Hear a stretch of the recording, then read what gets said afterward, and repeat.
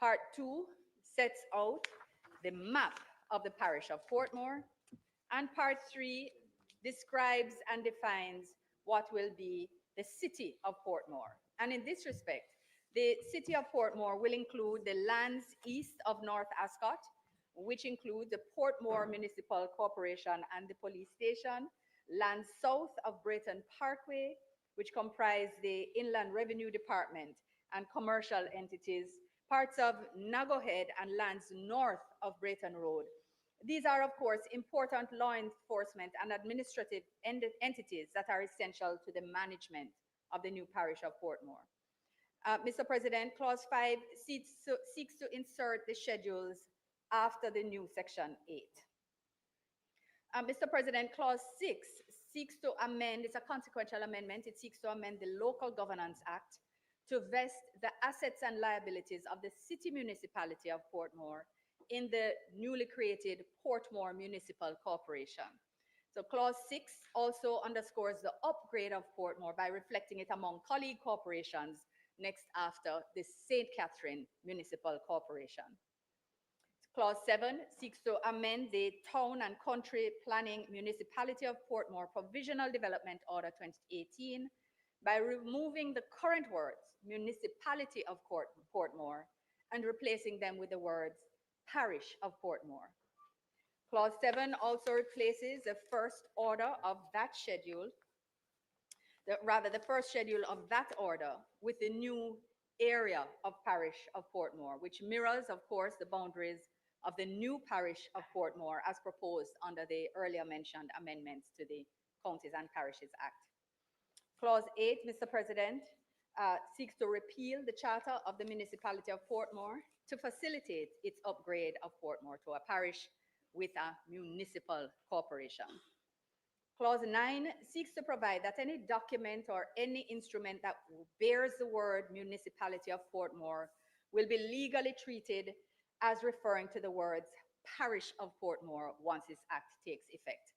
And I want to read this expressly, and I want to emphasize this point because, Mr. President, I understand that there's a disinformation campaign telling people that if this act is passed, they're going to incur expenses because they're going to have to go change out the title. They're going to have to go change any documents in relation to their residence or business. Absolute nonsense and lies, Mr. President. Let me read it and then explain it once more. Any reference in any other document, enactment, instrument, agreement, notice, prospectus, or other legal document to the municipality of Portmore shall be construed as a reference to the parish of Portmore. So everything will automatically be understood to have been amended by virtue of this act, and certainly as administrative processes are undertaken, then the documentation itself will change within government. But it will, no person bearing title, enactment, instrument, agreement, notice, prospectus, or other legal document which refers to the municipality of Portmore will be prejudiced by this change to a parish. Thank you.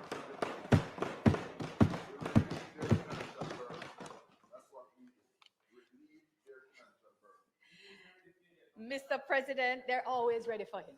They're always ready for him. Mr. President, as I bring my opening of this debate to a close, I just wish to remind the members and the entire Jamaica watching and listening to these proceedings of the extensive process of consultation which took place. I trust that colleagues are going to repeat and emphasize this point again to ensure that people tuning in at different stages of the debate who maybe didn't hear the first part will still get the facts. And that apart from town halls and community engagements, the fact is that the process of establishing the Joint Select Committee of Parliament to consider this issue started in December 2020, just a couple months after the 2020. Thinking of selling your home in Edmonton, Sherwood Park, or Beaumont? To maximize your sale price and speed, two key elements are essential. In this fast-moving market, preparation is everything. Hi, I'm Doro Stach, Realtor with Maxwell. Additionally, over 23 public entities and Portmore-based associations, including the Portmore Leadership Council, the Sunshine City Chamber of Commerce, Amen. the National Water Commission, the SDC, JPS, JCF, and other agencies made formal submissions. And at least 24 individuals made written and oral submissions to the committee. These included a former mayor, sitting councillor for the Edgewater Division. All of this evidence of extensive consultation during the process of the Joint Select Committee alone is published in the final report of that committee.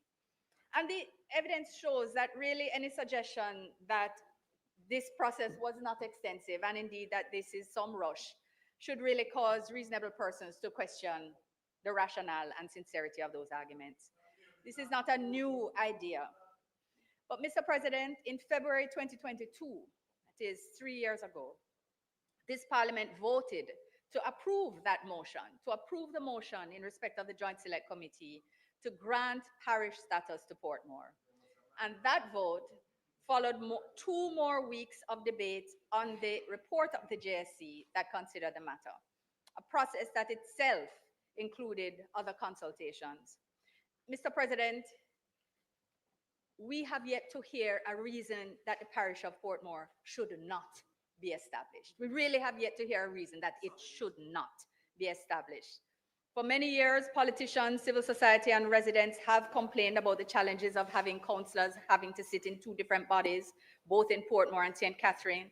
They have raised the compelling arguments raised by residents of Portmore in respect of tax collection, that revenue should be more directly used to effectively address issues in Portmore. And after many meetings, discussions, public fora, articles, discussions, letters, reflecting many views about the potential of Portmore, this administration, as we have on so many matters that have languished in our developmental history, this administration is taking action. We have put before the people of Portmore, and in fact, the full Jamaica, a vision of a structure that will allow them the greatest platform for their development. Mr. President, in this context, I want to invite members on both sides to contribute to this historic debate and to give their wholehearted support to this bill entitled An Act to Amend the Counties and Parishes Act to declare the City Municipality of Portmore the 15th parish of Jamaica and for connected matters. I thank you. Thank you. Thank you. Thank you, Minister Johnson-Smith.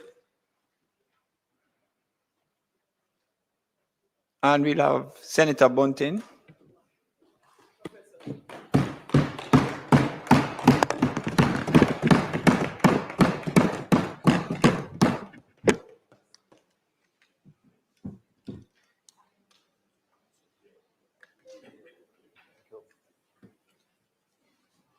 Thank you, Mr. President.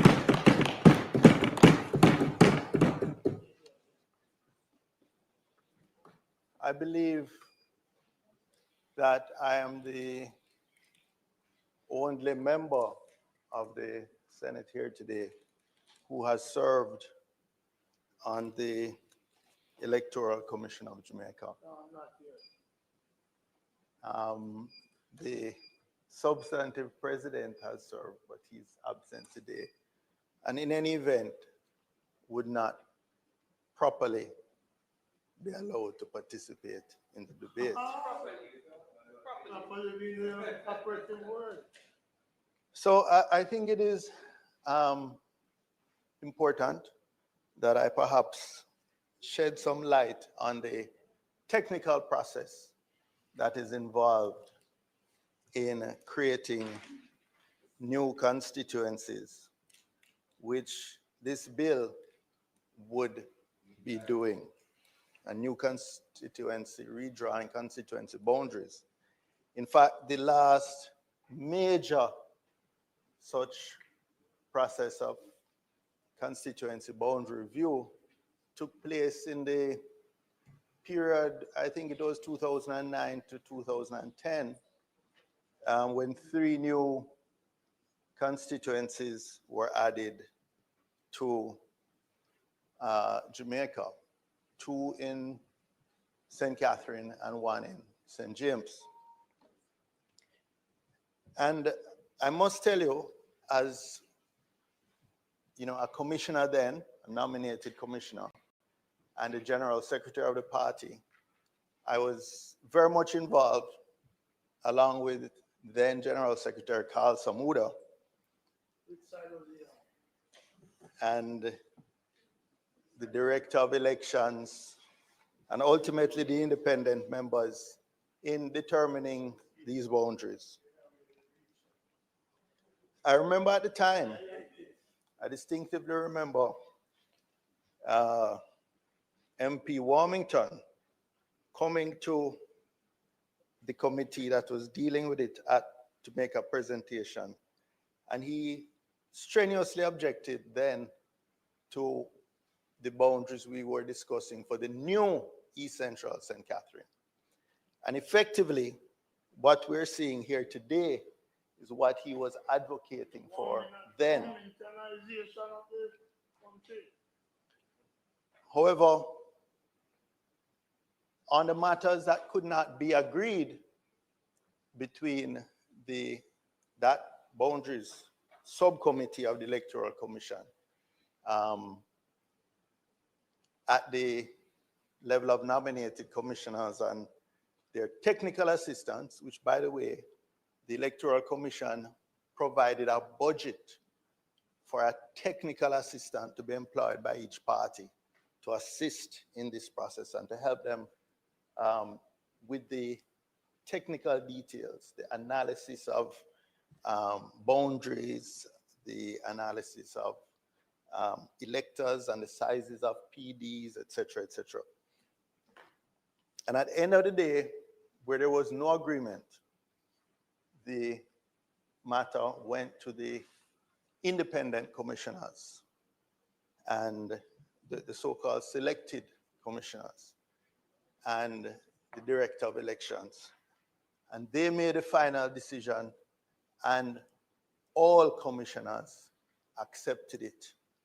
Those recommendations were then sent to Parliament, which by convention for the last 40 years or so has delegated the matter of constituency boundaries to the Electoral Commission of Jamaica and its predecessor, the EAC, the Electoral Advisory Committee. Now, bear in mind this process to deal with addition of constituencies, 3 constituencies across 2 parishes, took 2 years and a tremendous amount of field work and consultation and preparation, because field officers had to be sent out with GIS devices to properly map the new boundaries, not just of constituencies, but of the PDs as well, and the local government divisions. So I give you that technical background because in this instant case we're now facing, after what the leader of government business said, it's over a century of stasis on changing constituency boundaries, but I believe one journalist, parish boundaries. But in this case, it's both, because changing parish boundaries will also be changing. It also changes constituency boundaries. Don't even know.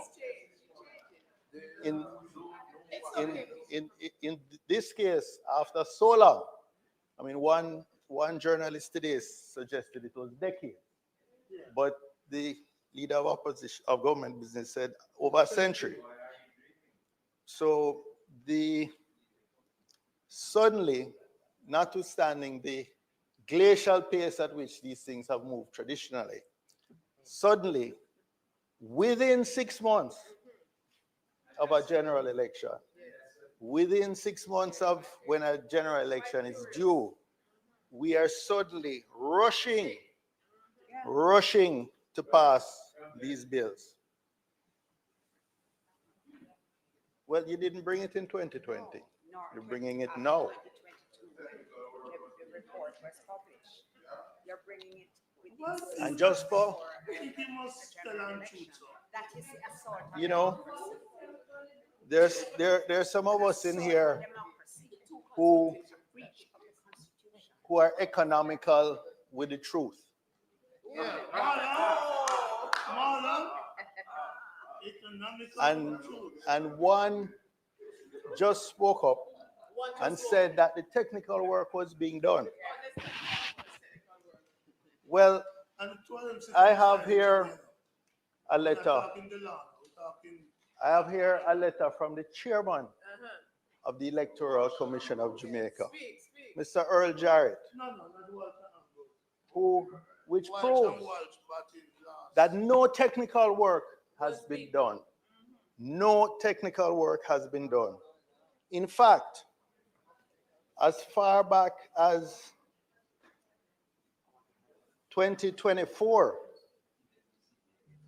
he wrote the Minister of Local Government, the Ministry of Local Government and Rural Development, and advised in a letter dated June 18th that the proposed Portmore Parish boundaries may negatively affect the boundaries of a constituency as stated in the second schedule of the Jamaica Constitution, Order in Council 1962. That is the Constitution of Jamaica.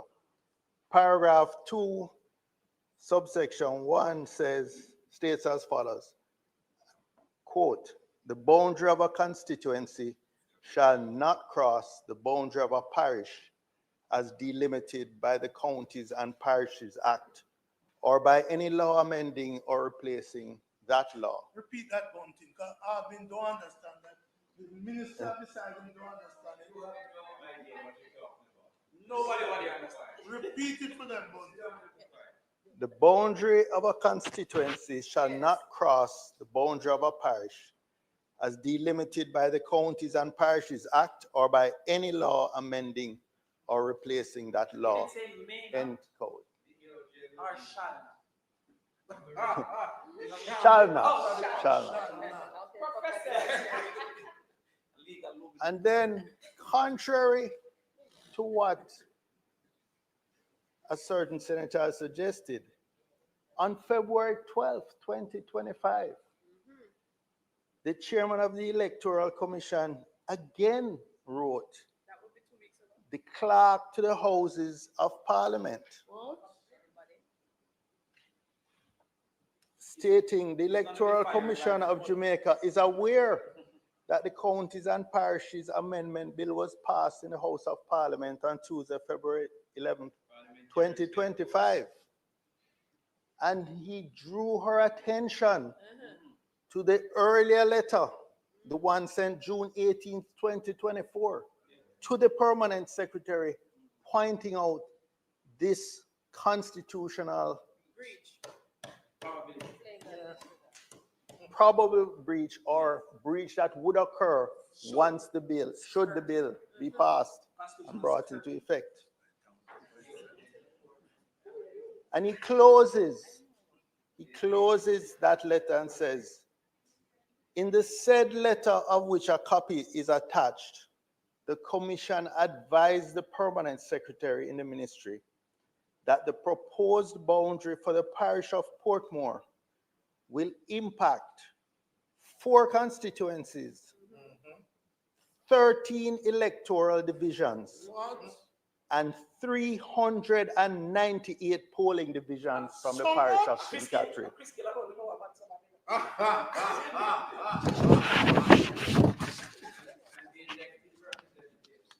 And I'll go further. This letter was sent to the clerk, to the houses. I'm not sure what was done with it, but it was copied to the director of elections and the director of legal affairs and compliance. So, but I'll just give you some ideas. No, of what the ECJ brought to their attention. Section, this is just reading one paragraph, showing all the challenges that this would cause in terms of the work of the ECJ. Tell us. And I'll just read, there are many bullets, but one of them, for example, says, sections of the Gregory Park and Portmore Pines divisions will be eliminated. All of PDs 51, 53, 55, and 56 will be eliminated. PDs 1, 20, 49, 50, 52, and 54 will be cut into pieces. Splinter. Will be splintered. Yes, all right. And a section, and a section of these PDs will be included by the proposed boundaries. So you are not just shattering constituency boundaries or local government division boundaries, but right down to the PD level. 398 PDs. Even one KFC, them will move from Portmore. Even one KFC. Subsequently, Independent city KFC. subsequently,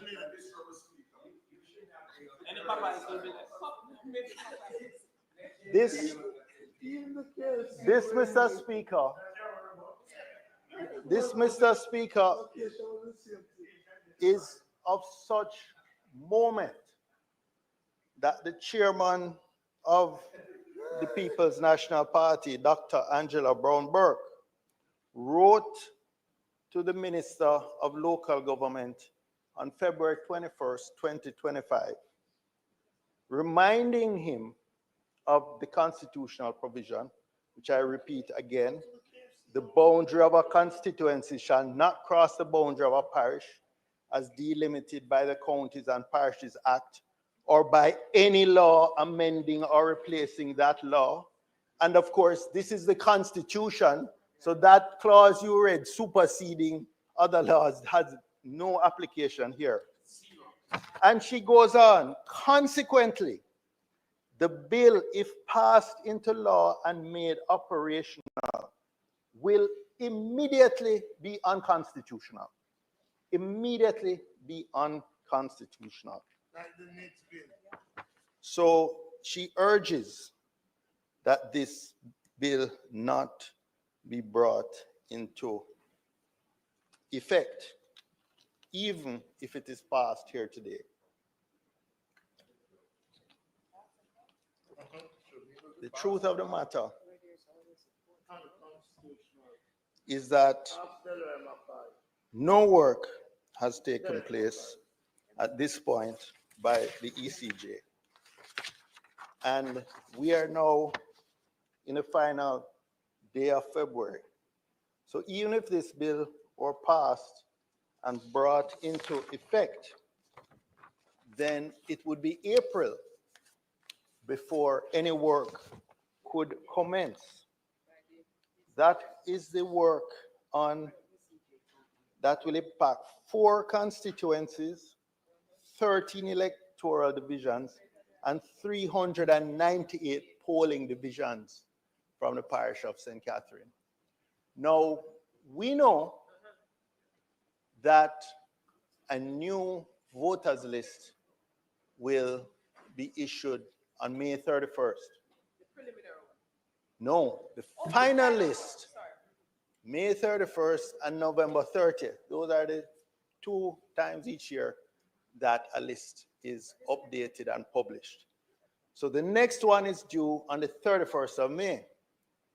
But those of us who have represented constituencies also know that a draft list is issued at the beginning of May so that the parties and their liaison officers have a chance to scrutinize the lists, identify any anomalies, and there are often anomalies, persons placed in the wrong PDs or even in the wrong constituencies. And they have a period, I think it's typically 10 days, to come back to the returning officer in the constituency, who then forwards those to the director of elections, and they are amended or corrected. So what we're really talking about is maybe a month and a half in which it would need the time to do all this work on the 4 constituencies 13 electoral divisions, and 398 polling divisions. That cannot be done properly in that time. That would take at least 1 year for that work to be done. And I speak with knowledge because I was intimately involved the last time it was done. And again, it's constitutionally bound. So I think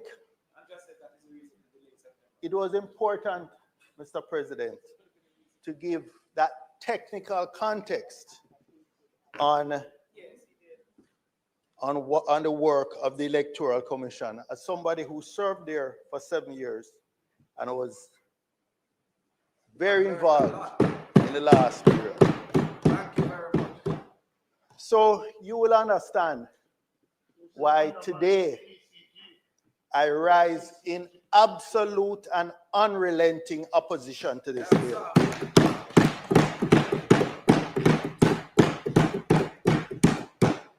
This brazen, undemocratic, and dangerous piece of legislation that seeks to undermine Jamaica's hard-earned democratic traditions.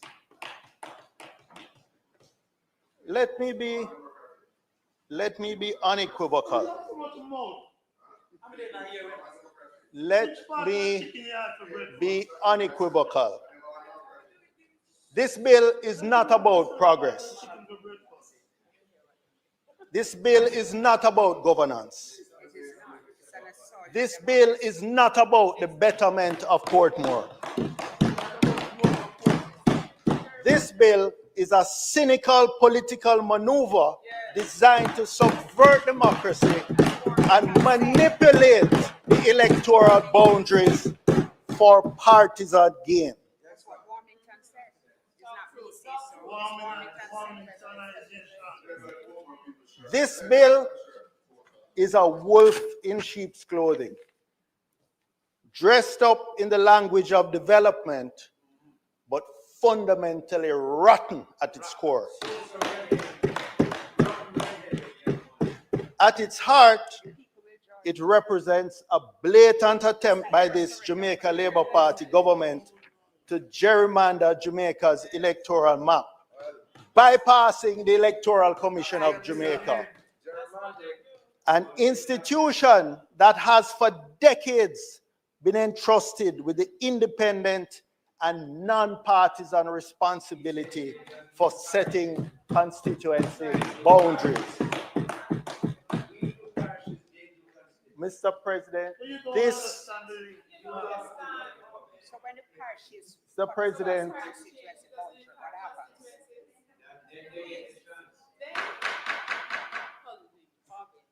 You know that you are disturbing Senator Bunting. Continue, Senator Bunting. thank you.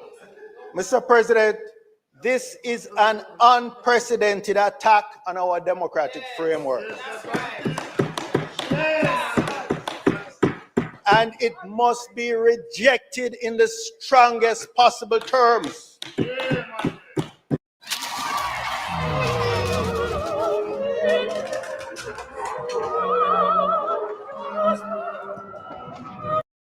And beyond for its progressive approach to electoral governance. The ECJ has stood as a bulwark against political manipulation, ensuring that no government, no matter how power hungry, can unilaterally shift constituency boundaries to its advantage. It is this principled approach that helped bring an end to the political violence of the past, where hundreds of Jamaicans lost their lives in the bloody run-up to the 1980 elections. But you see what happened with Portmore with the march into the council? 2 MPs. 2 MPs. This, Shame. it is this principled approach why just a couple elections ago, won by the slimmest of margins, was accepted without protest by the parties, losing party, and the general public because of the principled approach that the ECJ has taken.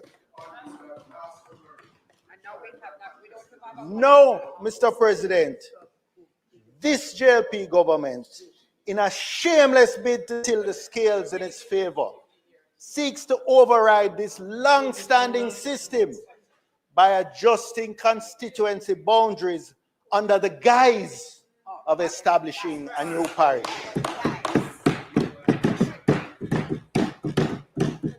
This is a naked abuse of power, a perversion of the parliamentary process, and an outright betrayal of the Jamaican people.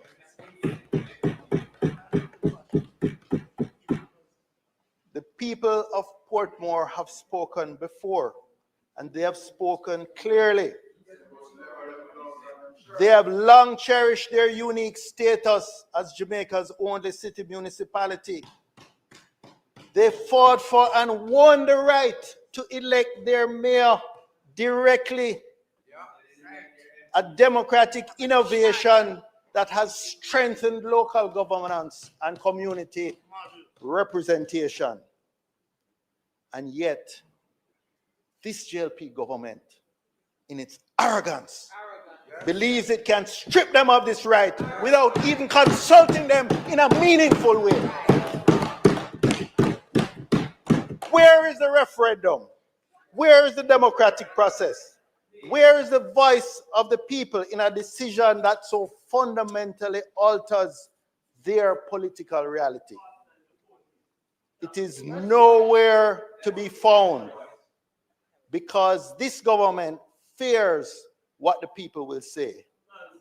You talk about what the people said in 2020. What did they say in 2024, which is a much more up-to-date version of their opinion?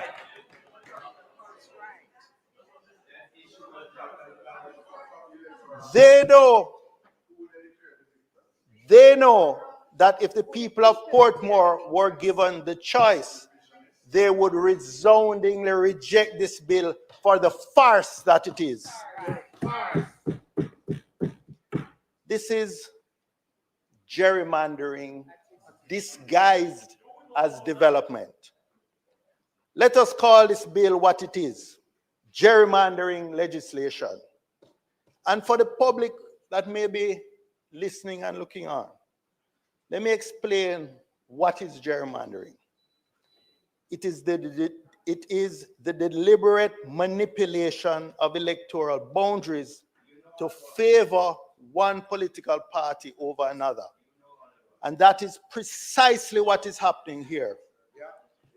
By redrawing the boundaries of Portmore to create a new parish, the government is attempting to carve up constituencies, particularly East Central St. Catherine, deliberately altering the political balance of power to its advantage. That's what Warmington said. This is not, believe what Warmington said. He's on the record saying that is exactly the purpose. Mr. President, this is nothing short of an attack on free and fair elections. For decades, Jamaica has stood proudly as a model of democratic integrity, where the setting of electoral boundaries has been left in the hands of professionals, not politicians with an agenda. Let me repeat that. For decades, Jamaica has stood proudly as a model of democratic integrity, where the setting of electoral boundaries has been left in the hands of professionals, not in the hands of politicians with an agenda. By bypassing the ECJ, this government is recklessly undermining the very foundation of our democracy, throwing aside decades of progress to return to the dark days of political manipulation.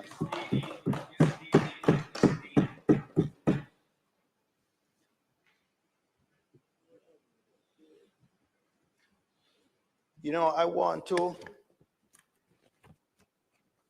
refer to a document that I researched.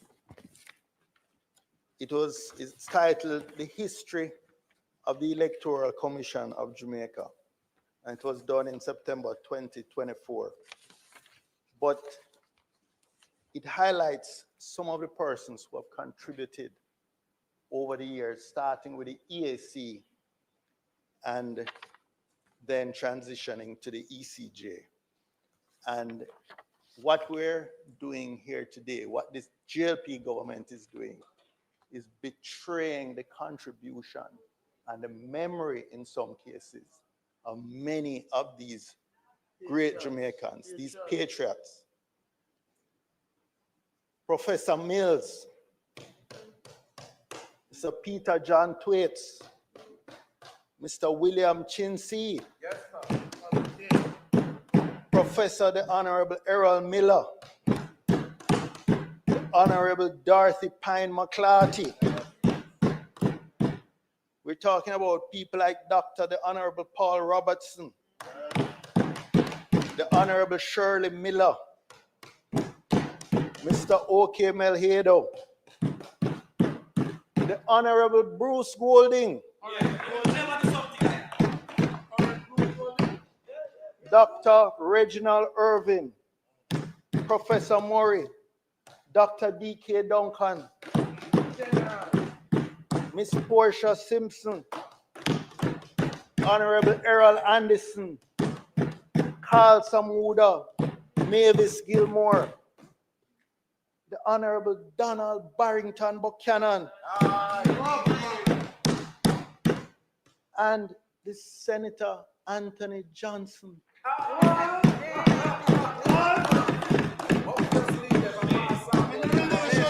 relations in the Senate? The Honorable Peter Phillips, Senator Ryan Peralta, and though he was on the other side, I would say he was a champion for an honest electoral system. He was relentless in championing the EVBIS, the electronic voter identification and ballot issuing system. And Mr. President, I could go on. When we transferred, well, when it became the Electoral Commission of Jamaica, we had, again, Honorable McClarty, the Honorable Maxine Henry Wilson, people like Professor the Honorable Gerald Layla, Errol Miller, the Honorable Michael Peart, Burchell Whiteman, Senator Tavares Finson, Honorable Justice Clarence Billy Walker, yours truly, Honorable Justice Carl Harrison, Professor Alvin Wint. All the contribution of all those eminent Jamaicans are being dashed by this attempt here today. Speaker's time is up. Minister. Mr. President, the Speaker's time having expired, might he be permitted such time as required to complete his presentation? Question is that the Speaker be allowed sufficient time to complete his presentation. Those in favor? Aye. Those against? The ayes have it. Thank you, Mr. President.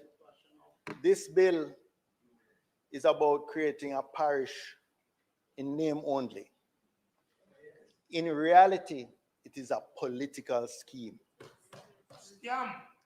Let us ask a critical question. What benefit does this bill bring to the people of Portmore that they couldn't get without this bill? Does it give them better infrastructure? No. Does it provide them with a public hospital? No. Does it create a parish court, a cemetery, or a public market? No, no, and no. Instead, this bill leaves the people of Portmore in a state of political and administrative limbo. It severs them from the resources of St. Catherine without offering them anything in return. It would be a parish in name only, a hollow designation that serves only the political ambitions of the Jamaica Labour Party. That's right. Mr. Speaker, the opposition, sorry, Mr. President, the opposition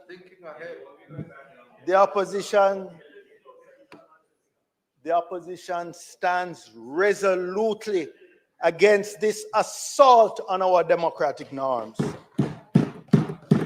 We will not stand by while this government tramples on the will of the people. We will not be complicit in the destruction of our independent electoral system.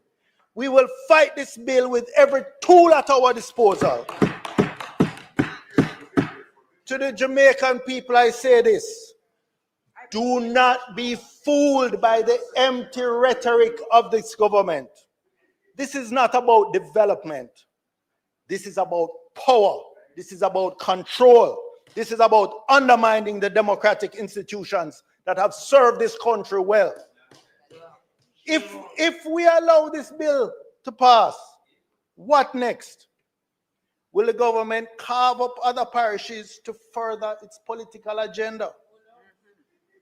Will it redraw the electoral map every time it fears losing power? I could anticipate a bill coming next week trying to change the boundary between Manchester and St. Elizabeth to remove the Alligator Pond division, which will be strongly supporting the PNP.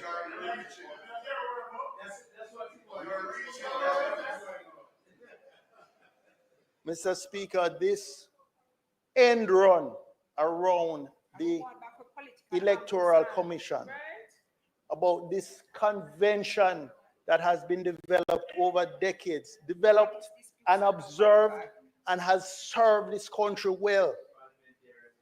This is really an attempt to retake that power from the Electoral Commission, retake that responsibility, and redraw the electoral map by using constituency boundaries. This is... All right, Senator Bunting, just hold a second. Hold a second now. All right. Senator Lambert Brown. No, I've sat here since Senator Crawford. Be calm. Senator Brown, you have made some comments since the commencement of Senator Bunting's presentation, which really and truly breaches it. No, it's not a matter of me liking or not liking. I'm going to apply the standing order. And some of the comments that you are making, I will put up with the little bantering and so forth that goes on here. But you have made at least 3 comments which breaches the standing order, and particularly 35-4, we are making insulting comments. And I'm asking you to desist. You have a bantering, but desist from the insulting comments, right? Please. Thank you very much. Continue, Senator Bunting.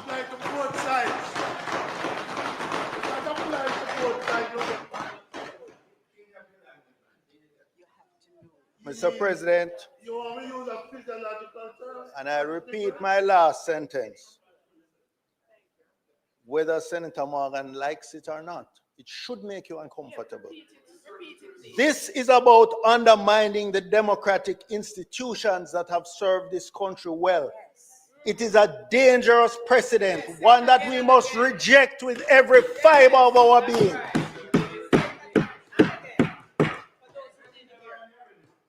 Mr. President, authoritarians, tyrants, wannabe tyrants, petty tyrants, all attack institutions and undermine institutions. We have observed the litany of attacks from that side. on an institution called the Integrity Commission. We have seen the litany of attacks from that side on that institution. Now we're seeing this attack on the Electoral Commission of Jamaica. The opposition will vote against this bill. And we will not stop there.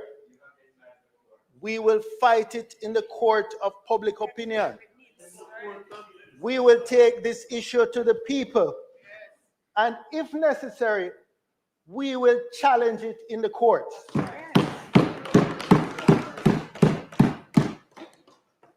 This bill is an affront to democracy, an insult to the people of Portmore, and a disgrace to the principles of fair governance. We say to this government, shame on you for attempting to turn back the clock on Jamaica's democracy. Shame on you for trying to manipulate the electoral process. Shame on you for thinking the Jamaican people will stand idly by while you dismantle the democratic safeguards that have protected our nation for decades.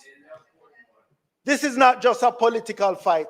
This is a fight for Jamaica's future. And we in the opposition will stand on the right side of history. We reject this bill, we will resist its implementation, and we will defend Jamaica's democracy with everything we have. Thank you.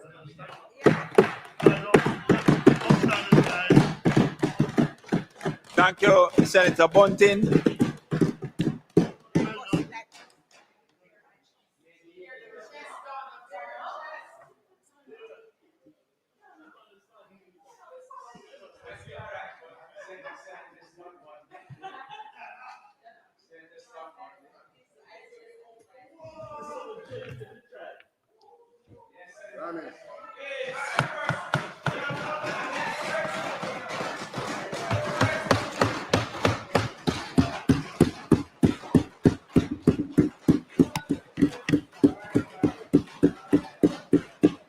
Some batsmen like when the ball is new, you see? Coming on to the bat. All right, Senate. We now have Senator Marlon Morgan. Senator Morgan.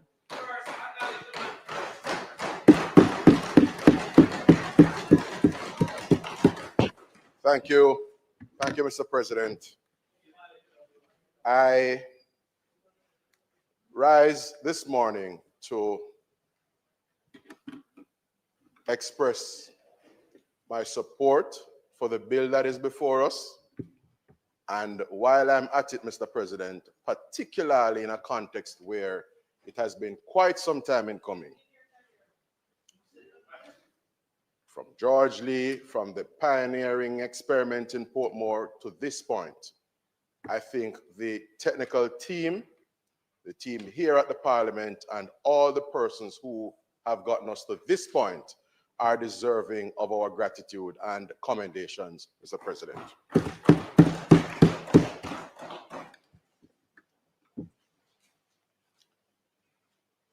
On Tuesday, March 26, 1985, a proud, ambitious, and hardworking corporal of police, along with his then partner, a housewife, and their nearly 16-month-old child, moved to and started residing in a community called Cumberland in Portmore. That almost 16-month-old child, who was quite chubby and vivacious, I'm told, was me, Mr. President.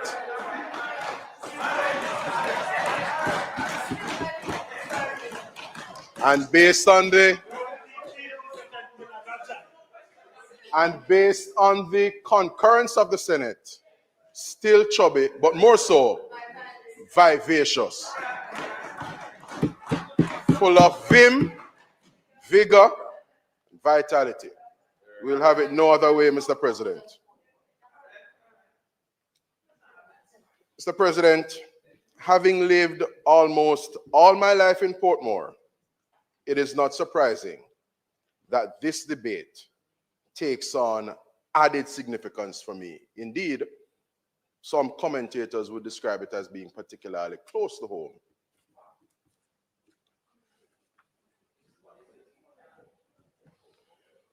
Mr. Speaker, back in the mid-1980s, when I would have been moved to Portmore, in those days, and still is today, Portmore was a place where ordinary, hardworking, ambitious, progressive, and forward-thinking working-class Jamaicans looked to for the coveted opportunity of attaining the dream of home ownership and becoming part of the ownership society in this country of ours.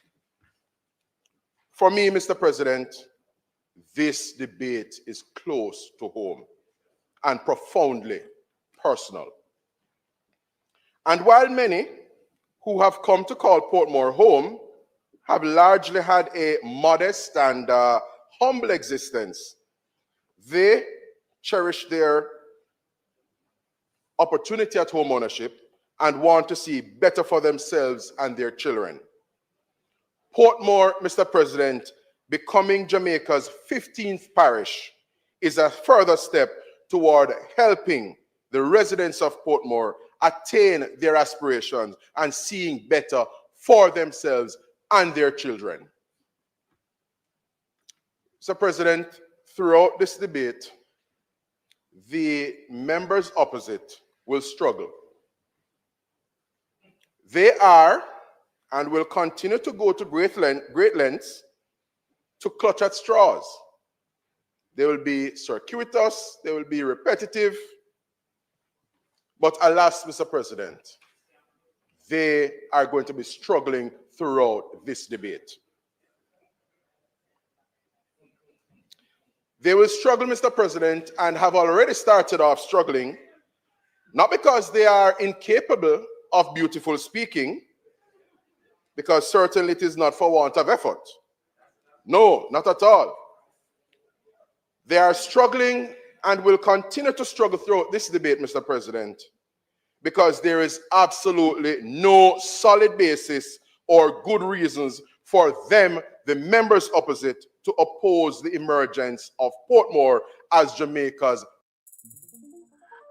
Wix gives you the freedom to tell your story with a professional website that reflects who you are. For the avoidance of any doubt, Mr. President, no credible or compelling points can be articulated by the opposition as to why Portmore should not become Jamaica's 15th parish. No credible or compelling arguments can be conveyed or articulated as to how parish status will undermine, detract from, or in any way be deleterious or inimical to Portmore and its citizens. And so, Mr. President, the question is, what does Portmore stand to lose in becoming Jamaica's 15th parish?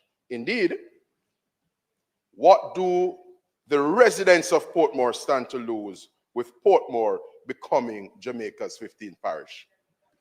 I think the answer to that is pellucid, quite clear. Mr. President, one of the things I have observed over the years, and we have now had the benefit of the opening presentation from that side, there has been a palpable and I dare say disturbing pattern of and practice of political expediency from the members opposite over principle, or that which is principled. And I raise that observation, Mr. President, because of some of the comments that have been made in relation to motive behind making Portmore Jamaica's 15th parish. You see, Mr. President,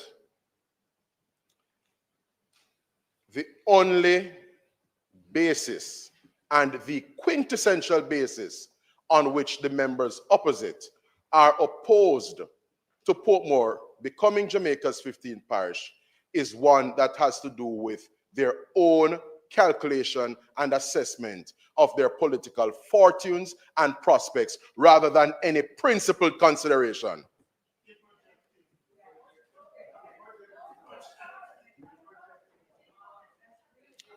For the members opposite, Mr. President, it is always political expediency over principle. Political expediency over principle. When the government, Mr. President, after a considerable period of time and a lot of kicking of the can down the road, brought the adjustments, the then proposed adjustments to the emoluments of members of the political directorate. The opposition spokesman on finance elsewhere, the lower house that is, rose and signaled support for the direction in which the government was going. But so soon as the members opposite detected where the wind was blowing and that the public, understandably so, was incensed at the proposed adjustment to the emoluments of members of the political directorate, they sought to walk it back. So the member rose in support and then was prevailed on by his leader, I surmise, insofar as withdrawing the support that had previously been signaled. There are those who are not so adept at connecting dots, Mr. President, but we are quite proficient over here at doing so. And just to be very clear, the relevance of the point I'm making is that the members opposite have a propensity to, I dare say, a penchant for, political expediency over principle. And let me make the point further.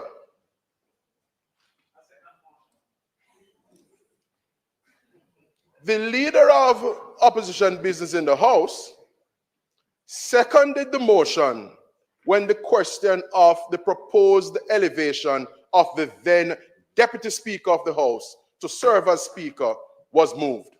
He seconded the motion. If you be quiet, you may just learn something. So I'll encourage you to be quiet. If you are quiet, you may learn something. Yes? And so, Mr. President, having seconded the motion, that member, the leader of opposition business in the House, ended up being emasculated as some weeks thereafter, we saw his leader essentially registering objection to that elevation of the then Deputy Speaker to serve as Speaker. Political expediency, Mr. President, over principle. Mr. President, Portmore is the manifestation of Edward Siaga's vision. On this side, we are proud, and as the children and grandchildren of the late Edward Philip George Siaga, who conceptualized Portmore, we are honored and we are delighted to be standing on the shoulders of the late, great Edward Philip George Siaga, Mr. President. We stand on his shoulders.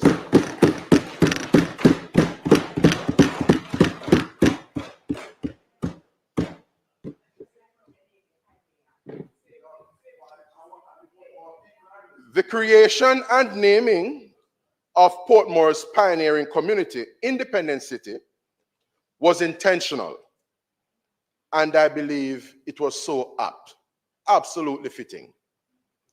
I'm exceedingly proud as an observer, as a stakeholder, as a resident for many years in Portmore, Mr. President, of the growth that that space has attained over the years. And both sides, Mr. President, can take credit for the development of Portmore over the years. I am a proud graduate of the then Independent City All-Age School, now the Independent City Primary School.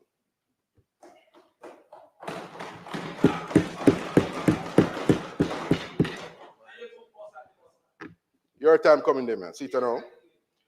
That institution, Mr. President, the then Independent City All-Age School, laid the foundation on which the great Kingston College was subsequently able to build. All right, I told you. I told you. So just relax, be patient, and we'll get there.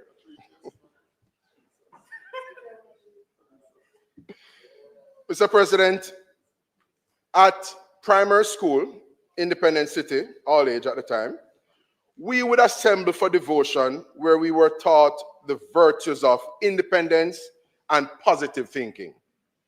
Pride was instilled in us.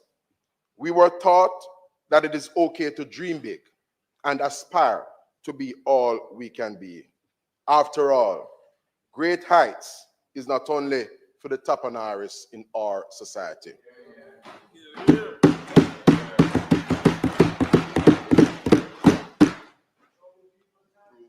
We were taught that we too, better than washed up dance time, we were taught that we too, predominantly the sons and daughters of ordinary working class citizens of Portmore, could attain greatness. And how fitting it is, Mr. President, as fate would have it, for one of its humble and militant sons to be speaking in this august space, in this debate. So speakers, they would say over in Portmore, Mr. President, I'm speaking it into being, but we'll get there. We'll get there.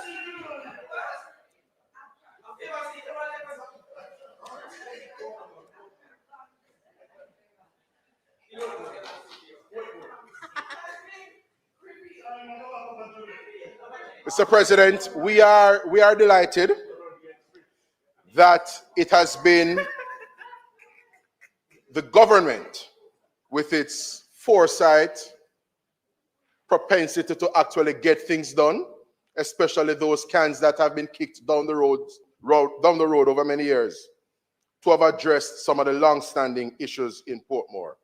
And I speak primarily in this case of the municipal corporation building situated just beside the 100-man police station, and of course, the climate resilience park, the climate change park that is being completed as we speak. What we're dealing with here, Mr. President, is the creation of a parish.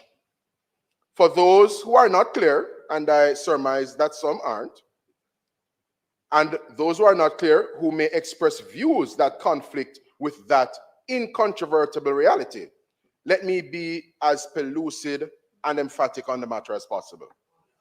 It is the prerogative of the Parliament to create parishes.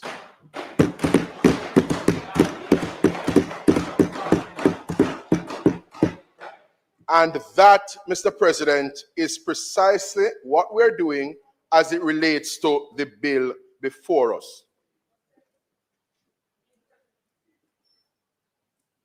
It is the prerogative of the Electoral Commission of Jamaica to establish constituency boundaries.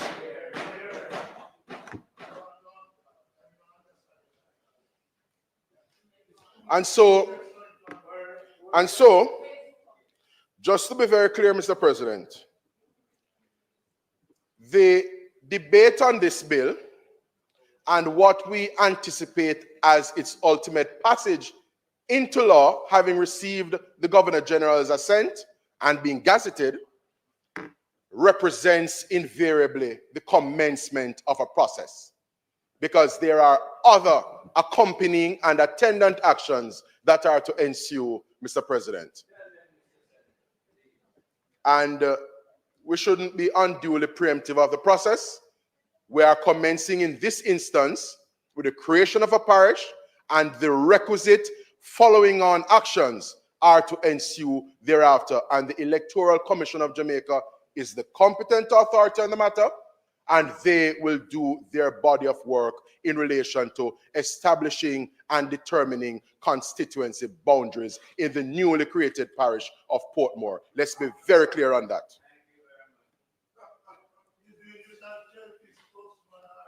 You'll soon find out. Candide, you will soon find out. Mr. President, my good friend and senator opposite, Senator Crawford, is an accomplished mathematics tutor. And I dare say, Kingston College past student. Much to the chagrin of my, Calabar friend here. But Mr. President, as an accomplished tutor of mathematics, Senator Crawford knows quite well, and I dare say many of us here in the chamber, the concept of sets. And when you have sets, like a universal set, you have subsets there too. So feel free, Senator Allen. Mr. President, Jamaica is the universal set. The 14 parishes of Jamaica are a subset of Jamaica. But before we get to the 14 parishes, the 3 counties of Jamaica, Cornwall, Middlesex, Surrey, are a subset of Jamaica. Well, I won't to argue that. We like out west because where the west goes, the rest goes.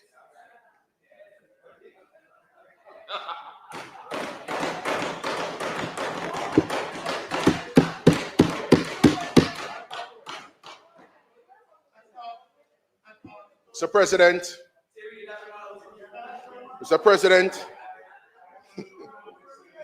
President, the 14 parishes of Jamaica are thereafter broken down into 63 constituencies. So constituencies are subsets of the respective parishes. And below that, you have the respective divisions, formerly the parish council divisions. I suspect there are no, divisions of the municipal corporation. So any suggestion that the proverbial horse, or cart rather, is to be put before the horse in terms of concerning oneself and unduly preoccupying oneself with a determination as to electoral boundaries, I dare say is preemptive of the process, and it is simply unfortunate. We are dealing with the creation of a parish. We are dealing with the creation of a parish. As the competent authority on the matter, the Parliament has its prerogative to exercise, and thereafter, the Electoral Commission of Jamaica will have its prerogative to exercise.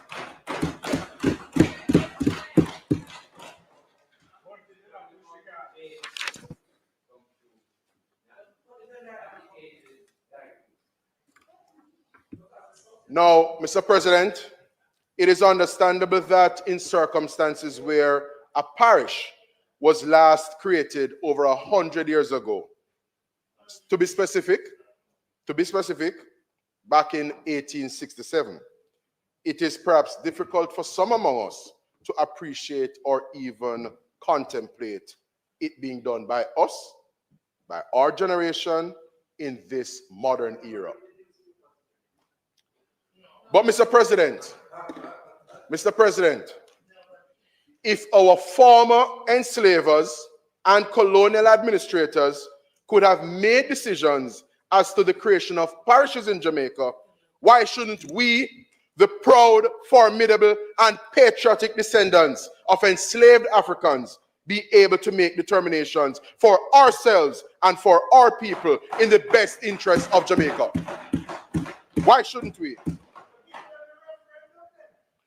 What greater right? What greater right? We consulted with them, my brother. What you wouldn't know much about. What greater right? You soon see consistency. I'm as consistent as a nice bowl of cornmeal porridge. You soon see consistency. Mr. President, you have to have style and know if you make it porridge. Mr. President. Senator Morgan, don't Yes. get distracted. Senators Brown, Allen, You're the Rabbi Rose and I'd Chief, man. ask you to just keep down the sort of us comments. Do not interfere with the speaker, please.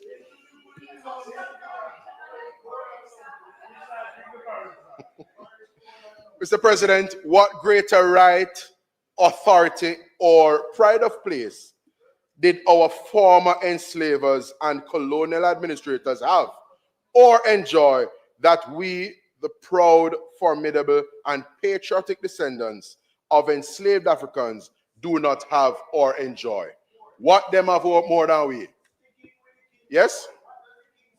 Mr. President, it may be uncomfortable for some, like those chirping about the King's Court, but I must serve up a bit of newsflash to them.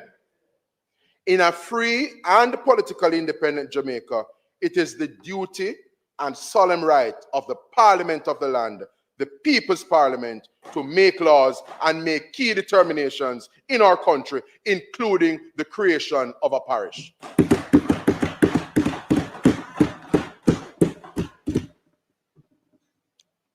The records and historical accounts of this matter are clear, Mr. President. Both sides have long envisaged Portmore ultimately being made Jamaica's 15th parish. There can be no denying of that. Look back at the literature and you'll see that that is the case. Many factors and considerations make the case for Portmore becoming Jamaica's 15th parish strong and particularly compelling. They include, but are not limited to, Portmore's population, the degree to which it has proliferated over the decades. That's incontrovertible, Mr. President. The burgeoning commerce and center of commerce that it has become, not least a place of choice amongst operators in the business process outsourcing sector.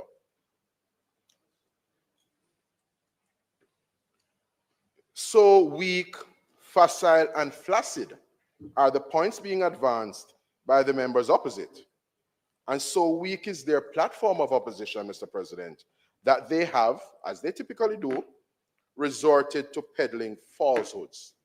One of them being, of course, the suggestion, which I have heard residents and stakeholders over in Portmore espouse myself, about the change that they will need to effect to documents and the cost that they will incur so to do. I'm delighted that our leader of government business in the Senate has made that observation.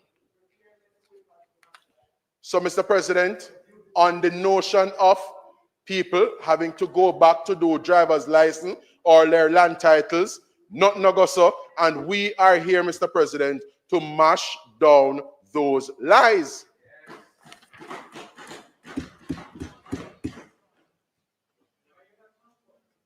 Mr. President, the members opposite have a way of defining things as they see fit.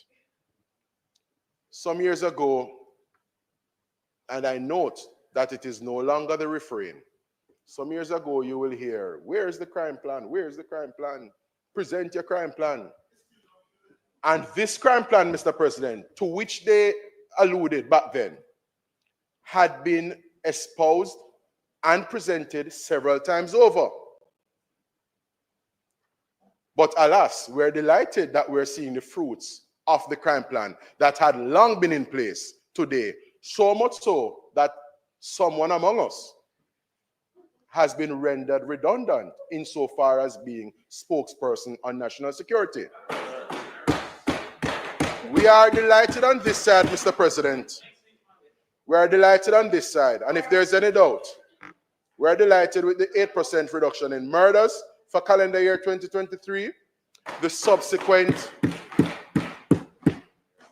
You can't call for this one, reduction in murders should have total and unequivocal support across the two sides. Yes? In 2024, 19% reduction, following on the 8% reduction. And so far this year, the reduction relative to the corresponding period last year is in excess of 20%.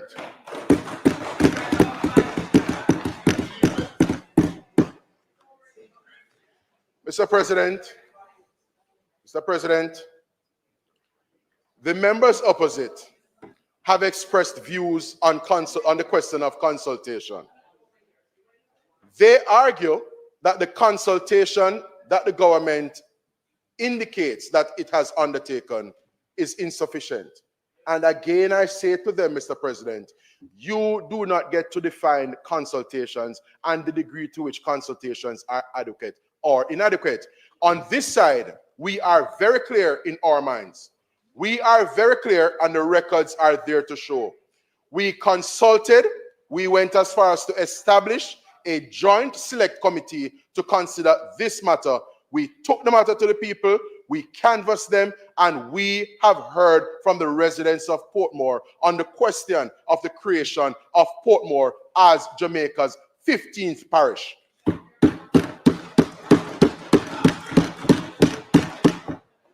So, Mr. President, the members opposite can't talk to us about consultation. The fact that they don't view the consultations that were held as being sufficient or to their liking does not mean there was no consultation. The better question is, if you listen to the better question,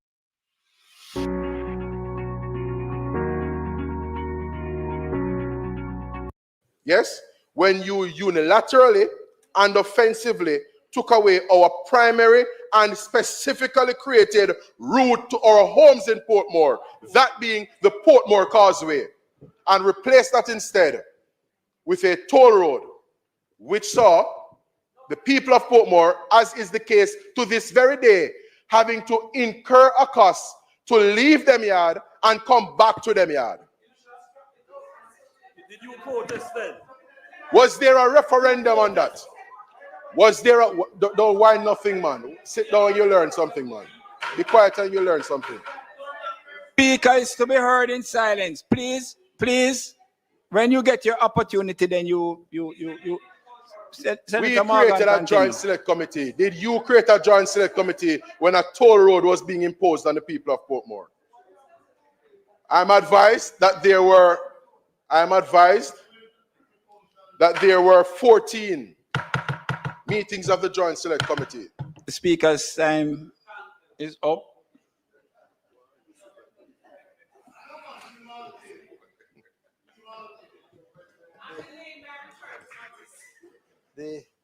The speaker's maiden contribution should be allowed sufficient time for him to complete, and I so move. The question has been posed. Speaker's time to be extended sufficiently for him to complete his presentation. Those in favor? Aye. Those against? The ayes have it. Continue, Senator Morgan.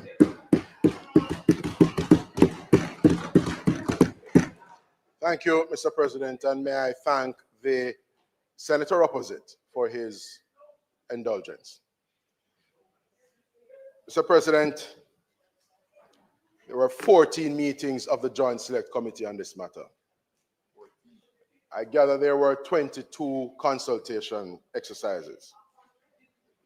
The question is, did the then government of Prime Minister P.J. Patterson receive the imprimatur of the people of Portmore on the question of the toll road, which took from them the causeway that had no cost attached to traverse that causeway?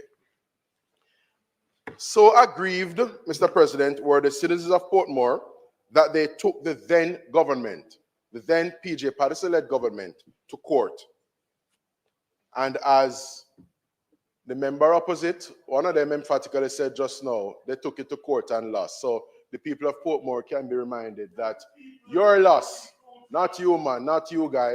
The people of Portmore need to understand that there is a member in this space who is delighting in their judicial loss in respect of the matter of the toll road in Portmore. So you can go in the Hansard of the taking delight and responding with glee to what is anguish for many residents of Portmore.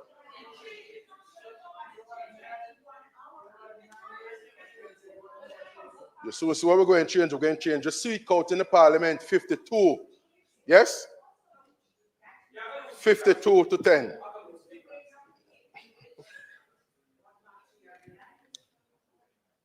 To compound matters, Mr. President, we have seen where the incumbent leader of the opposition has made a call for a referendum on the issue of Portmore becoming Jamaica's 15th parish. And I have to pose the infamous JPS question, Mr. President. How come? How come you are proposing a referendum in relation to Portmore being made Jamaica's 15th parish, but from time immemorial, you have never been keen on a referendum in relation to a determination as to Jamaica's final appellate court? Hypocrites. Hypocrites. Can you talk about what? Mr. President, they have so polarized this issue. Hypocrite. They have so polarized, Mr. President, this issue, and have so divided our people. And it is such an unfortunate situation. They're reckless, Mr. President, the reckless, vulgar, and desperate commentary of a leading member of the leadership on that side at a political meeting a couple weeks ago has served to foment hostilities in Portmore as a space when he telegraphed. Foment, my friend, not foment. If you listen to me, you learn a lot of things. F-O-M-E-N-T, foment. Very well. Very well. So, Mr. President,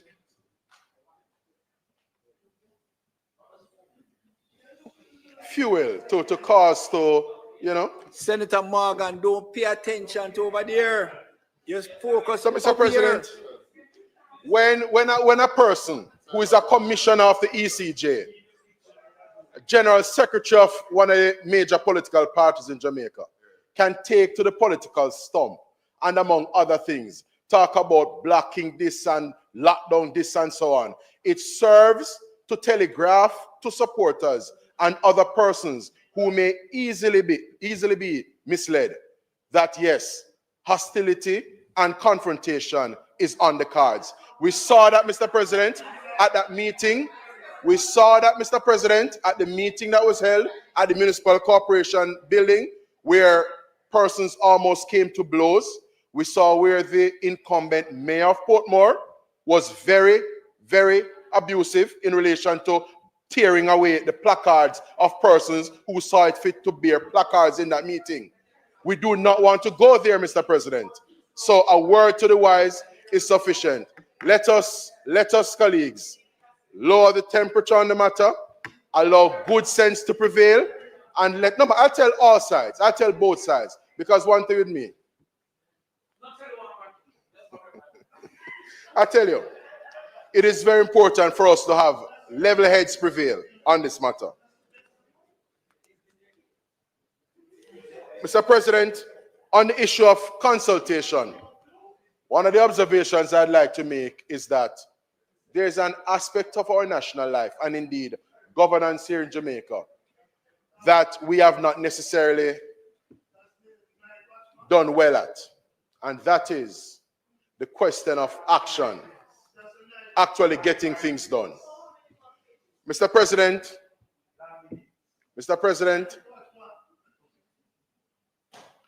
we have had this propensity as a country under the guise of consultation and deliberations. And of course, there is a place for consultation and deliberations.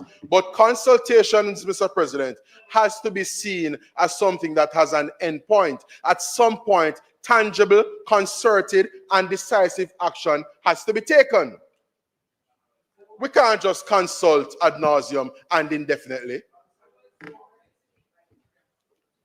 So, Mr. President, in the past, we have seen a lot of vacillation and kicking of the can down the road on many issues confronting the Jamaican people and the Jamaican society, certainly from a governance standpoint. We saw how things unfolded in relation to the creation of a single anti-corruption body, one that has prosecutorial powers. We saw what has happened over the years with constitutional reform. We have seen what has happened with the JTC bill, which I am reliably informed will be coming to the House not so long from now. Yes? We have seen needs being seriously advanced. This is another can, Mr. President, that has long been kicked down the road. We have seen, yes, where pensions reform and public sector wage reform have been cans that have typically been kicked down the road. Yes? And Mr. President, one very important one which is dear to me, one which will be dear to Senator Gale, and I dare say Senator Brown. Mr. President, the can of designating persons as casual workers as opposed to moving them and uplifting them into more decent modes of employment has finally been addressed, Mr. President. At our public education institute, my friend, if you listen, you may learn something. At our public education institutions, PEIs, there are a group of workers who were hitherto considered casual workers. They didn't have any entitlements, Mr. President, as it relates to leave. They didn't have any entitlements, yes? Any pension provisions, for example. So the cooks, the groundskeepers, yes? Those staff are now being made permanent members of staff.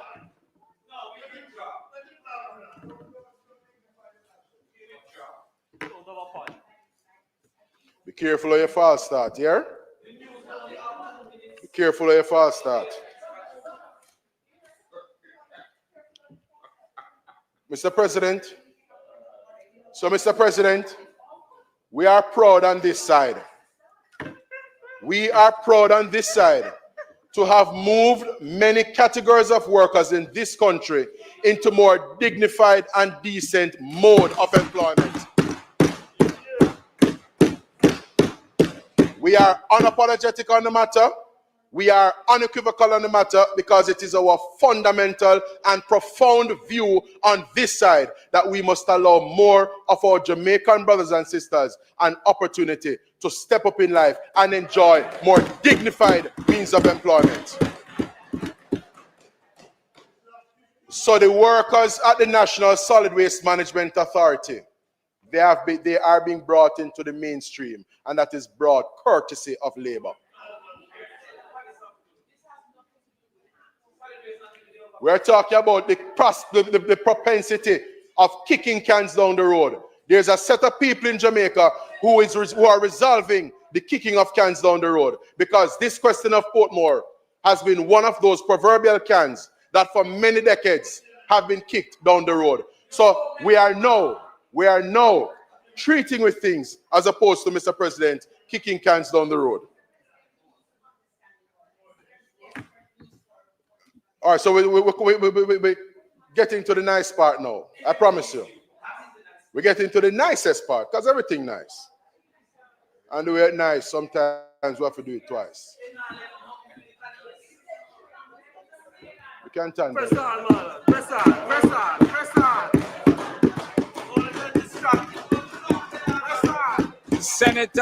Senators Allen and Crawford. Senators Allen, and this is the third time, Senator Allen. And I would just ask you to walk in the same direction as Senator Brown. You notice how quiet he has got? So,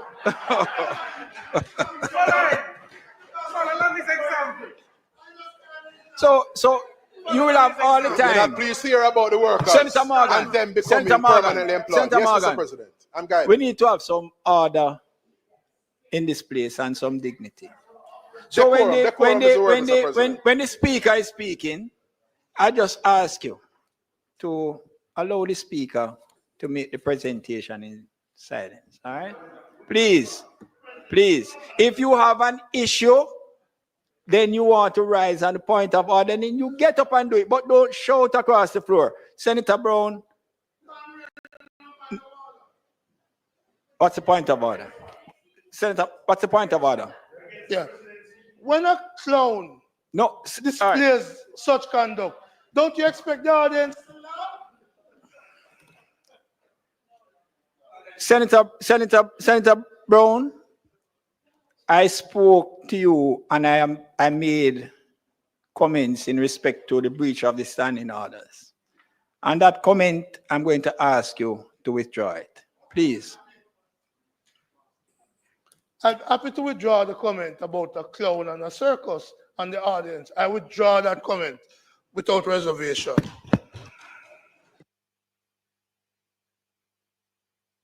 Continue, Senator Morgan. Thank you, Mr. President. Mr. President, as we heard some moments ago, there is but one member of the Senate occupying the chamber at present that has the distinction, as it were, and antecedent of having served as a commissioner on the Electoral Commission of Jamaica. Mr. President, in making the opening presentation on that side, in this debate, in this space, among other things, Senator Bunting, erstwhile commissioner of the Electoral Commission of Jamaica. Central Manchester MP.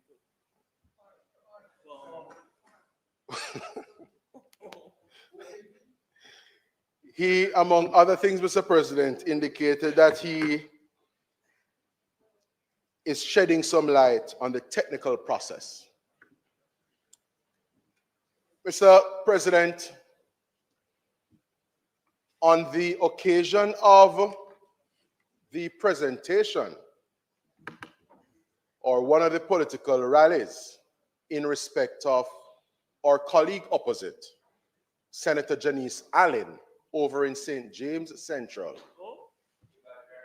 Senator Bunting, in remarking on the work that was done, work that he moments ago described as considerable technical work, how painstaking and extensive it was.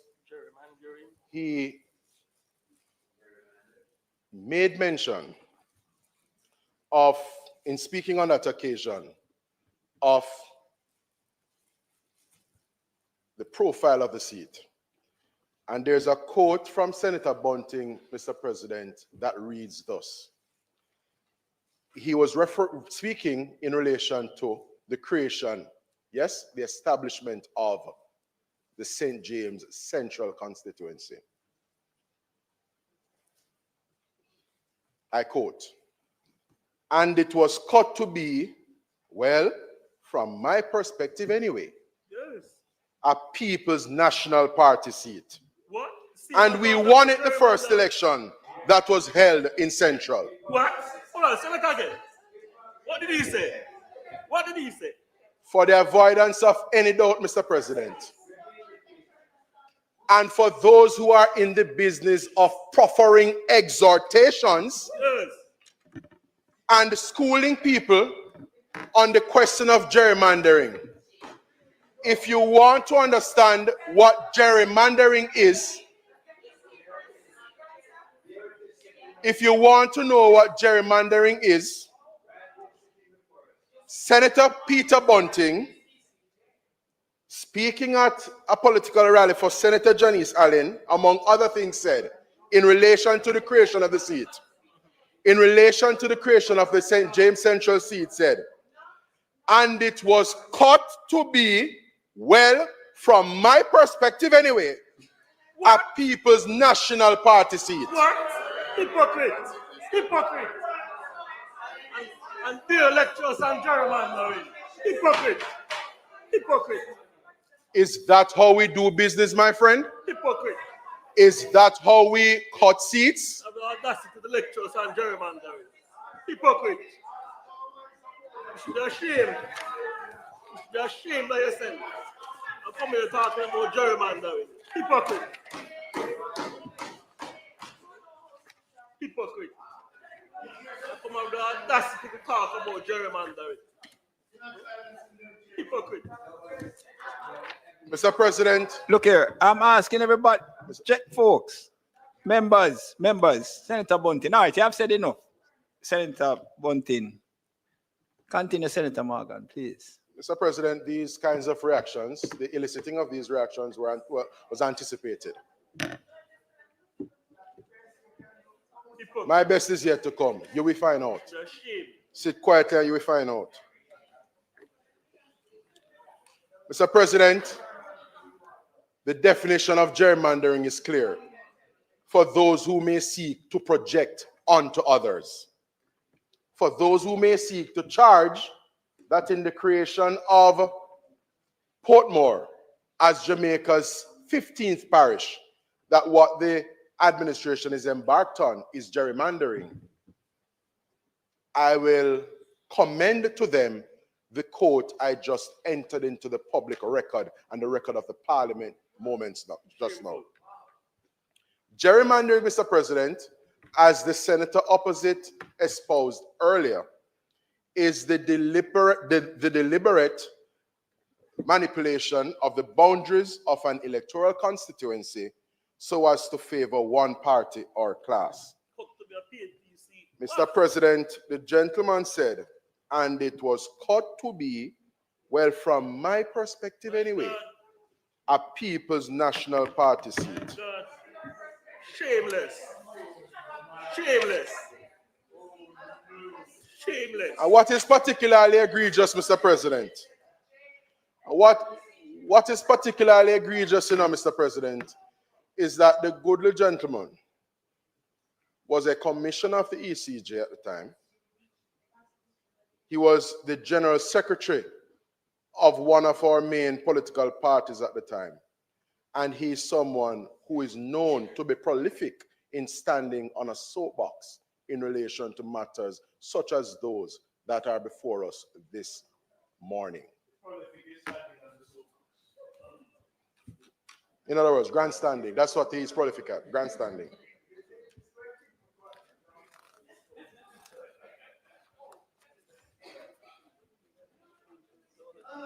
No, man, we wanted to talk, man. The more you talk, you get yourself in a problem. Keep speaking. So I don't think you understand what time it is, Keep speaking. When you see me, you must know what time it is. Senator Morgan, I will not again ask you to not pay attention to the comments coming from there. Focus, Senator Morgan, on me. Word is love. Always has been, always will be.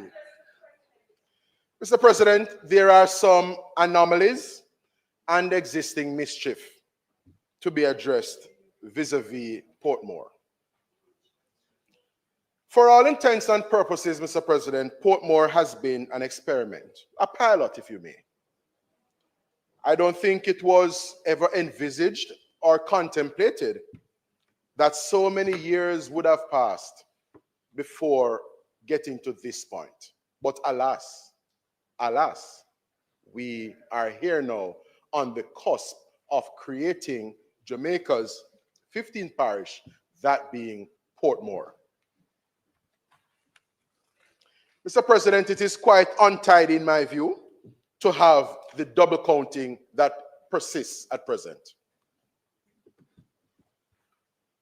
The members of the Portmore Municipal Corporation double as members of the St. Catherine Municipal Corporation. Double counting.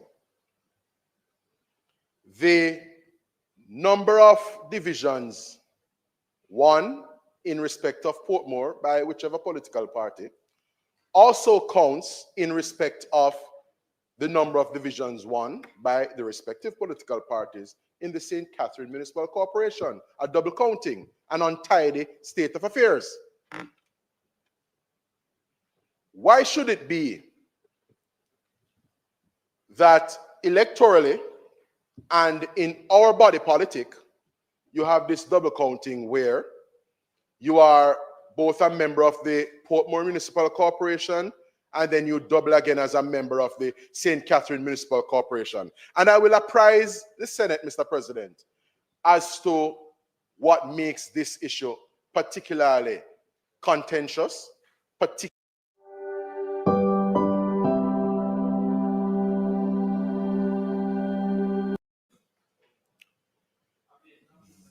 A couple days ago, there was a post across social media platforms by the handle of one of our main political parties in this country. In that post, the political party in question sought to recount the anniversary of the most recently contested set of local government elections, that being the local general elections of February 2024. And among other things, the mischief that exists in this double counting was brought to the fore, because when reference is being made, because historically, Mr. President, we have always, for all intents and purposes, considered the political party which attains control of the majority of the municipal corporations as the victors of our local government elections. It was 7-5.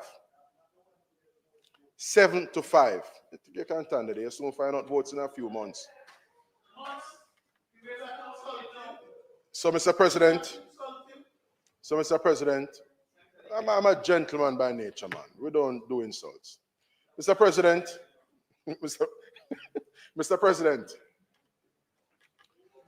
how can it be that you lay claim to the St. Catherine Municipal Corporation, as you should, and then you seek to double count for the purposes of declaring and determining the victors of the local government election, the Portmore Municipal Corporation, which, coming back to our math class, Senator Crawford, Portmore is a subset of St. Catherine, at least up to this point. That mischief will be solved in the weeks ahead.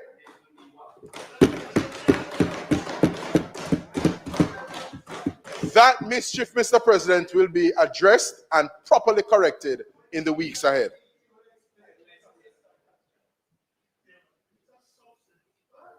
Mr. President, over in Portmore, there are some constituents who feel like they are disenfranchised and, quite frankly, existing in no man's land.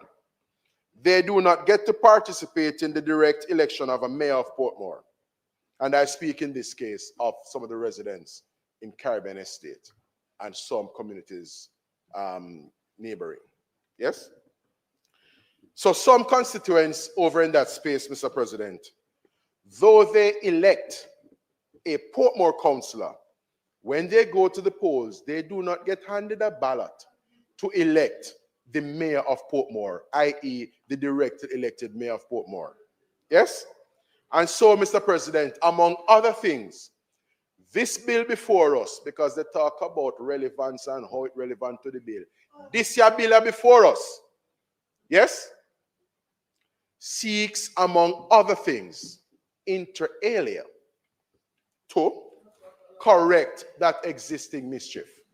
We're just doing so for the benefit of our Latin-speaking folks. Yes?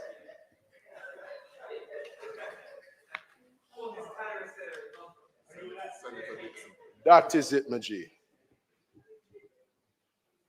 Portmore, Mr. President, Portmore, as a city municipality, Mr. President, is divest of true administrative authority. Portmore councillors only get paid if they go and sit and attend upon meetings in the St. Catherine Municipal Corporation. The revenues from taxes paid by the citizens of Portmore are first remitted to the St. Catherine Municipal Corporation, yes, and is subsequently shared with Portmore.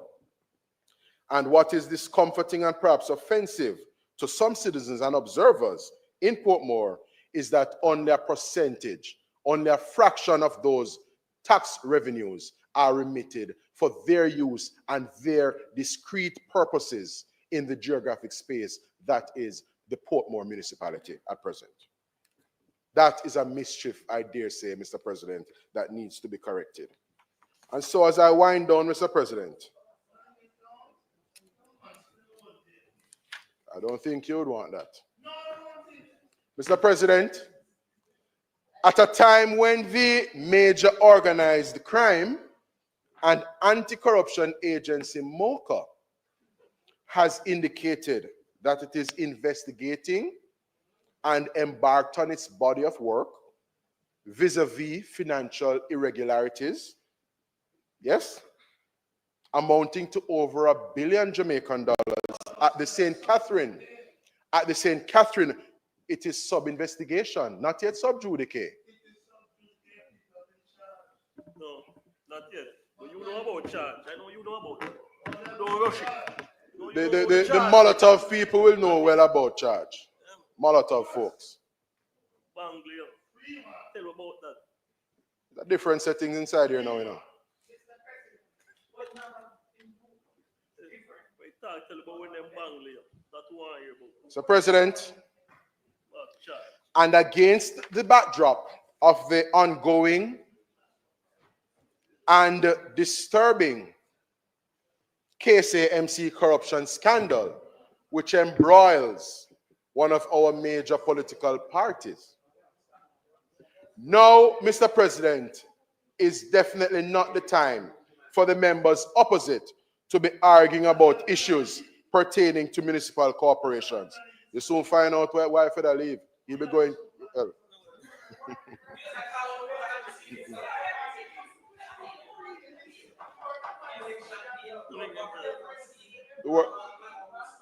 The word is love. The word is love. Senator Morgan. Senator Morgan. Senator Morgan. Just reminding them, Mr. President, that the word is love. Always has been, always will be. So, Mr. President, there are persons who are looking on this debate, and indeed, residents of Portmore who take a very dim view of persons, certainly the members opposite, being averse to their emergence as Jamaica's 15th parish. In circumstances where, yes, our people have been polarized. In circumstances where there have been these egregious allegations of financial irregularity and, I dare say, impropriety at our municipal corporations. Mr. President, my colleagues will be speaking further on the question of the opportunities that lie ahead for Portmore. But just to be clear, I think one of the things that we should concentrate our minds on, even while we're on the cusp of creating Portmore as a new parish, is the question of climate change, the impact thereof, and resilience that need to be built. For example, the Port Henderson Strip and the Hellshire space. Resilience is of paramount importance. Traffic management, Mr. President, is also an issue in Portmore. And so we are commending, Mr. President, we are commending some things for focused attention and consideration as we bring the people of Portmore into what they have long envisaged and what they have long aspired to for themselves in that space. Now, soon to be the 15th parish of Jamaica. So we are delighted, Mr. President, at the announcement that came just yesterday regarding the earmarking of land for the establishment and build out of a much Mr. President, of a much vaunted hospital there in Portmore. So with those words, Mr. President,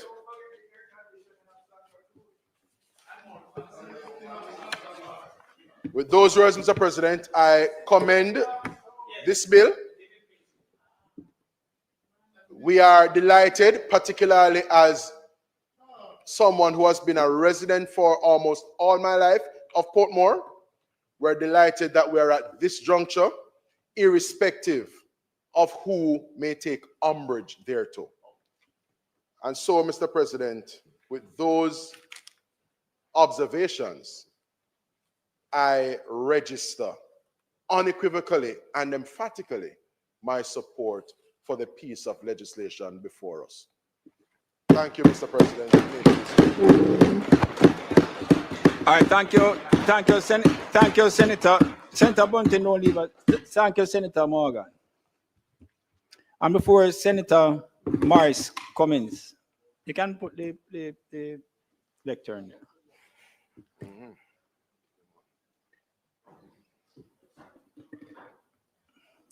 But Senator Morris, just have a seat for me for a moment, please. Don't.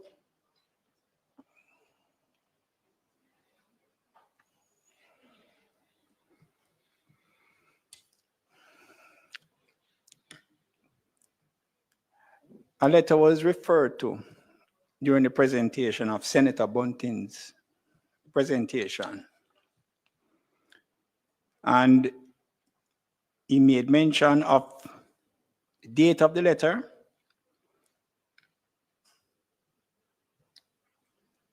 referred to a date of February, I think it was 21.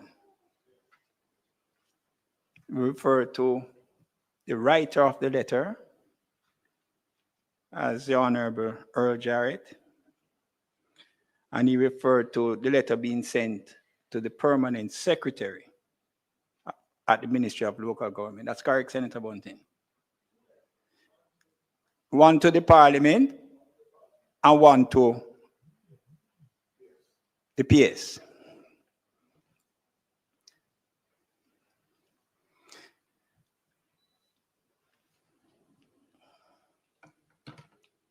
The letter of June 18th, 2024 is the one that you refer to the PS, was sent to the PS. And that letter was sent undercover in February to the Parliament, to the clerk. That's what you made reference to. Yes. So the June 18th letter was attached to the February letter. But the letter that you made quote from was that from Mr. Jarrett, which is the June 18th letter. Is that correct? And yes, the June 18th letter is the one that you quoted from. I know, because I requested a copy of the letter and I made inquiries of the clerk. I'm just asking him to confirm if that is correct. So, the letter that referred to the letter, but I was able to see it from here now, in respect to the two-page letter, yeah. The June 18th letter, and what I find concerning to me, the letter is written as a without prejudice letter. The letter is written as a without prejudice letter.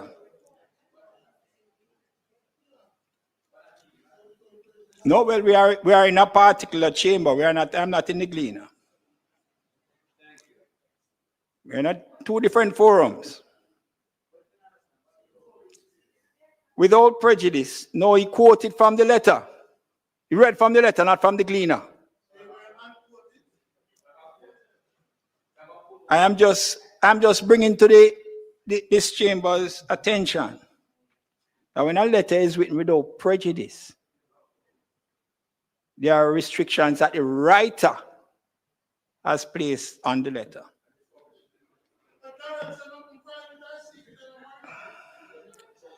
there are restrictions that the writer has placed on the letter. And one of the restrictions, he writes it without prejudice, is that he himself is not prepared to stand on it. It has different reasons, and the person, having written it without prejudice, would not wish for it to be used in a certain place.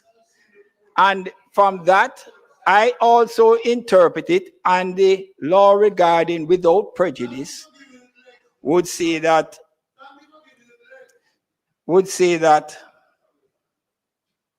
the person who wrote it himself is not prepared to stand on it. I didn't say that is all that it means, Senator.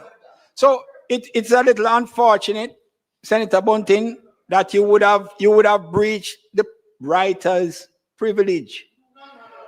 You would have breached the writer's privilege. The letters are without prejudice letter. And when letters are written without prejudice, then they have confidential limitations to it. All right? Senator Bunting?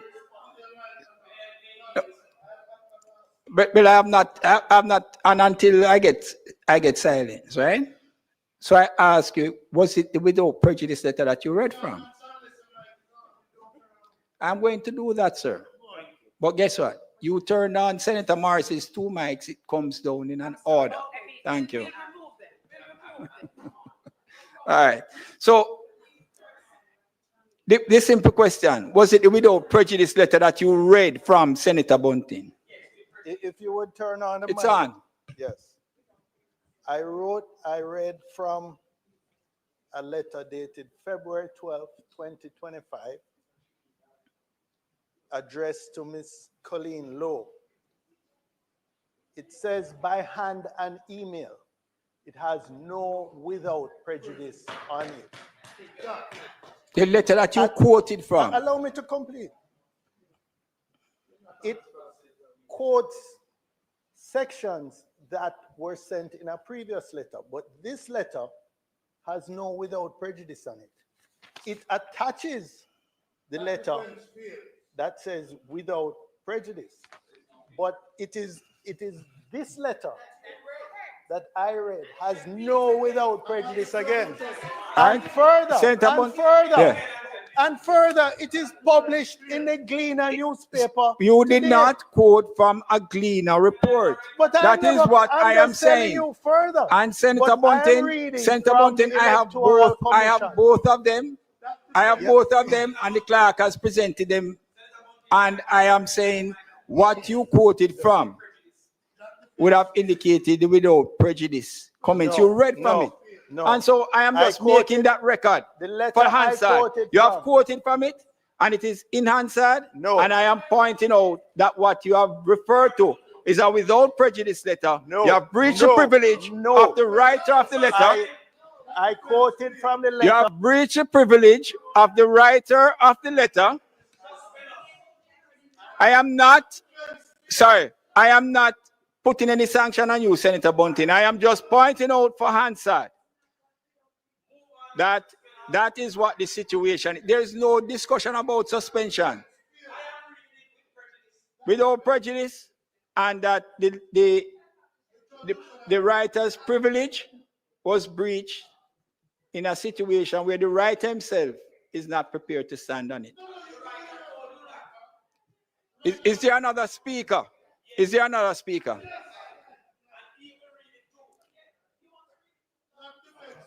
Senator Scott Motley, can you assist, please? Senator Floyd Morris.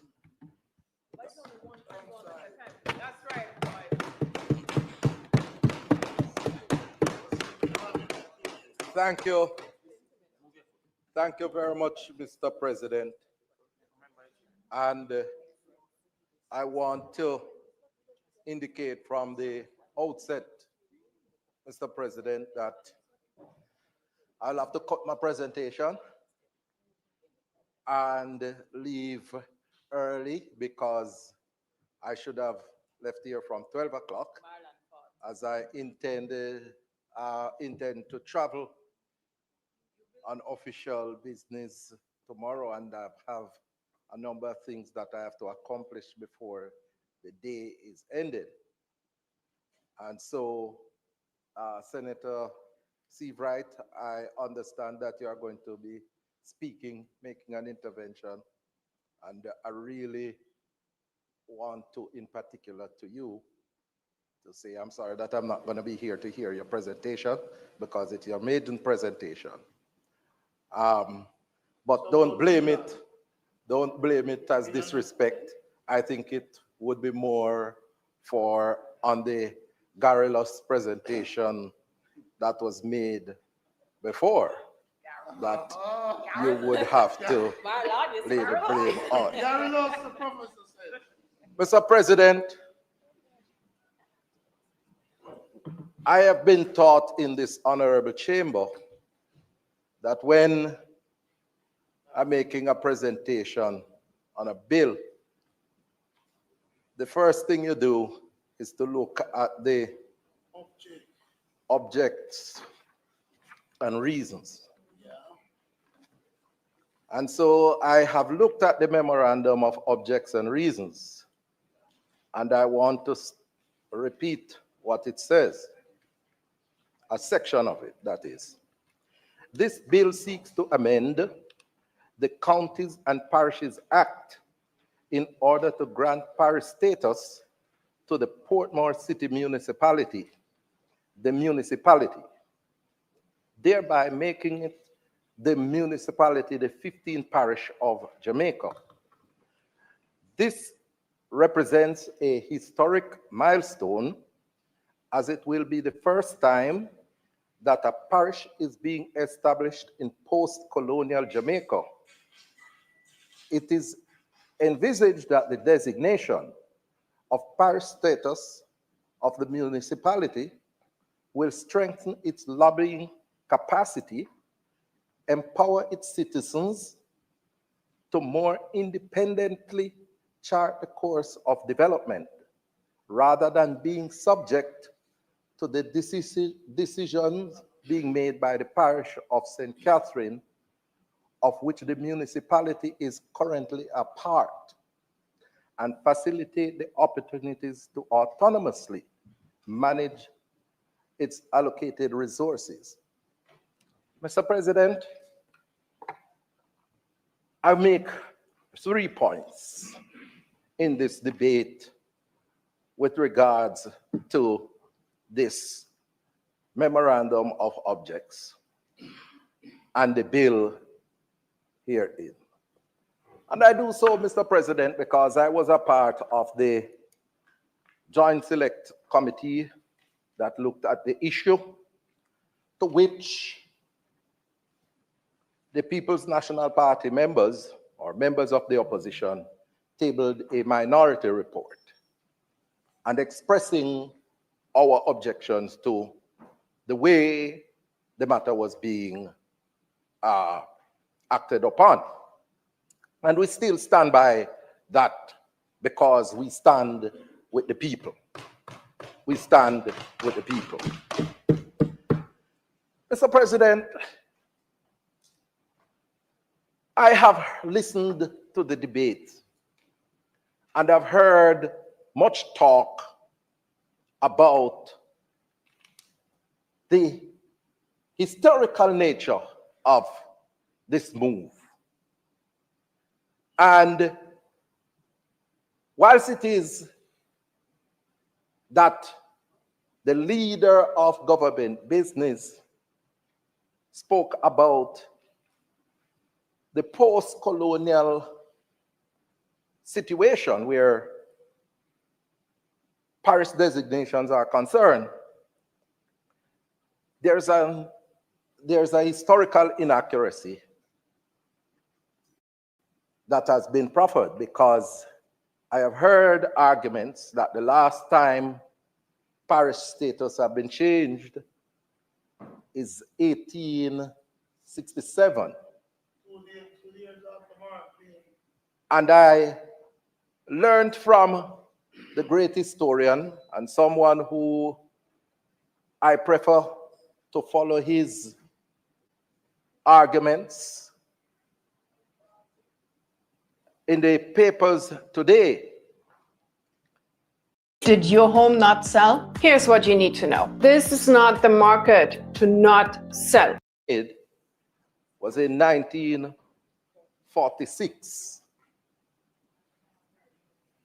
And that meant that we would have seen changes far earlier or later than they are proffered in the presentation here today. And, you know, Mr. President, I believe in the words of Peter Espute. He's not a political activist. He's someone who I believe is credible over the years. And so I rather believe what Peter Espute has said. Mr. President, as I listen to the debate and I look at the memorandum of objects and reasons, I really have some questions to ask. And I'm really wondering, why is it, Mr. President, after 9 years, and certainly since the government claimed that in 2020 they put the matter to the people, why is it that the basic infrastructure that is needed to facilitate the advancement of the lives of the people of Portmore, the government has not acted upon that?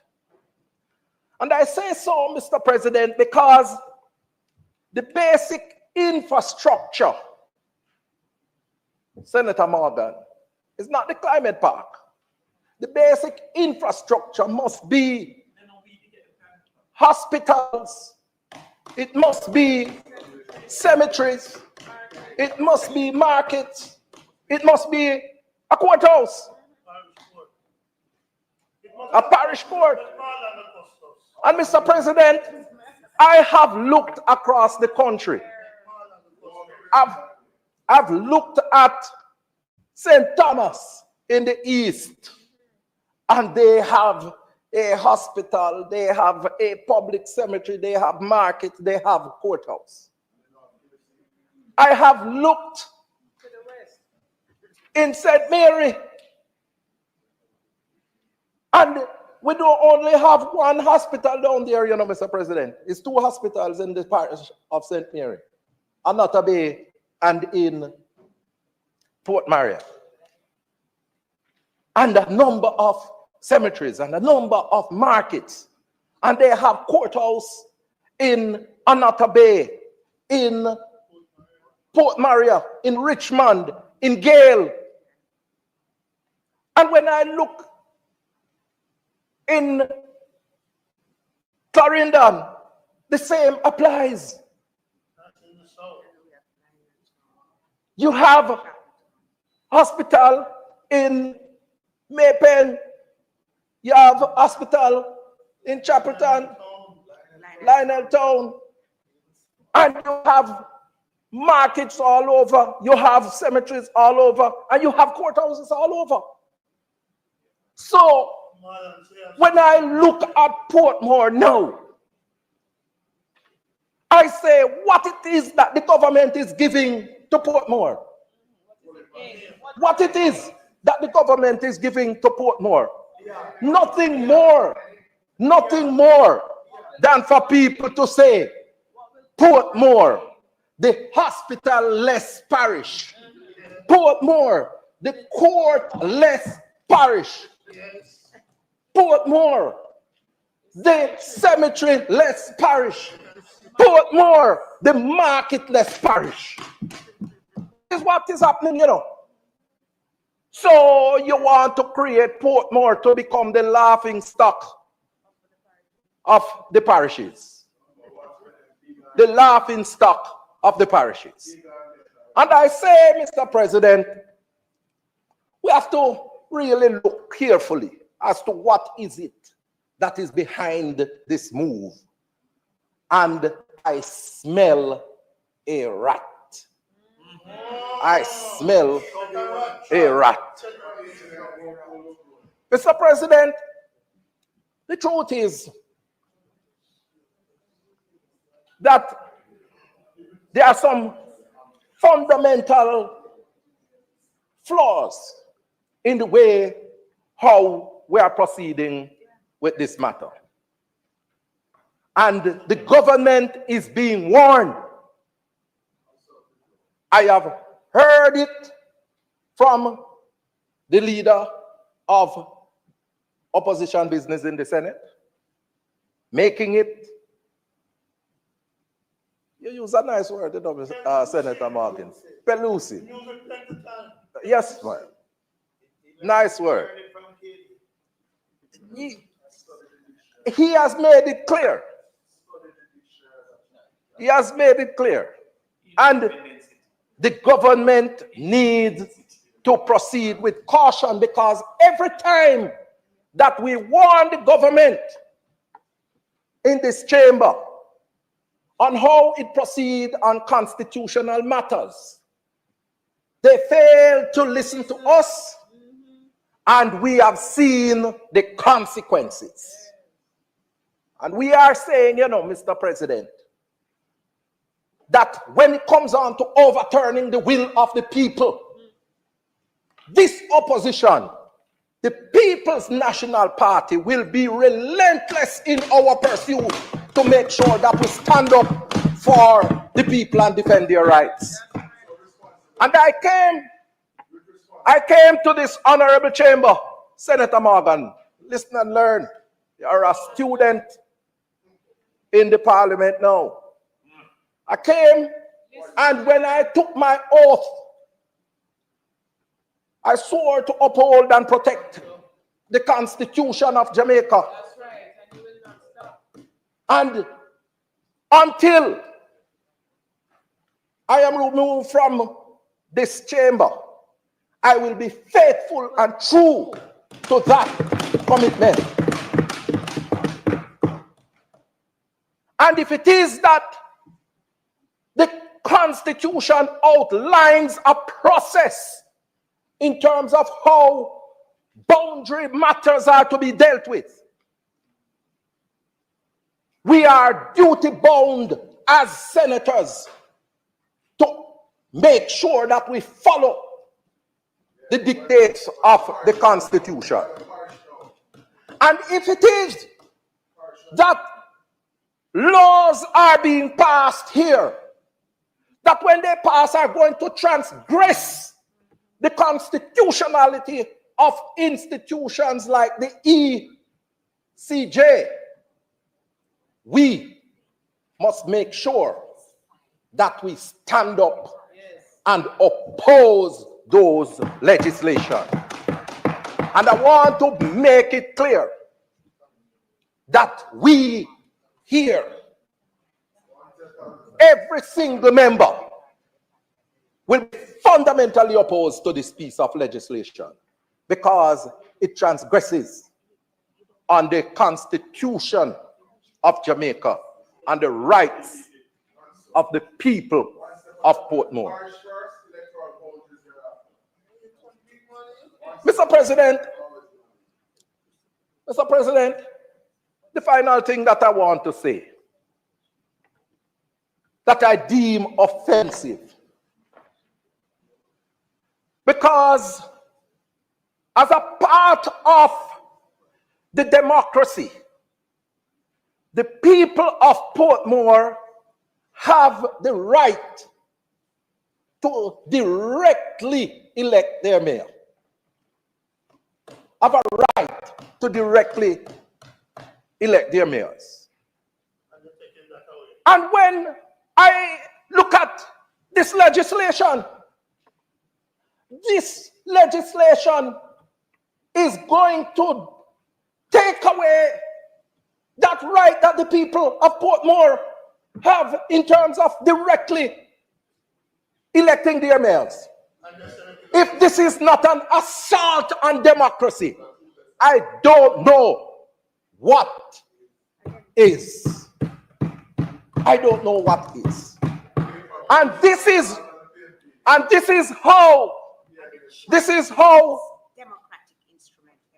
how dictatorships are formulated and developed. And I have seen that worrying trend with this administration, where they have demonstrated this propensity. Senator Morris. Yes, Mr. President. The comment that you're making. No, it's not. It is breaching the standing order 35-5. 35-5. Because what 35-5, you are casting on the government members improper motive about creating dictatorship. And no, you cannot. You know, I didn't stop Senator Bunting when he went down that line because he was delicate in how he did it. What Senator Morris says has breached the standing order 35-5, where he's imputing improper motive on members on the government side about creating dictatorship. That is my ruling. Thank you very much. Mr. Senator Morris, you can continue. Mr. President, But Senator Morris. So, what delicately when you're going down lines that impute improper motive. Thank you very much. Mr. President, I have traversed the length and breadth of Jamaica. And as I traverse Jamaica, the people out there are saying to me that this administration is flirting with dictatorship. Flirting with dictatorship. The people in Southeast St. Mary tell me that, and that's why they said that they are going to remove the member of parliament out there. They in Western St. Mary have told me that, and they said that they are going to remove the member of parliament out there.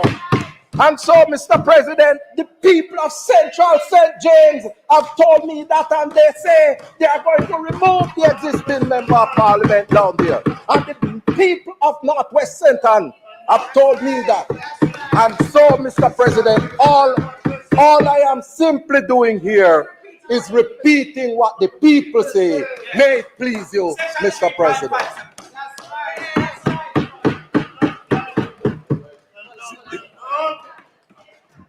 Senator Morris, if whatever the people say and you think that you must bring it here and say it, and it still breaches the standing order, then I'm going to tell you. Because there are rules that we abide by inside here. Rules is what we abide by. All right. Thank you very much, Senator Morris. Senator Brown, please. Senator Cavan Gale, I recognize you. Only Senator Cavan Gale. Thank you, President.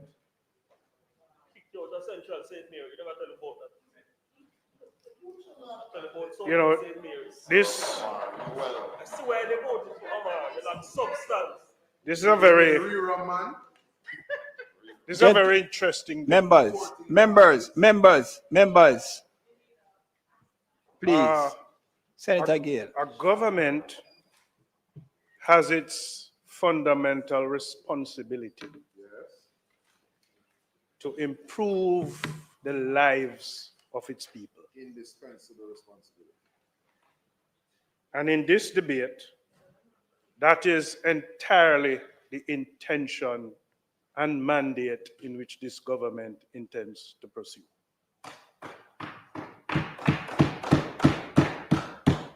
You know, there's absolutely nothing behind this move other than making the life better for the people of Portmore.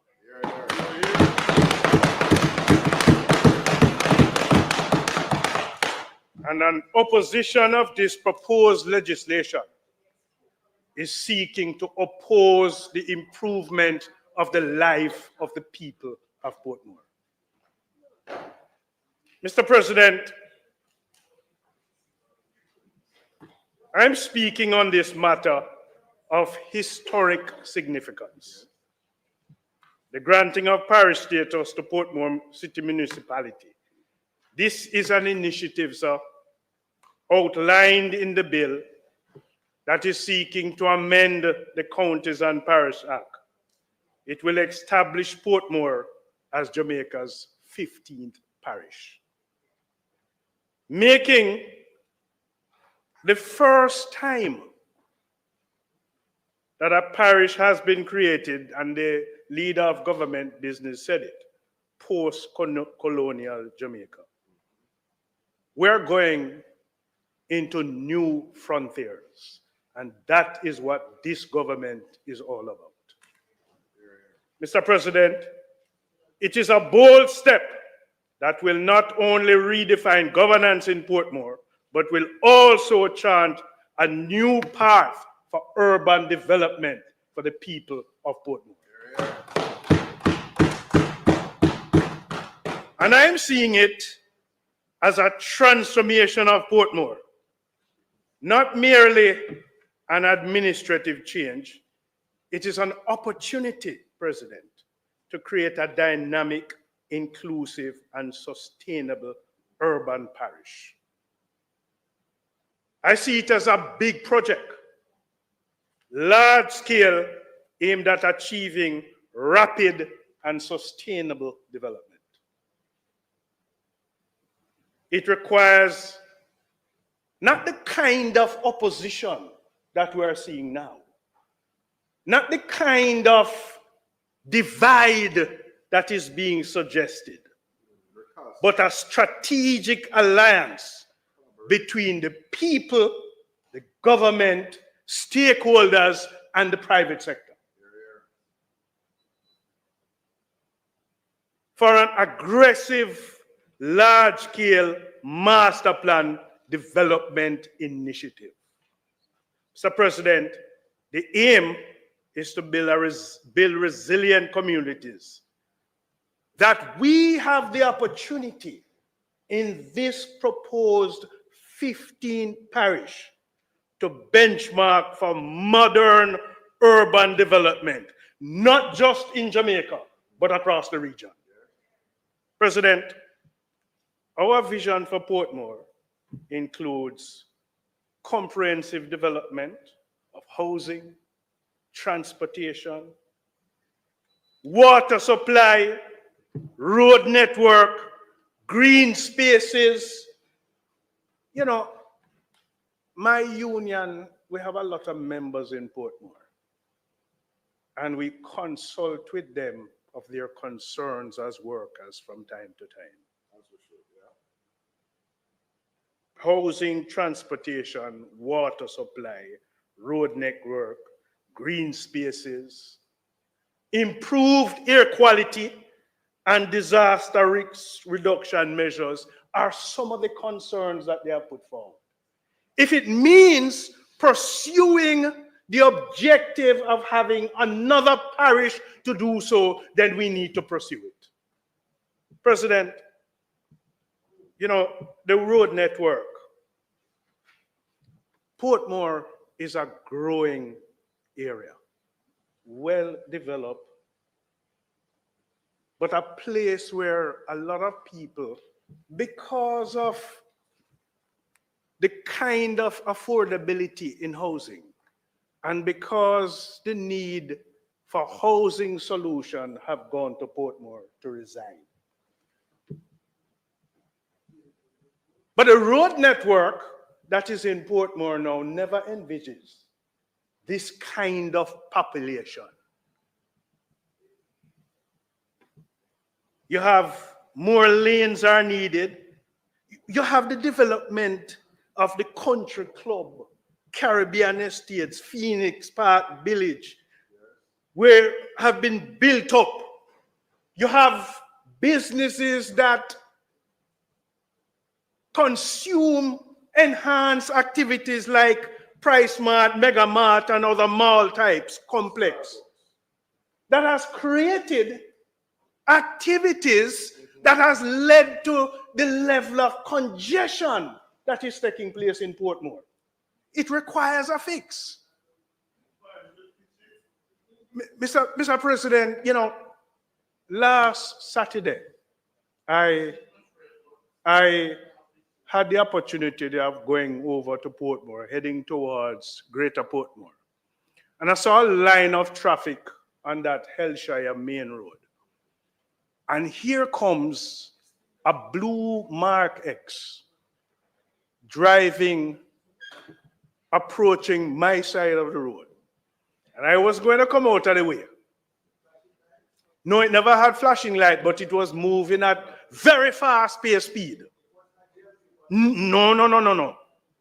And, you know, I wasn't moving, and somebody on what's supposed to have been his side decided to let him in. Well, he wind down his window, and he described me as a kind of boy with another B letter in front of it. Brilliant boy. Had there been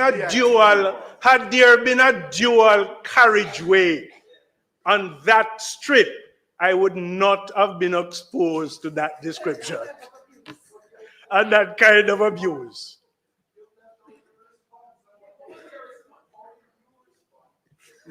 I don't think my response would be parliamentary in nature.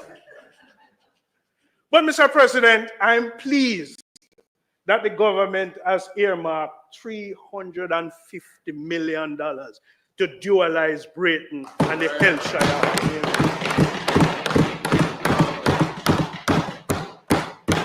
The green space that we are talking about, the UDC is building out that park. And I'm suggesting and recommending that given the size of the population, there needs to be more. Mr.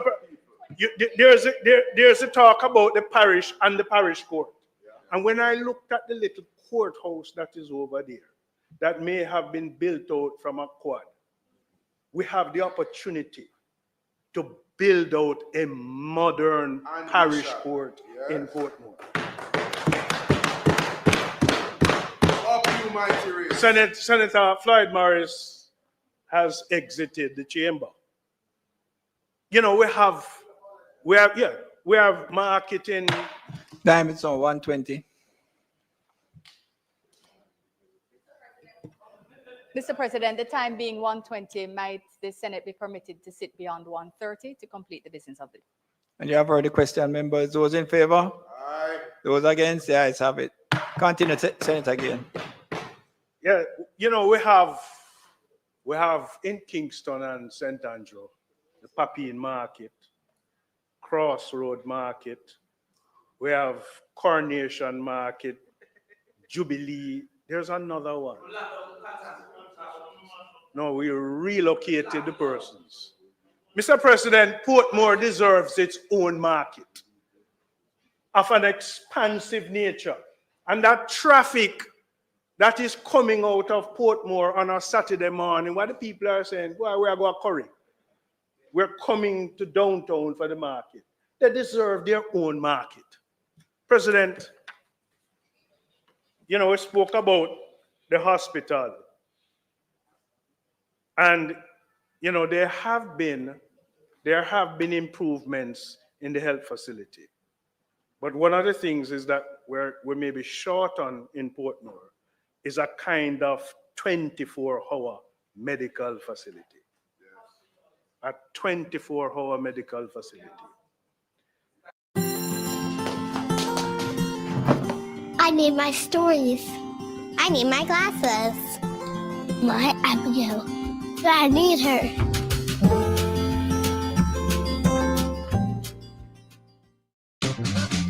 At Fidelity, we know that everyone's got financial goals, and they're all different. But the one thing we share, we all want to get to them sooner.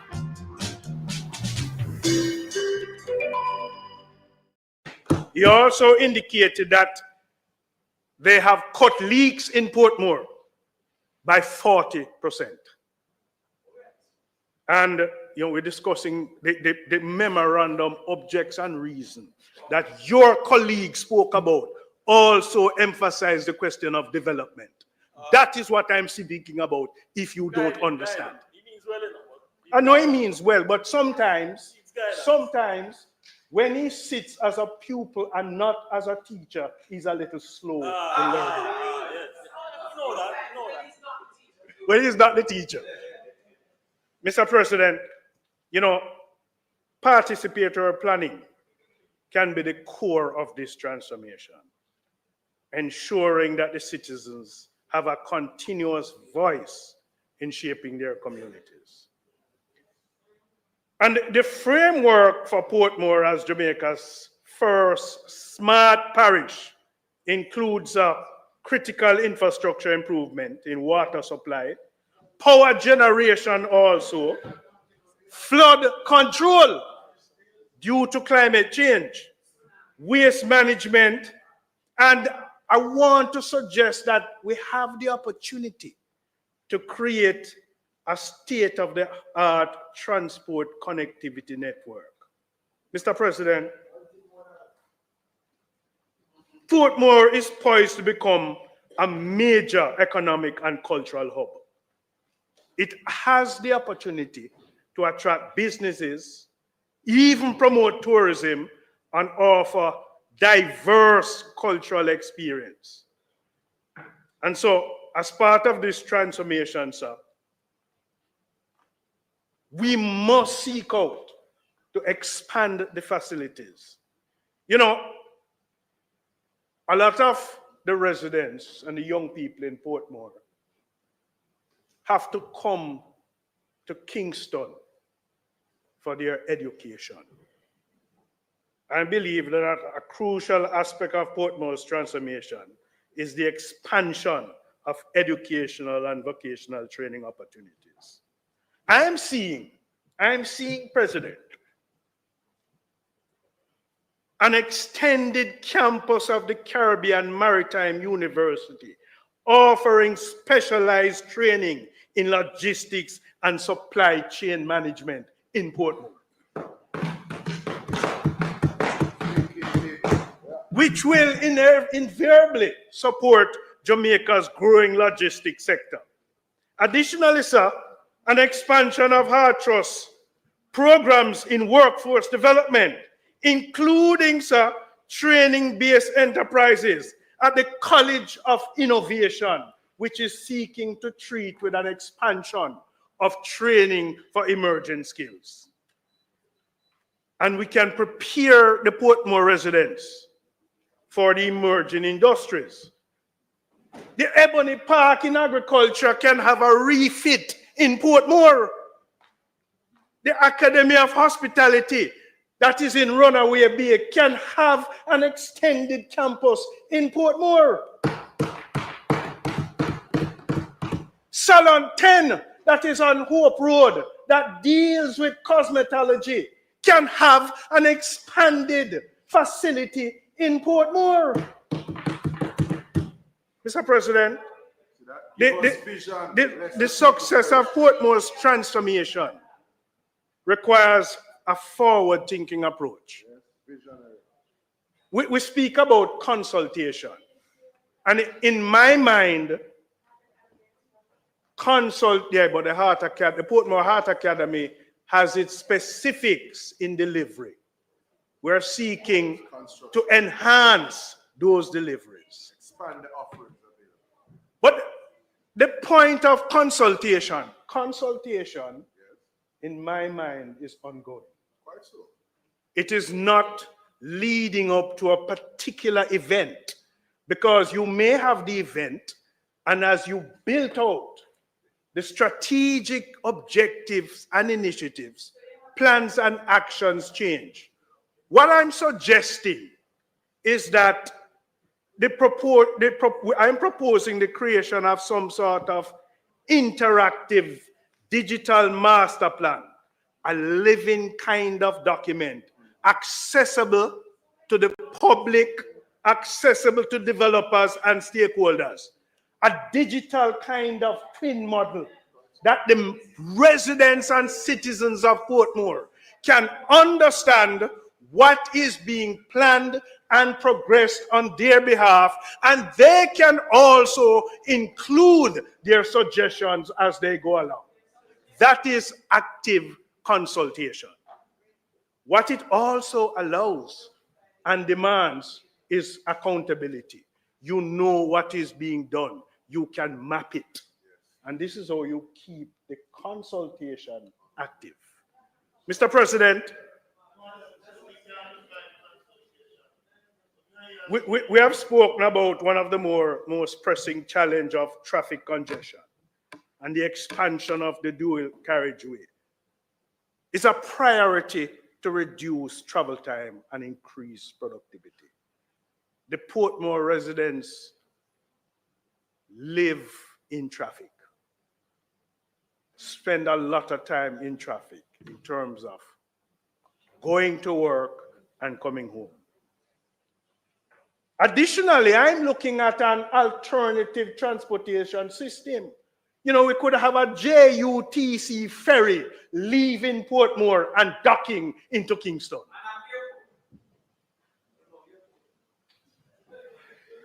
You know, part of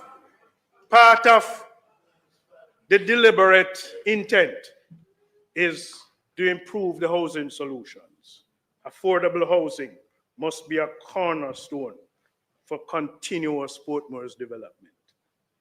A structured kind of approach that must include cost-effective construction techniques, smart design choices with affordable materials. But one of the things that we have to do if we are going to strategically meet the objectives of this initiative is that the bureaucratic red tape must be minimized to streamline approval processes. If we are going to pursue housing development, we have to change the bureaucracy. Mr. President, you know, a lot of businesses have been established in Portmore.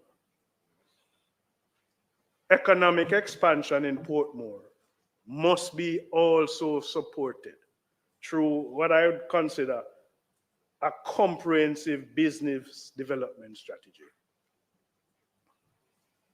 You know, it could be that new businesses, business incubators that provide essential service to start up and supporting of small enterprise must be part of the ecosystem going to Portmore.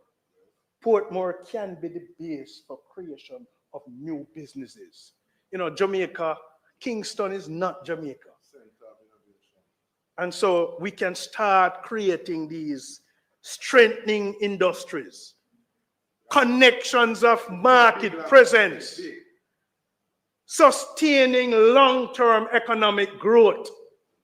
Some of the businesses today can place themselves and their presence in Portmore as part of the strategic business development.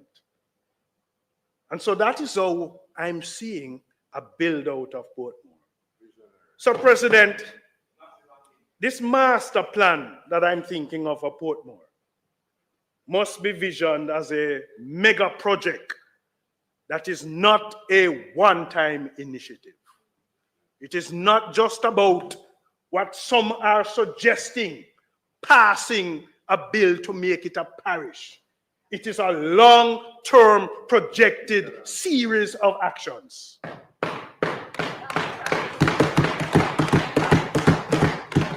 It is intended to be continuous. It is intended to be an evolving project that will drive sustainable growth for generations to come. President, the elevation of Portmore to parish status will empower its citizens, enhance its governance structures, and unlock its full economic potential. President, this exemplifies what I would consider as a pioneering approach to planning and development that can create much anticipated superior outcomes. It represents a bold, transformative step towards creating a dynamic, resilient, and prosperous urban development. Mr. President, I think today we all, for the benefit of the people of Portmore, commit to this vision. We are laying the foundation for a heritage of progress that will benefit not only the people of Portmore, but the entire Jamaica. So this 15 parish initiative will stand as a testament to our commitment to development as a JLP administration. It will stand as a demonstration of innovation and a clear intent of our continuous pledge in ensuring the improvement of quality of life for all by offering a legacy of prosperity and improved quality of life for Jamaicans to come. So it's not for today. It is not for this conceived notion built as part of a fiction of some people's imagination that this is about boundary change. It is about the intention for the development of the people of Portmore. And so, Mr. President, I urge our full support for this bill as we take this historic step towards our nation's development. Thank you, Mr. President. Thank you, Senator Gill.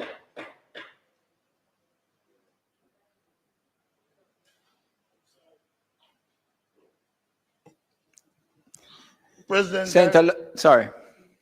Senator Crawford really wanted to go, no, but I think he just... But Senator Crawford is not here, so Senator Brown? You want me to go? Where is he? He's coming. Just, we crave your indulgence for...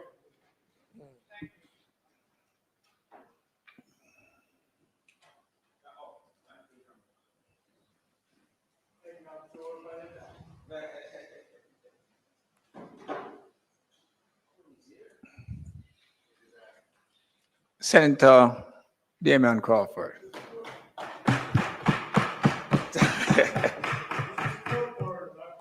Yeah, oh Lord, fortunately. Thank you, Mr. President. Mr. President,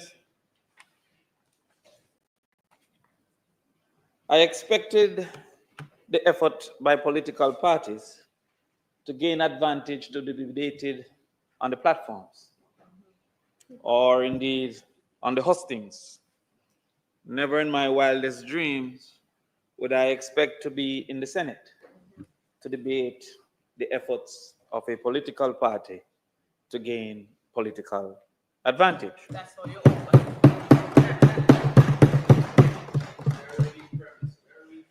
Indeed, Mr. President, the business of government has continuously been captured by the game of politics. Indeed, Mr. President, what we have here is an effort to seek political advantage and to, as Minister Bunting suggests, to gerrymander.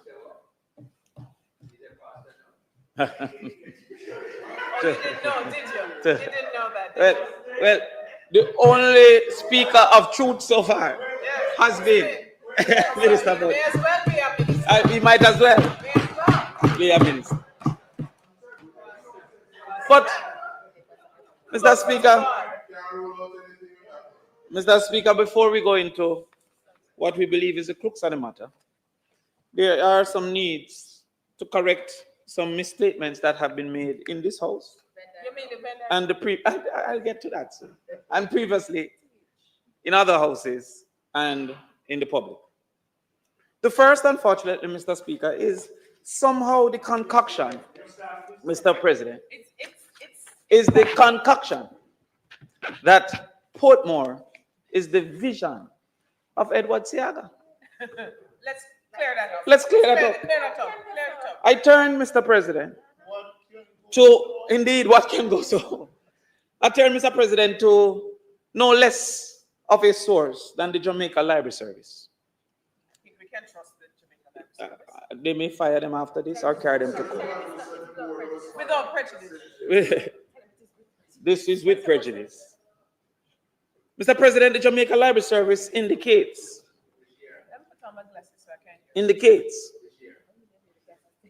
that a company was formed called the Portmore Land Development Company. They purchased the property from Caymanas Estate with the intention to establish housing development. In the 1950s, Kingston ran out of flat space for development. So housing development in Portmore was seen as a response to the great outcry for housing. The article goes on to say, before development began, a dike had to be constructed to contain Rio Cobre, and a causeway had to be built to connect Kingston to Portmore. The lowlands also had to be filled by dredging the harbor and quarrying marl from Port Henderson Hill. Once this was completed, the development of housing could begin. From 1956 under Norman Washington Manning. How then could they have come to claim? And I give credit where credit is due. As president of the PMPYO, we rewarded Edward Seaga for the formation of HART. We had a whole dinner for him, he came. Mr. Seaga would have been confused by what he's seen from the Jamaica Labour Party.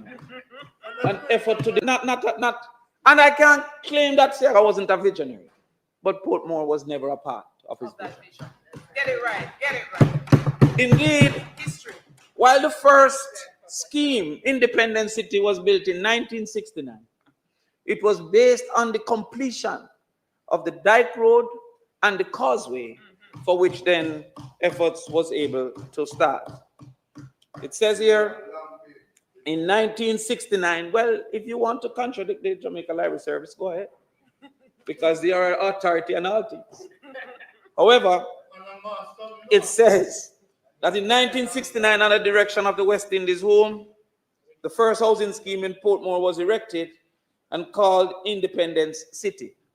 The scheme then consisted of 1,000 housing units, 2 bedrooms and 3 bedrooms. And so, while Edward Seaga was lucky enough to be in the position in 1969, the vision for Portmore started with the Portmore Development Company that was in... It's good to learn things, you know. It's good to learn. You see, I was a student before. Yes, the teacher is here now. I know, I'm a teacher. Listen. The JLP wouldn't understand this. Additionally, Portmore is very important to the People's National Party. Not only because of the political outcomes, but also because it represents the true DNA of the People's National Party. That's correct. It represents an example that if normal people are given a chance, they will take that chance, like your mom and like your dad, and run with it. To this extent, after Independence City in 1969, the following was built by the People's National Party: Bridgeport Phase 1 and 2, 1972 and 1974. Passage Fort, 1974, Waterford, 1975, Bridgeport Phase 3, 1976, Portsmouth, 1978, Southborough, 1979.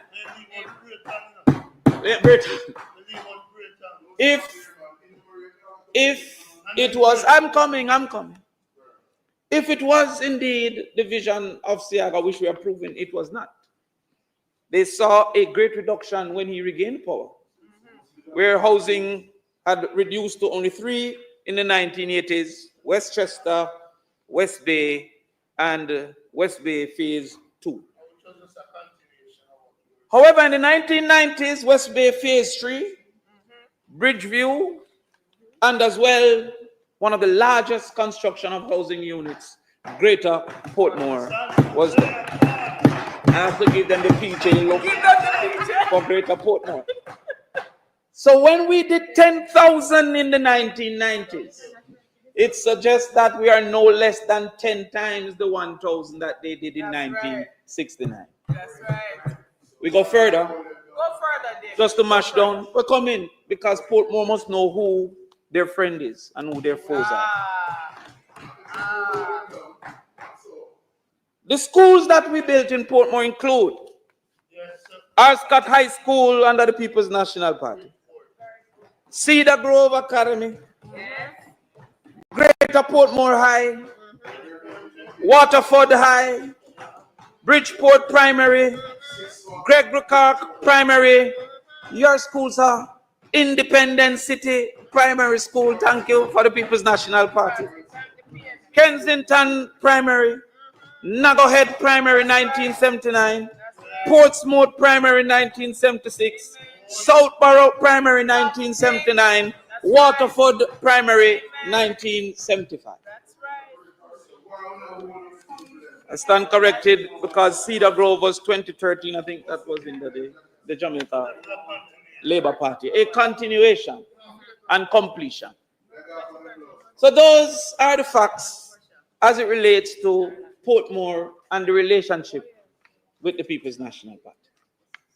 Now, coming out of that, there was further lies and misinformation to suggest that a basis of the bill is to have Portmore manage its own affairs and own funds. Now, if you had consulted the necessary documents, one would have recognized that Portmore currently gets its own funds and manages its own affairs. I will guide you firstly to the local government ministry's website. In the local government ministry's website, it says by the last day of each month, each municipal council is paid out 90% of the amount of property tax paid in the relevant parish and 25% of the, I can't see like one time, you know, and 25% of the amount paid for motor vehicle license. Like St. Catherine, separately, Portmore municipality received 90% of what is collected in property tax. And like everybody else, Portmore received 25% of what is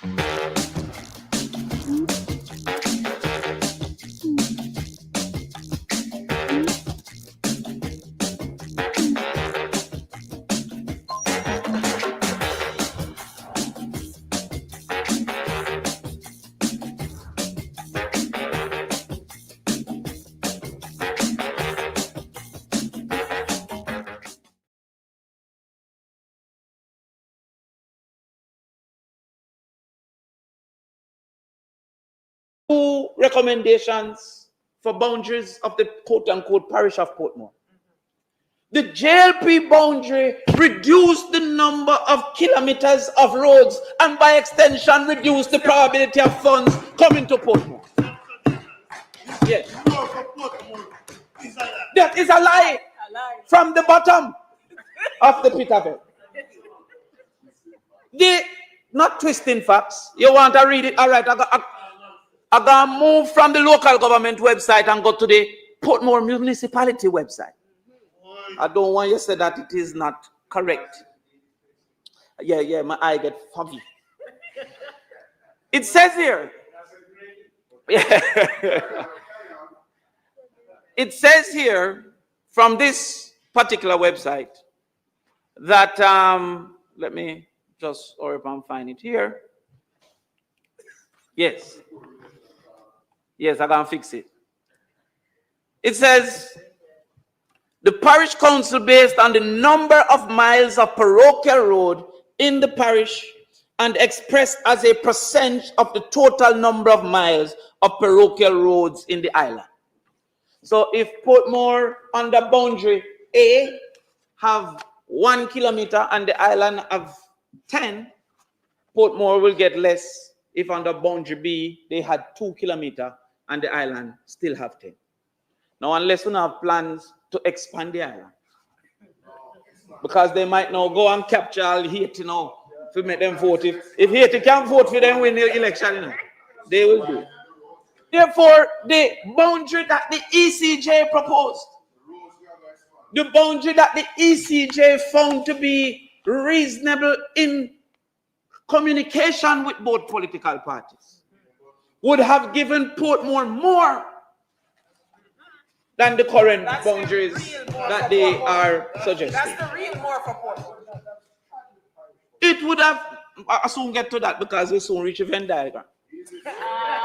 It also would mean that there are less money to be collected from property taxes if a smaller segment, therefore, would have less properties, all things held constant.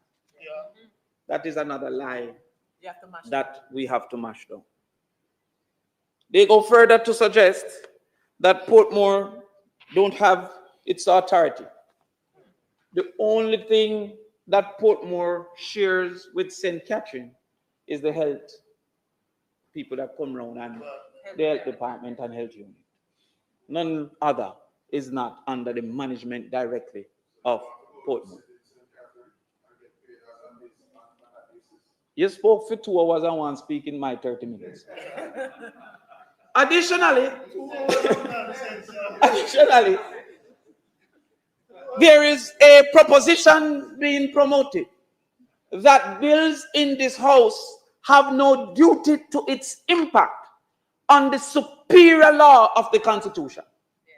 And there should be no bill in this house that not only not consider, but encroach on that Constitution. That's right. So therefore, the argument that parish first and then constituency is negated by the fact that the parish bill cannot abridge the Constitution in any way. The outcomes of that decision, therefore, should not create disparities, whether by prejudice or not by prejudice, that the ECJ had to highlight to be unlikely to fit in the Constitution of the country. I'm going to put that now in the Venn diagram. Put that in the Venn diagram. The law in the Constitution states that if you have one set, parish A, and another set, constituency B, there should be no intersection between constituency B with parish A and parish C. So therefore, if a constituency is shared by 2 parishes, that intersection is illegal. Illegal intersection. Unconstitutional. And should not be allowed. Should not be allowed. Yeah. He studied the dictionary. He didn't study mathematics. So therefore, the intersection that is being created is against the Constitution. And though it was communicated by those in the know, what could be the reason? What could be the reason? What can go so? Yeah, that's what I talk to my friends over here. I'm talking to the constitutionalists. I'm talking to the friends of Portmore. There's another lie being told. That, well, they are claiming to be of the interest of the people of certain sections of Portmore. to say that places like Caribbean estates could not vote for the mayor. However, in 2016, when the municipality boundaries were recommended for change, the JLP went to court to stop that change. On the opinion that if it was changed, they would lose Portmore.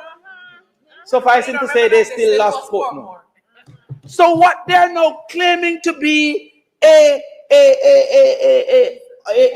basis was what they went under Hines to court in 2016 and sought to now ensure that the municipal boundaries were not changed to include the areas.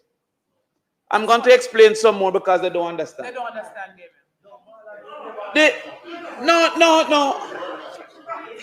I have hope in Delano. I give up on Mal. I give up on Mal. A little hope in the Yes. Let's go. Just a took some hope. That is why I make sure I give you the time.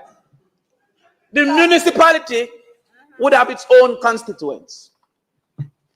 Each parish division, each division also had its own constituents. When they wanted to extend the constituents boundary for the municipality, the JLP resisted that expansion. They then went to court and won on a, what do I call that now? A technicality that a win for the JLP. But you have now come to claim that that is a loss for the people of Portmore. You have now accepted the truth that when you went to court 2016, it was in an effort to disenfranchise Caribbean terrorists and other areas such as Caribbean terrorists. That is the same basis you are now claiming is a reason. But that didn't need a parish. That could have easily been corrected by just changing the municipal boundaries. Are coming soon.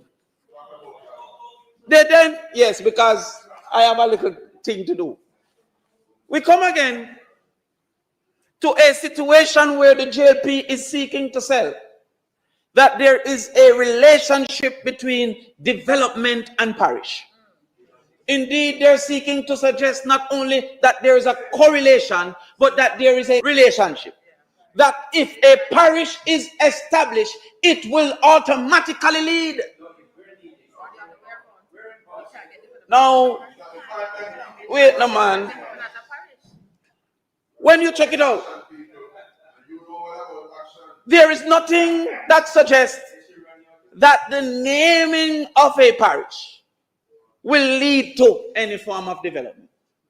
And I hope that the nation don't buy into that argument, because everybody who wants development will soon start asking for a parish.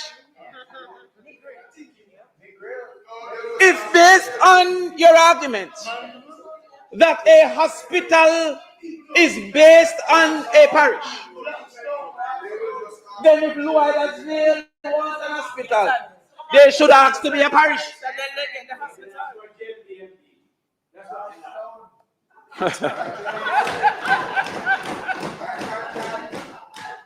You know, in the last local government is 6,034 to 3,000. That is how we handle them down in that side, down in Linstead. And Linstead have a hospital, you know about that, Doc? Linstead have a hospital. Mine Linstead said they want to be a parish now. I'm nervous. I'm nervous. But that form of machination, which they want us to assume is only coincidental, is an insult. But it was also denied by a member of their own party, Edward Warmington, in having a conversation about this. Edward Warmington, he says, when we take Portmore, and I quote, when we take Portmore, was that we the ECJ? That we was the Jamaica Labour Party? when we take Portmore off St. Catherine, is a different ball game. We have what now? 41 seats or 42 seats? Out of this 42, they have 12 in Portmore. We won 2. They won 10. Yet they won St. Catherine Parish Council by 1 seat. Even though they carry 10 from Portmore. Now give them back them PMP 10. Leave us alone over here. And it means that under no circumstance PNP can ever win the St. Catherine Parish Council again. Never again. That is Warminton. The difference, which you may not understand in the nuance, is that Senator Bunting, in his post-analysis, may have felt that this cut, which was under consultation and agreement with the PMP and the JLP, led by the necessary authority, the ECJ, might give an advantage to the PMP's victory. No less than West Kingston gives an advantage to the JLP victory. Right. The difference here is that without communication, without consultation, the JLP, which has stated their intent, now executes that intent. And they took it further than just changing the mayor. When they went down that road to Damascus, instead of turning back, they said, let's go further and secure a seat by making the boundaries of Portmore, make one of the seats be a stronger seat. The first ball they wanted to bowl was the St. Catherine mayor. But then they said, we can kill 2 birds with 1 stone. You can't say that this is in no breach of nothing. This is what was said by the Jamaica Labour Party, big top man, with prejudice. With, yeah, who said that is duty? The next, no talk. No talk. And even though he's a little bit cross, at least he's truthful. The rest over there has tried to disguise the truth, have tried to disguise the outcome, and ask foolish questions like, what is the negative of Portmore being a parish? Well, since Portmore is a subset of Jamaica, all things constant, the negatives to Jamaica will renown to the negatives of Portmore. And the fomenting, which they mean fueling, of political divide is to no benefit. Yes, yes, I hope you learn local Venn diagram. The fomenting, the fueling of disaffection among the political parties cannot benefit that vision that you have formulated in your mind. Especially since Portmore is a place likely to support the People's National Party. We are not worried about the next outcome now, because we have seen this in our history. There was a time that Portmore had a JLP mayor. Key times. That was a step forward in our governance, because though they voted for PMP constituencies or divisions, they chose to vote for a mayor of another ilk, a friend of mine. However, after that 1 term, Portmore said, never again. Never again. And after this 1 term, the seats in Portmore will say the same. It is that knowledge that has caused for this bill. Because the 3 seats over there will say, never again. They say, I could try to keep one. They say, they try. Action, man. That you action work 1 time, they think that work again. Portland said never again. So therefore, they can stay there. So therefore, they go, yes. They go to say, what is the negative? Well, first we have to analyze the negative of gerrymandering. And gerrymander was a politician in the 1800s who decided to move boundaries so that well, as a member of the ECJ, he would have represented the PMP's interest. It is the failure of the JP to represent their own interest why he could have come out and said that. That is what happened. So the incompetence of the JLP rose its head once again for Bunting to get his way representing the PMP's interest at the ECJ. But what are some of the negatives? It undermines democracy. And that is important for us to note because this might just be the start. The JLP want us to feel that the election in the middle of COVID was a coincidence and they didn't know that the PMP had a disproportionate level of support among older citizens. They want us to feel that they didn't seek political advantage and risk the lives of our people by calling it and communicating that even COVID people can vote on the day. That we must believe it is a coincidence that fear would have gripped many PMP voters who would have been in the group of the elderly. And then it's a reaching day. The JLP then want us to believe that the constant delays of the, what you call it again, the local government election was as a basis of coincidence, and that it wasn't them seeking to manipulate elections for their own benefit.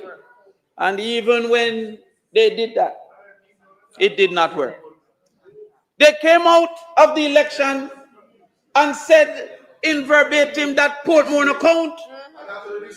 The municipality of Portmore didn't count under the Jamaica Labour Party's analysis of the outcomes. But what could be if they decided that Boscobel should be considered as a part of Outeria since they both have tourism and cut it onto St. Anne?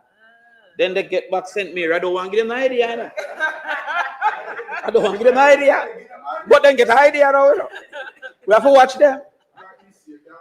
What if they say that they... Oh, no. He is trying to foment dissent. What if the JLP goes and tell Falmouth, you know, you're getting some hotels now. You should really be under Montego Bay. We're going to cut you and put you over St. James. Speaker's time has expired. He just began like 10 minutes ago. Mr. President, the speaker's time having expired, might he be permitted to complete his presentation? Thank you very much. Hold on. You have heard the question, members, and bear in mind, Senator Bunting, an agreement is an agreement, right? Good. So you have heard the question. Those in favor?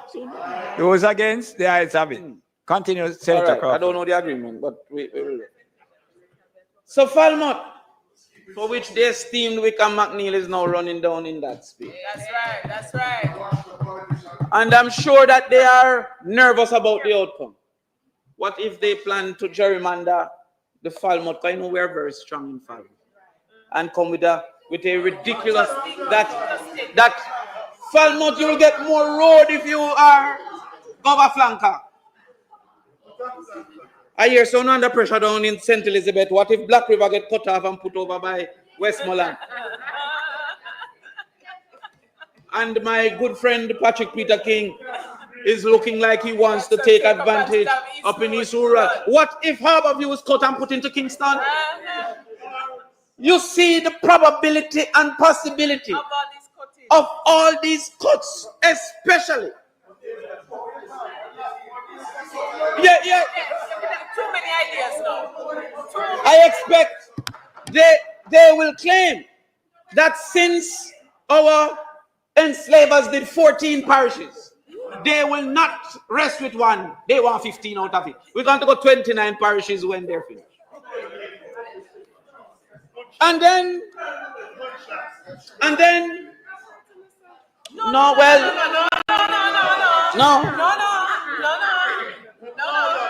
Well, I am following Warmington's lead. If Warmington lead is to be followed, Then when he goes to speak in Trelawney, he will say, we will cut Falmouth and never again. When he goes speak in East Rural, he'll say, we'll cut Harborview and never again.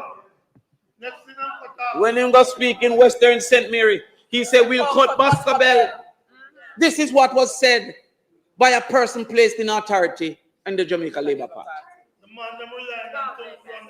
The one they rely on.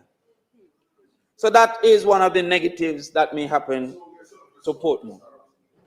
It creates uncompetitive elections. So what are you trying to achieve? You want the public to believe that it is mere coincidence that this particular cut is net 800 PMP being removed from a particular seat that is supposed to be marginal. And then put in a PMPC that is a stronghold for the People's National Party. They want us to believe that it doesn't create uncompetitive elections. It weakens political accountability. In fact, if there's any polarization of the people, it is corrected by both parties agreeing to go with whatever the referendum calls for. But for some reason, a referendum is not being considered. I heard my friend KC colleague say that we should make decisions. We the 63, or we the 3 million? Because the we cannot be reserved for just the parliamentarian. The will of the people. And the we is not reserved in this Jamaica. That's the out of many one people for just those who are descendants of slaves. It also must be considering those who are descendants of the Chinese who came as indentured servants and the Indians, the Europeans who came and invested.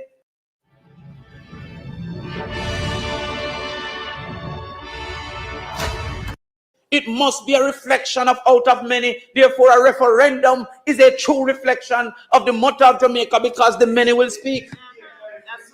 But they want to reserve it to where a few will speak. We say that the people of Portmore should be able to speak on their own behalf. At a time that we need for the collective working together. I hear that the party says going into this new we say them coming out of Britain now and they no longer thing and they want to be fully independent and all of that. That they need a collective political cooperation. They say the king cannot tell them about a parish, but he can decipher the law. What level of madness? They say what can go so? That the arguments put forward for such a big move, for such historic as they claim. You know what's next? They're going to say Portmore have 2 cities. They call it 2 capitals. They're going to put Back Road as one and say that is historic. Never before have a parish have two capitals. We have done that. There's no benefit to that historic situation. Yeah. And I'm looking at this bill. What is the substantive suggestion in this bill? That it never happened since 18, whatever, that is history. They say that it will lead to development. We have already showed that there is no causal relationship. They said that of necessity, consequential amendments are being made. Our people are canvassing. We don't have time for what? PDC. We have an election too. We have an election too. So they say consequential amendments are being made to the Local Government Act, which will then affect, Senator Bunting identified, 398. I'm going back into maths because we're going to round it off to 400. 400 polling divisions. That's not development, that's confusion. And it is so important somehow that right before the election, it must be done. So therefore, without time to adjust, it must be done right now because there is some advantage to Portmore for it to be done before the election. What advantage to the people of Portmore is this timing? But there's an advantage to the Jamaica Labour Party. They come forward again. It will affect how many divisions? No, PDs. 13 divisions. So 13 people who voted in 2024, 13 groups of people, sets of people, who were all complement and by extension, no intersection. Those 13 divisions now would have had people who did not contribute to their representation. That's not development, that's confusion. Confusion. There would be a group that have no representation. You don't know enough about the People's National Party. If you did, you would have joined because it is the better party. We come further. How many constituencies? I would want to read it with prejudice, so you have to tell me. All right. 4 constituencies. Now remember, the Prime Minister never fulfilled this promise of fixed election date, so it can be any time. It don't have to be September.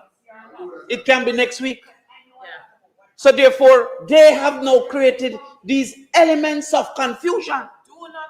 When in a month, haven't they told the ECJ to be ready? That readiness don't include boundaries. Oh, okay.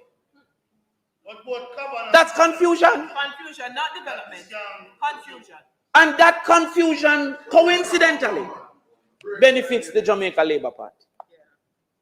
Mr. President, there's nothing in this for the people of Portmore. There's nothing. Their priorities have been outlined by the Senator Cavangale. Those priorities, unfortunately, have not been touched, but they are now saying that this is the answer. There's a school called Greater Portmore that the teachers had a sit out because of the stench of the sewage.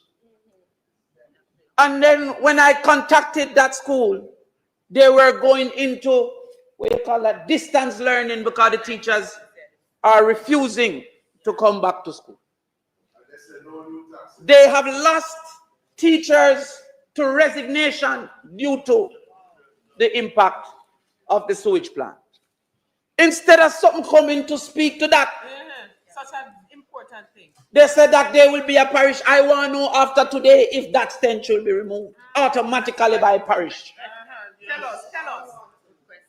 The good senator spoke about how the road network needs to be expanded because what was developed initially, they have outgrown that road network. And that someone disrespected him, having not recognized that he's the eminent BITU specialist. No, but it's peer specialist over there. Communication strategy specialist. Delano is a strategy specialist, and the medical specialist. 3 specialists coming here. Yes. But will that change with it being a parish? And could it have changed without it being a parish? All these grand ideas about, oh, you're going to make it be a digital center. What in this makes it more likely? Silicon Valley. No, they reduced the size. Lord, my God. Him said, look at Miami. What about the AC Santa Cruz? These things are just ridiculous political statements that are being made. The People's National Party is not against Portmore being a parish. It's against a government using its majority to create political advantage and by extension political disadvantage. The evidence stands, and as Senator Bunting says, by whatever legal means. Because we're not going to say we will never stand for the PMP taking this country again. No, we don't That say is those what things. they That's what have they stated. say. And then say, oh, you can't say certain thing, you're promoting. What? We will not stand. By whatever legal means, we will resist a step backward in our democratic process. That's right. By whatever means. And with that, Mr. President, I thank you. Thank you very much. Forever. All right, thank you, Senator Crawford. And with agreement of all parties, both sides, and the staff of Parliament, we're going to have a suspension of this sitting for half an hour. So we'll be back here at about 10 minutes to 3. Senator Abka Fitzenley.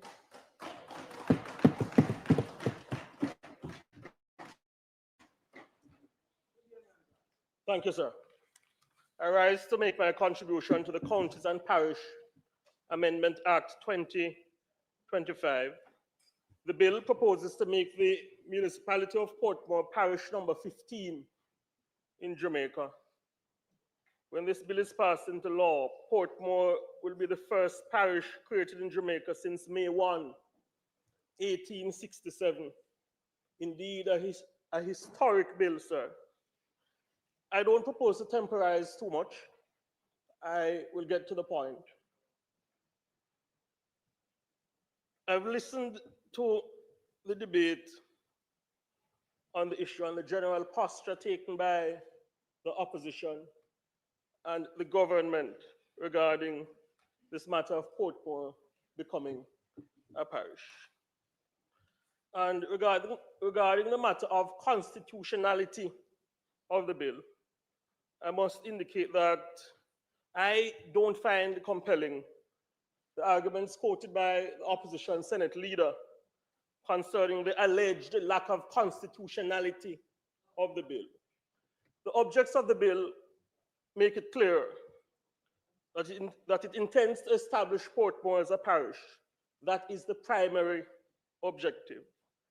It's a matter of public record, and the member knows as well that the ECJ has the power to set boundaries and to ensure that there is conformity with the law.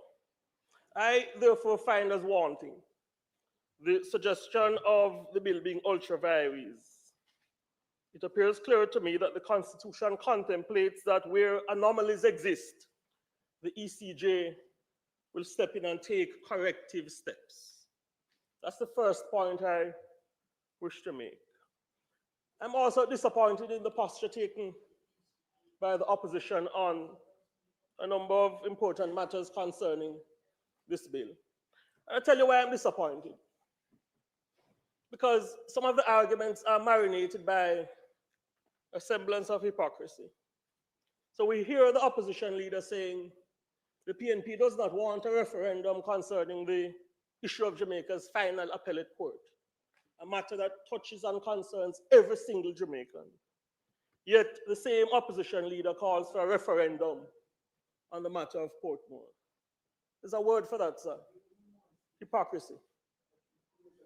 The other matter of hypocrisy is the opposition Senate leader attended upon the Parliament today and was robust in his presentation and his denunciation of gerrymandering. Yet he's on tape speaking about a seat being cut for the PNP. That, sir, is another indication of the hypocrisy of the stance of the opposition. And I wish to caution the opposition to understand, Senator Bunting, that the people of Jamaica, they are not fools. They're intelligent. Yes. And they are able to deduce issues. They listen to us in the Parliament. And when we take one stance regarding a particular matter, a similar matter arises and we take another stance. It is transparent. And there's a word for it, unprincipled. And I genuinely believe, sir, that the people of Jamaica are over that type of politicking.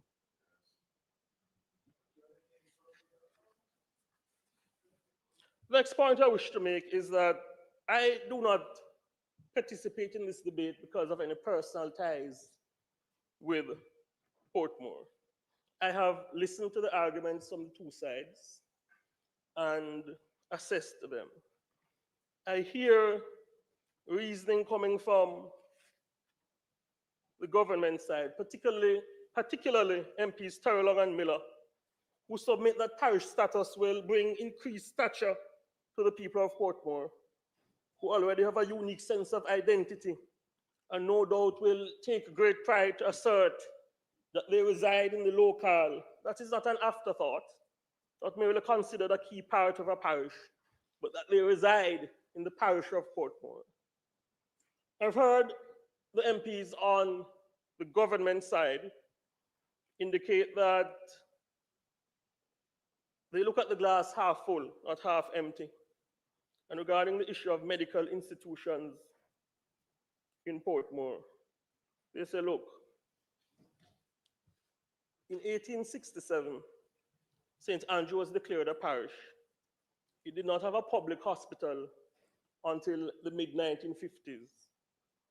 I've heard MPs Terrelong and Miller argue that parish status will give them, as representatives of the people, added impetus, a greater platform to argue for benefits for the people across many sectors: medical care, security, welfare, and commerce.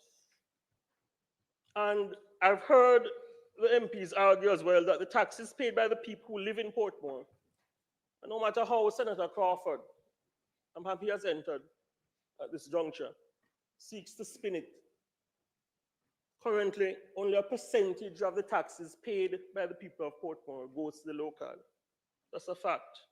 And I've heard the MPs argue that parish status will no doubt ensure that the taxes paid by the people of Portmore is spent to their benefit.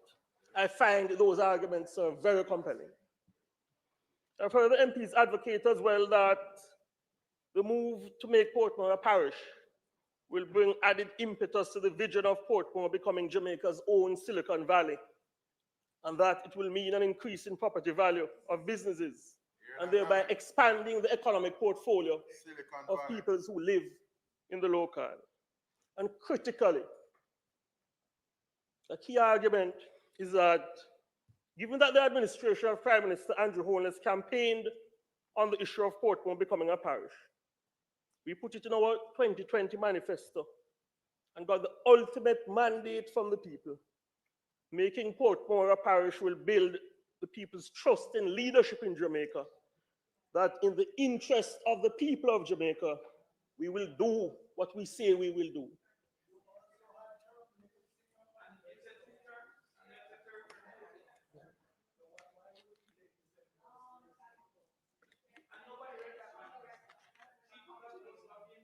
All compelling arguments, sir, which have persuaded me that it would be good to move ahead and make the great city of Portmore parish number 15 in Jamaica.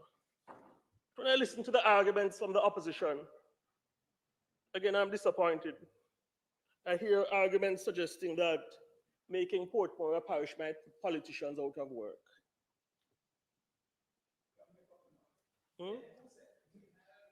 Oh, it might displace a mayor. It might displace another mayor. Those are the arguments I hear coming from members of the opposition, including in the lower house of Parliament.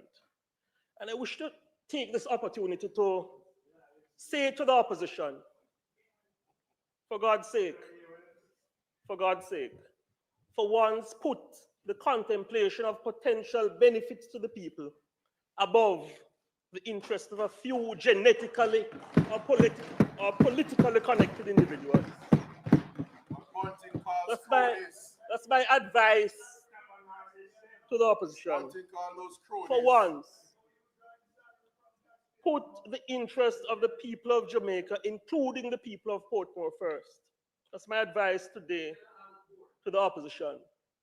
People who you call Scotty or Thomas holding on to our work, which you are failing abysmally in, by the way, is not a credible factor to wage figurative war on a move that will bring tangible benefits to the people of Portmore.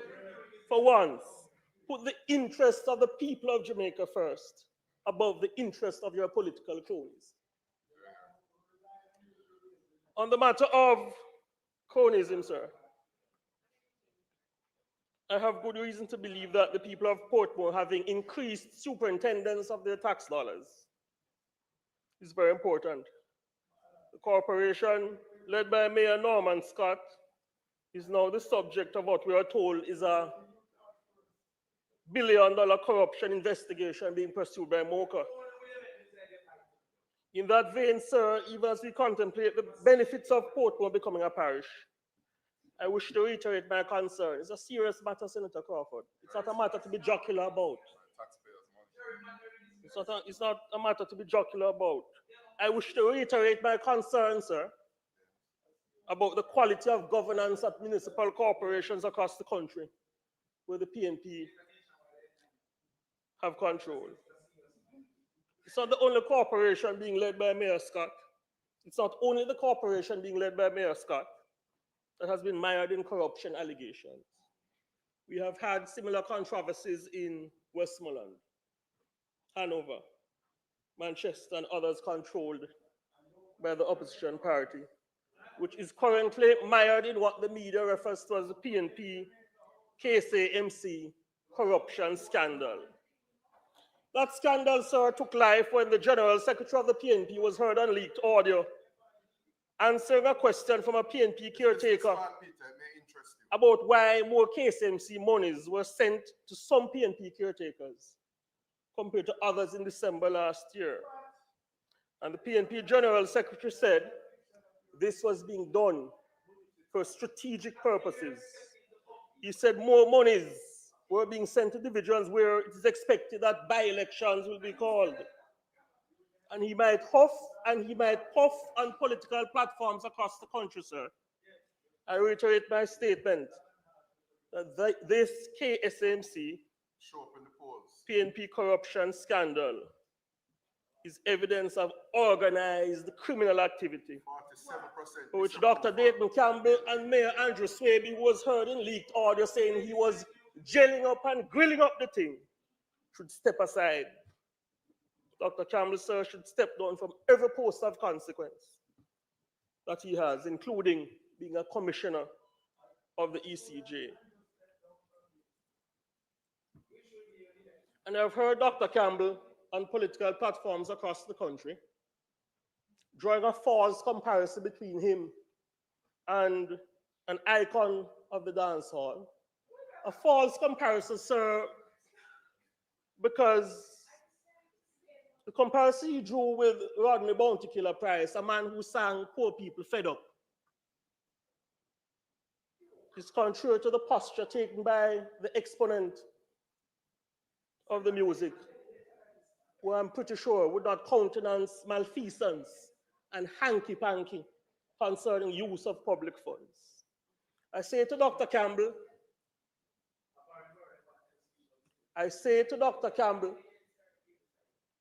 that if he knows what we know, his time would be better spent directing his PNP cronies at the KSMC to take them sticky finger of poor people money.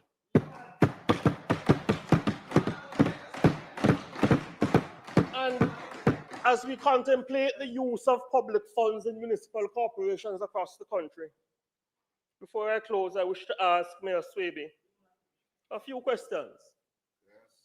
Is it true that scores of PNP caretakers were sent to a hardware on Mountain View Avenue to pick up supplies to give them political scarce benefits and spoils and to fund their Labor Day activities in May 2024? And did the KSMC pay monies to this hardware? Questions are fine, here or there. Which turned over millions of dollars in supplies to PNP caretakers? These are new and additional pieces of information which suggest that there is organized criminality, Senator Bunting, at the KSMC under the leadership of Mayor Andrew Swaby. And consequently, I make a call, sir, for the major organized crime and anti-corruption agency MOCA and the Auditor General to launch an investigation into spending by the KCMC during Labor Day 2024. I call for a serious investigation into that spending. The fact is, sir, these sorts of sordid developments at municipal corporations controlled by the PNP confirm that Portmore really will not be at a loss when it is given parish status. I have already alluded to the benefits to the people. Many benefits. So let the parliamentary record confirm that on principle and in the interest of the people, this senator supports passage of the Counties and Parish Amendment Act 2025. If it pleases you, sir, I resume my seat. Thank you.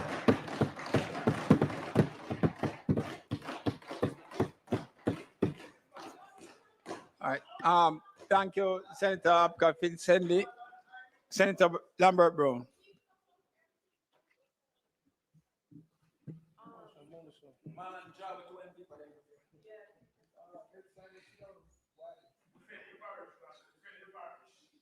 Mr. President, no, I don't need that. Mr. President, listening to the debate, especially the contribution of the two of the newer members of the Senate, is really a disappointment. And even further, I hope, Dr. Thompson, you will lift the bar. I rely on you to do that. The law, Senator, she right? I'm also depending on you. You see? You don't have to be everlasting, Senator Morgan. And sometimes, by being everlasting, you expose your weakness.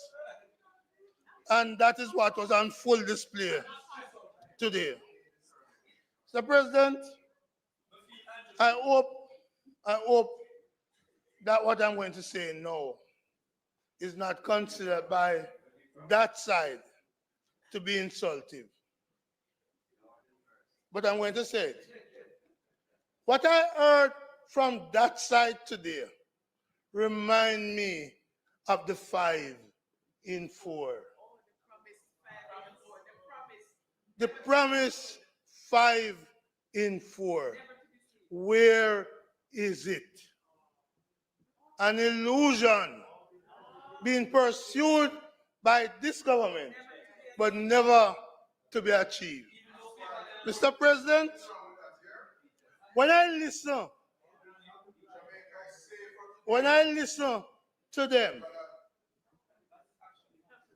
I realize that over 1,000 Jamaicans made the mistake of trying to sleep with their windows and doors open and still wake up alive in the morning.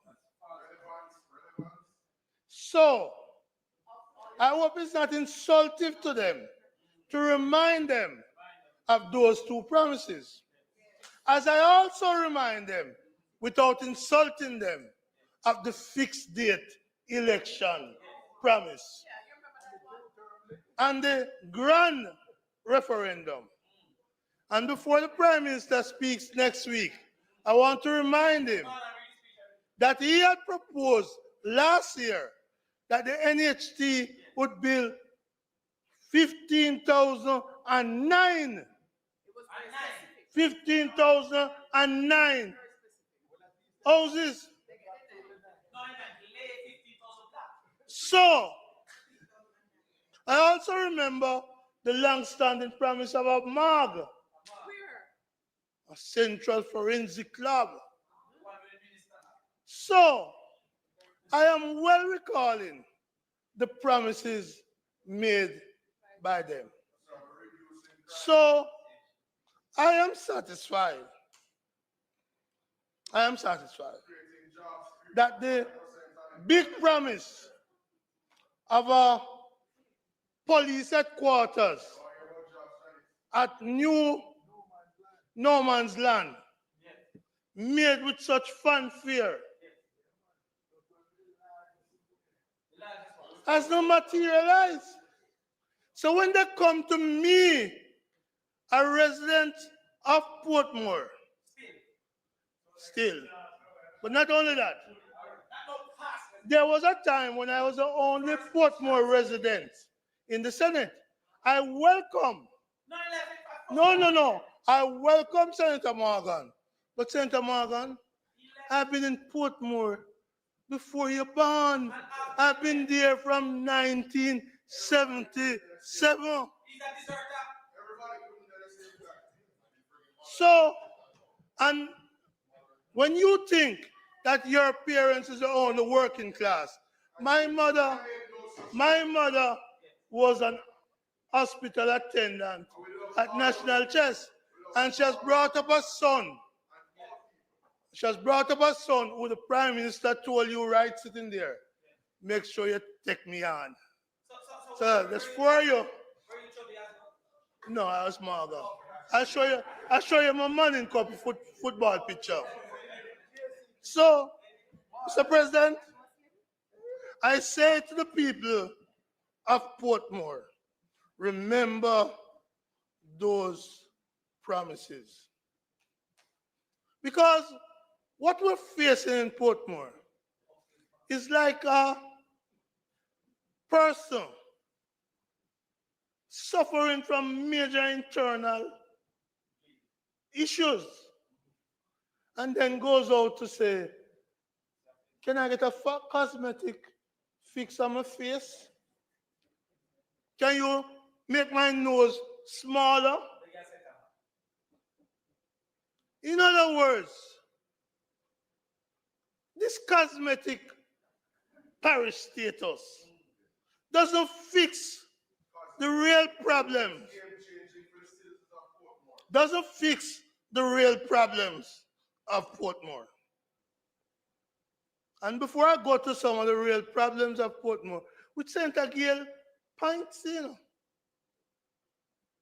he recognizes that.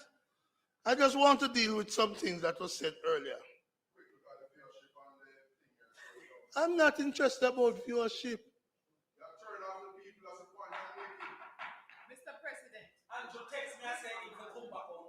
Mr. President, let us be clear. We have been told that this bill is to fix what the colonial enslavers left us. And I wonder, Minister, I wonder, Senator Morgan, why is it that the big left be gifted to us, Privy Council, by those same colonial masters? It's been... In fact, thousands across Canada have already taken advantage of this opportunity.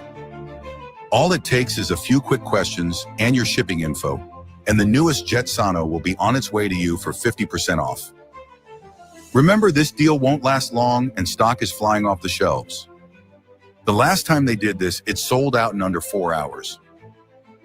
So why risk paying full price tomorrow when you can get it for 50% off today?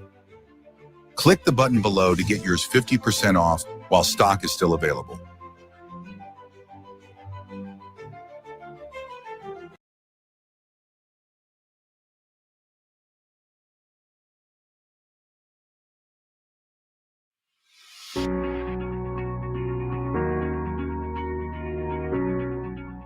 Privy Council, like a baby suckling at her mother's breast. And there should be a shame to prefer argument here that is an anti-colonial move why they're coming with the 15th parish. We said no such thing. We said in as much as the colonial administration. All right, Senator Morgan. And the next point I want to make about what was said earlier by the minister. The minister said, we want more for Portmore. So nice, minister. But look at clause 2B of this bill. It excludes part of Portmore. That's what you're asking us to do. Exclude, 2B says. Lakes Pen, Grange Lane, that means the KFC at Independence City gone. Gone to St. Catherine. Lime Tree Grove, Quarry Hill. This is not making Portmore, giving Portmore more. This is taking away from Portmore. So we mash down that untruth. We mash down that untruth. Mr. President, then we put on at Goat Island. Yes, them give us Goat Island now. Them take away that from Wilmington. Mr. President, in the memorandum of objects and reasons, this is stated.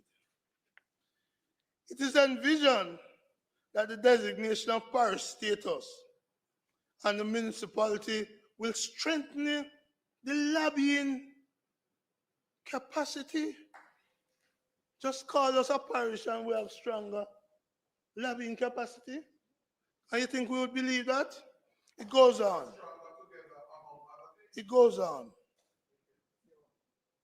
Empower the citizens to be more independent, to more independently chart the course of development. We are already doing that in Portmore.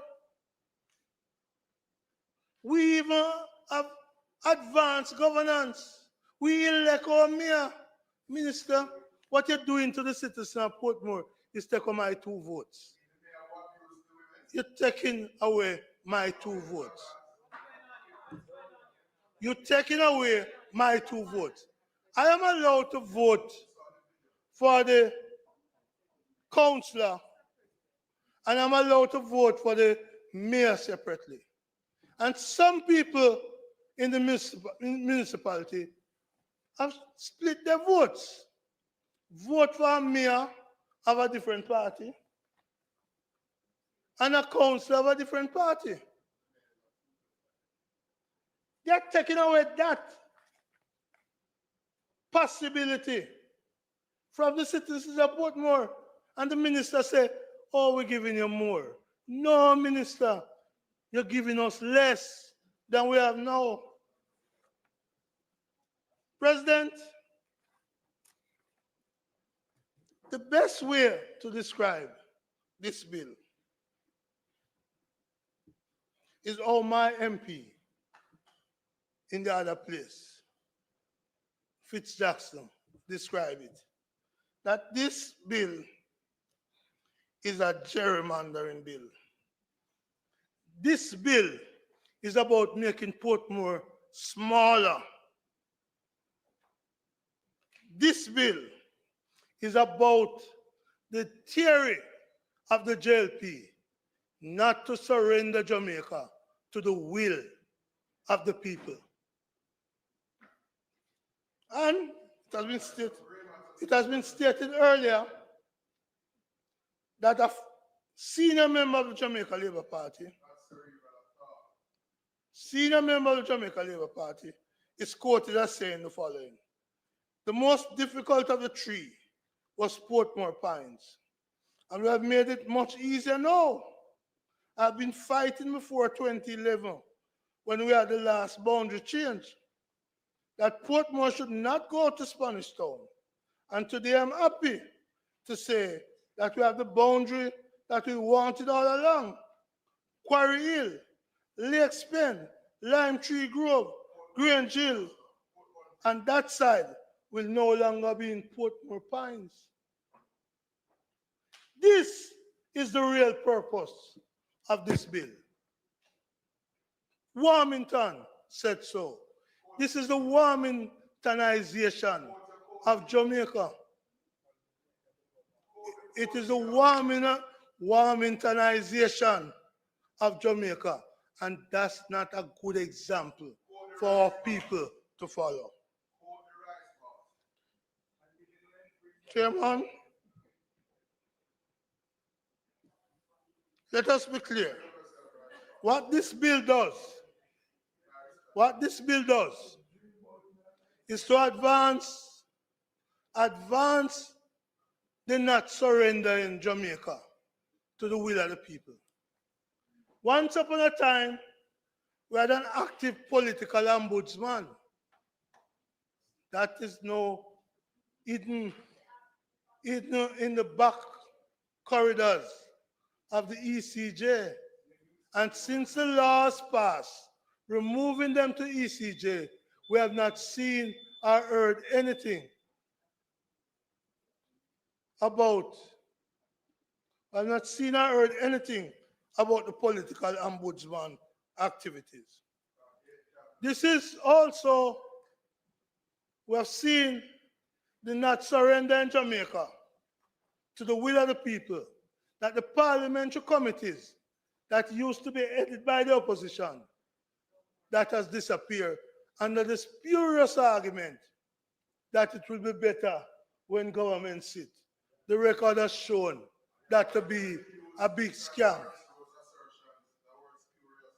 We have seen, as Senator Bunting pointed out, the unrelenting attacks on the Integrity Commission.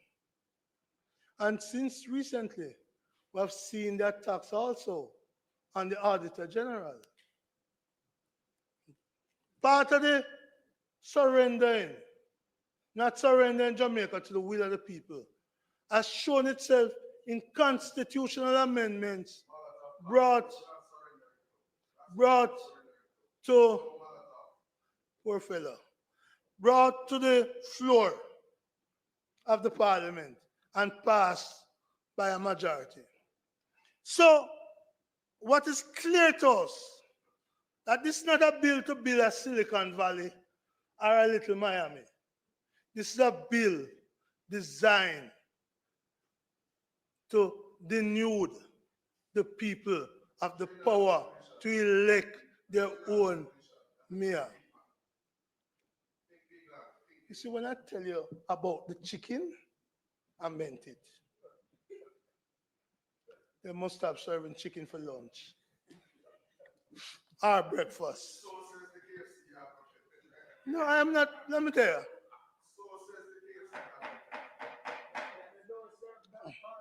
So I'm not seeing the little Miami. I'm not seeing the Silicon Valley. I'm seeing a Clarkstown to become a city. Maybe it will be cut off from Trelawney.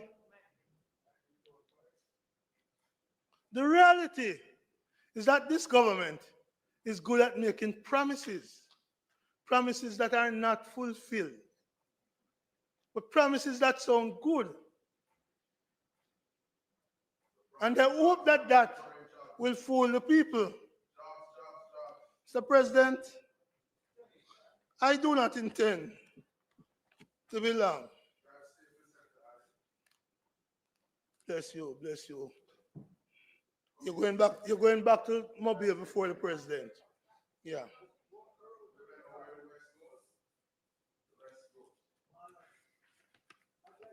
Mr. President, the people of Portmore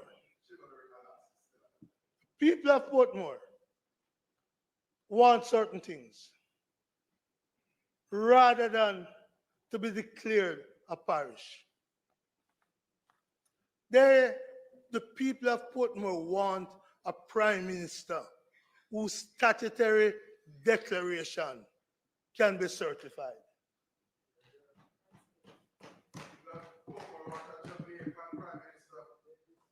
The people of Portmore want a prime minister who is not under investigation for illicit enrichment.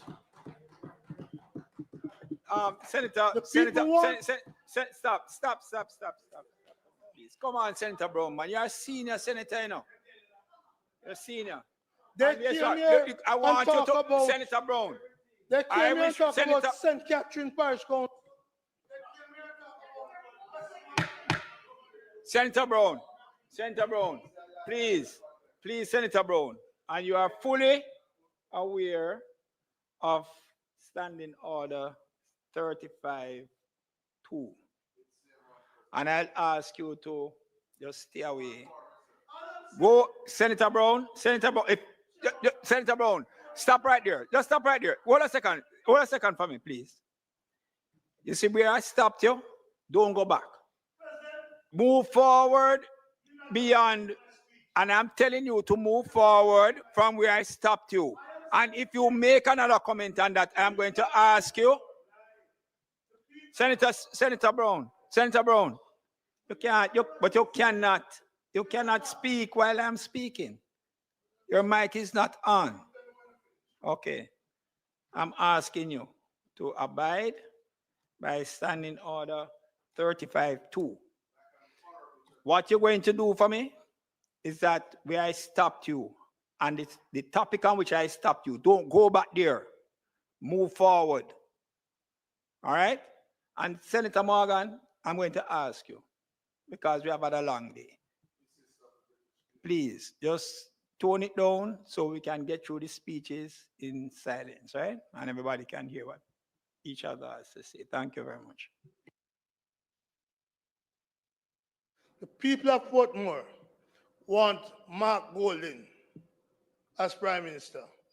And they want Mark Golding because he's certified. The people of Portmore want Mark Golding because he's not under investigation for illicit enrichment. So, President, the people of Portmore, yesterday, for 12 hours, there's no water in my house. Yesterday, and as a regular thing in Portmore, the water supply is inconsistent. For many days, many weekends, citizens in Portmore are without water. They want water, not a parish designation.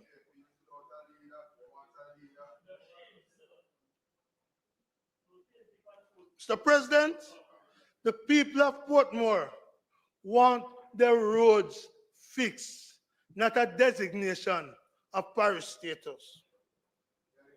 The people of Portmore, I don't want to interrupt your speech, you know. You want 2 more hours? The people of Portmore are deserving and want a hospital, not a parish status. And let me make it clear. The children of Portmore who get sick have to be taken to the Bustamante Hospital for Children in Kingston. They have no CT scan machine. They have no CT scan machine. The people, the parents of Portmore and the children of Portmore want a CT scan machine at Bustamante Children's Hospital rather than a declaration of parish status.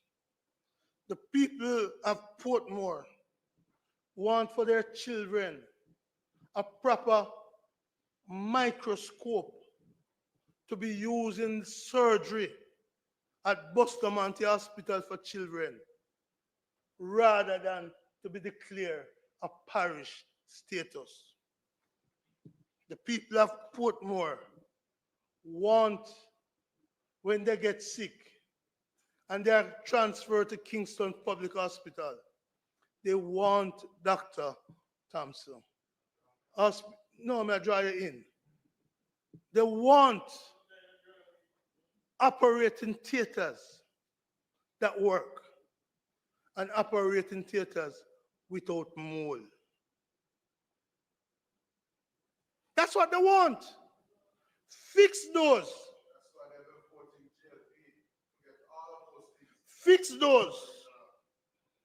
The people of Portmore, Senator Floyd Morris said, they ask you cemetery or parish status. Parish.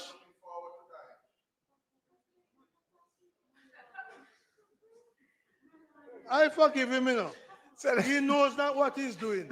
So I forgive him. Senator Morgan, give me a moment. Senator Morgan, just Senator Morgan, give me a moment. You got your opportunity, and I'm certain that there are others who want to have an opportunity. So those nice, lovely comments that you're making, slip it to the next possible speaker and let them put it out that all of Jamaica can hear. All right? Because when the mic is off, they're not hearing. The people of Portmore are not begging for Custos Rotolorum Morgan, which comes with parish status. What they want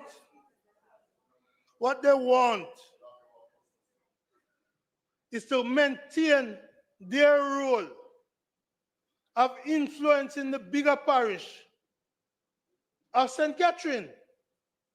This bill moves them out of St. Catherine. Reducing, Minister, the role of the Portmore councillors as part of the historic St. Catherine Parish. So, we're not asking for parish status because removing us from St. Catherine Parish Council may give the JLP more, but it gives the people of Portmore less say in a major parish. So, it's clear to me that what this government is about, they do that every day, but it doesn't stop me. And some of them have been paid. Some of them have been paid. Some of them have been paid. Right? So let us be clear. This bill, I'm sensing from Senator Morgan that the bill may be passed, but not operationalized. I sense the same thing from Senator Gale. And you know, President, we passed a bill here, the Road Traffic Act. Next thing I read, that the cameras, you can't send tickets from the cameras, from stoplights, violations, which tell me that this government is notorious for passing laws, just for passing laws, but not operational. Senator Bunting, I remember telling them, it won't work. You can't take a man from 12.5 King Street, Canterbury, and man give you that address, and you send ticket trying to find that person. Or, Pedro, Banana Ground District. Our country makeup and culture is different. So I am not worried that they're going to run and pass this with the majority. Because with a quorum of 8, you only need 5 people to pass this law. With a quorum of 8 in the Senate, with 5 people you can pass this law. But you know the good thing about it? Time comes. An election will be called, and we will repeal this act. Next thing, as Senator Bunting made clear, it doesn't look practical for this legislation to be implemented before the next elections. So, we rush today to pass it, but it will be of no moment. They will tick a box and say we pass the legislation, but it's impracticality will weigh it down and the people will judge them. Just as the people are going to judge them on the grand referendum that promised. Ganja, homosexuality, Privy Council.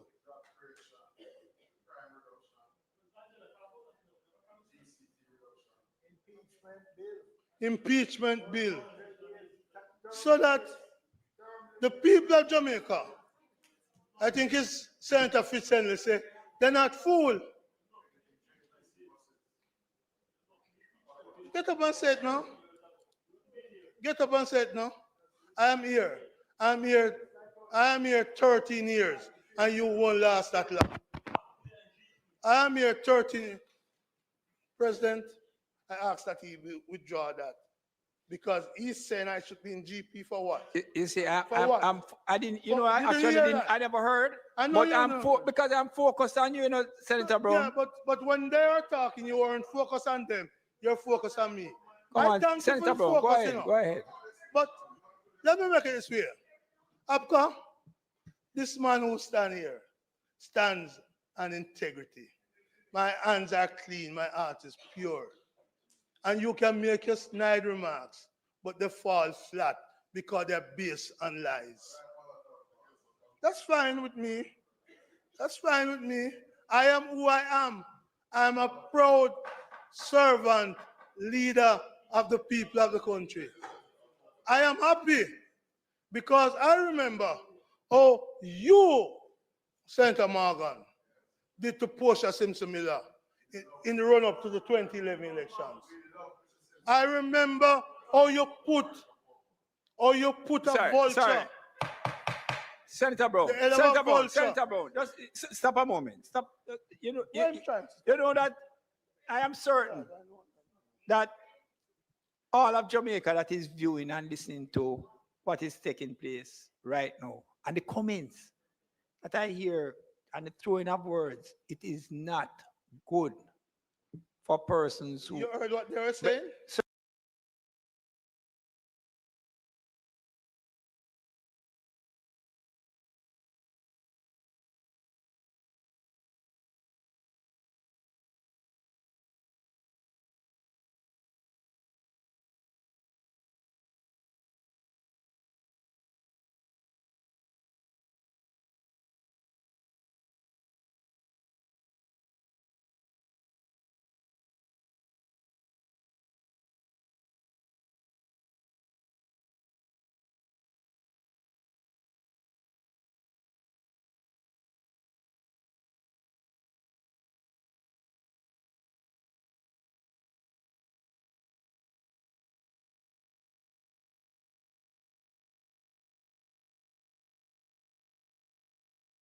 The people of Jamaica, let them pay for what they did in the past and what they've done now. And the pretty promises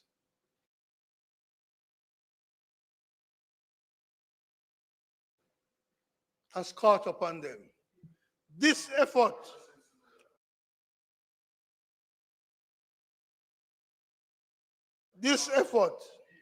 Sorry, Senator Morgan. Senator Morgan.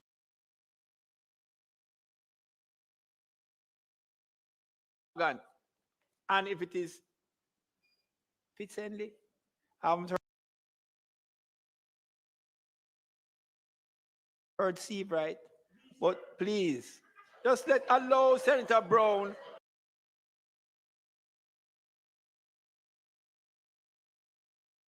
to finish. Please, I don't want to hear it again.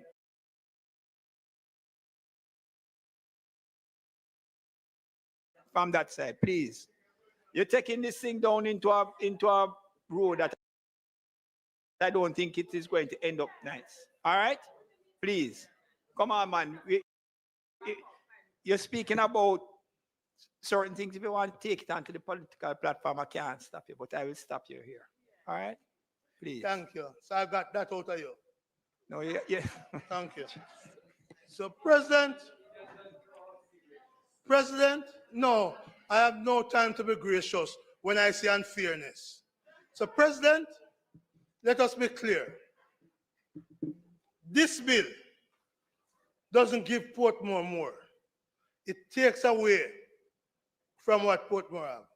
This bill is an attempt to give the JLP an advantage. But I say the people will decide. Time come. I am satisfied that the people Receive right.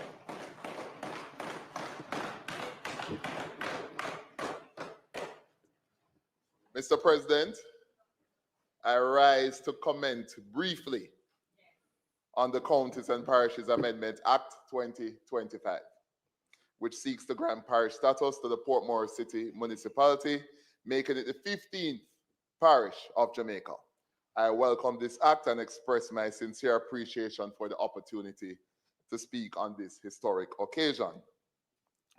This move is not just an administrative change, but a recognition of Portmore's remarkable journey, a journey of transformation from coastal plains and sugar estates to the largest residential community in the Caribbean, with a very high number of university and college-educated citizens, many of who are productive and drive the economy and the administration of our country in many ways. Mr. President, many Portmore residents have long seen themselves as separate from St. Catherine. This is the truth. And this formal recognition only strengthens that identity. Additionally, this elevation to parish status is a natural and necessary step in Portmore's continued growth, ensuring that the people receive the governance, the investment, and the opportunities that they deserve. Commendations, Mr. President, are in order for Prime Minister the Most Honorable Andrew Holness, Minister Desmond McKenzie, Joint Select Committee members including Dr. Andrew Wheatley, Robert Miller, Orlando Terrelong, and the many other citizens and stakeholders and MPs and senators who contributed to making this dream of Portmore becoming a parish a reality. Mr. President, Portmore's roots stretch back centuries, and I don't need to go into detail because a lot of it was covered by colleagues here. However, in the mid-20th century, Portmore's modern transformation truly began. By the 1960s, Kingston essentially ran out of large-scale housing project spaces, leading to a bold vision for new developments in Portmore. In this year's Senate, Sir Neville Ashenheim, under the late Prime Minister Hugh Shearer's administration in 1968, described the first housing scheme, Independent City, Senator Morgan, as a vital project to ease Kingston's overcrowding. Now, under the guidance of Moses Matalan, and we should give commendation to the Matalan family for their contributions to the development of Portmore today. And his business partners, we spoke about the causeway, providing critical access to Portmore. We spoke about the Rio Cobre Dike, hence Dyke Road, to protect the area from flooding. Mr. President, these developments paved the way for a building boom, and many local entities, including Gore Developments, Wicon, which is the Matalan family, the National Housing Trust, the Urban Development Corporation, the brainchild of late Prime Minister Edward Seaga, and many others, played a crucial role in shaping Portmore into what it is today. Now, by the 1980s, the population had surged to over 77,000 persons, and by the mid-1990s, with the construction of Greater Portmore, the population doubled to in excess of 160,000, and today we have over 200,000.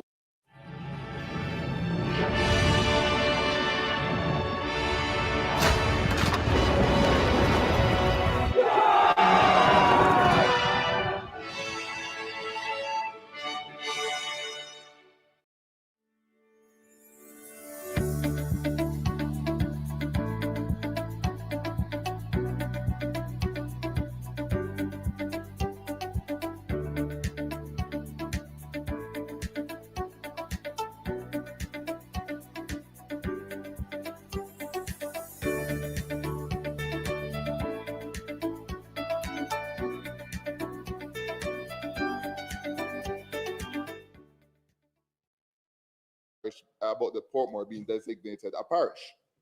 And as you would recall, then Mayor George Lee played a critical role in those discussions too. So the Memorandum of Objects and Reasons signed by Minister of Local Government and Community Development, Desmond McKenzie. It says it is envisioned that the designation of parish status on the municipality will strengthen its lobbying capacity, 1. 2, empower its citizens to more independently chart the course of development rather than being subject to the decisions being made for the parish of St. Catherine, of which the municipality, the Portmore municipality, is a part of, and facilitate the opportunity to autonomously manage any allocated resources.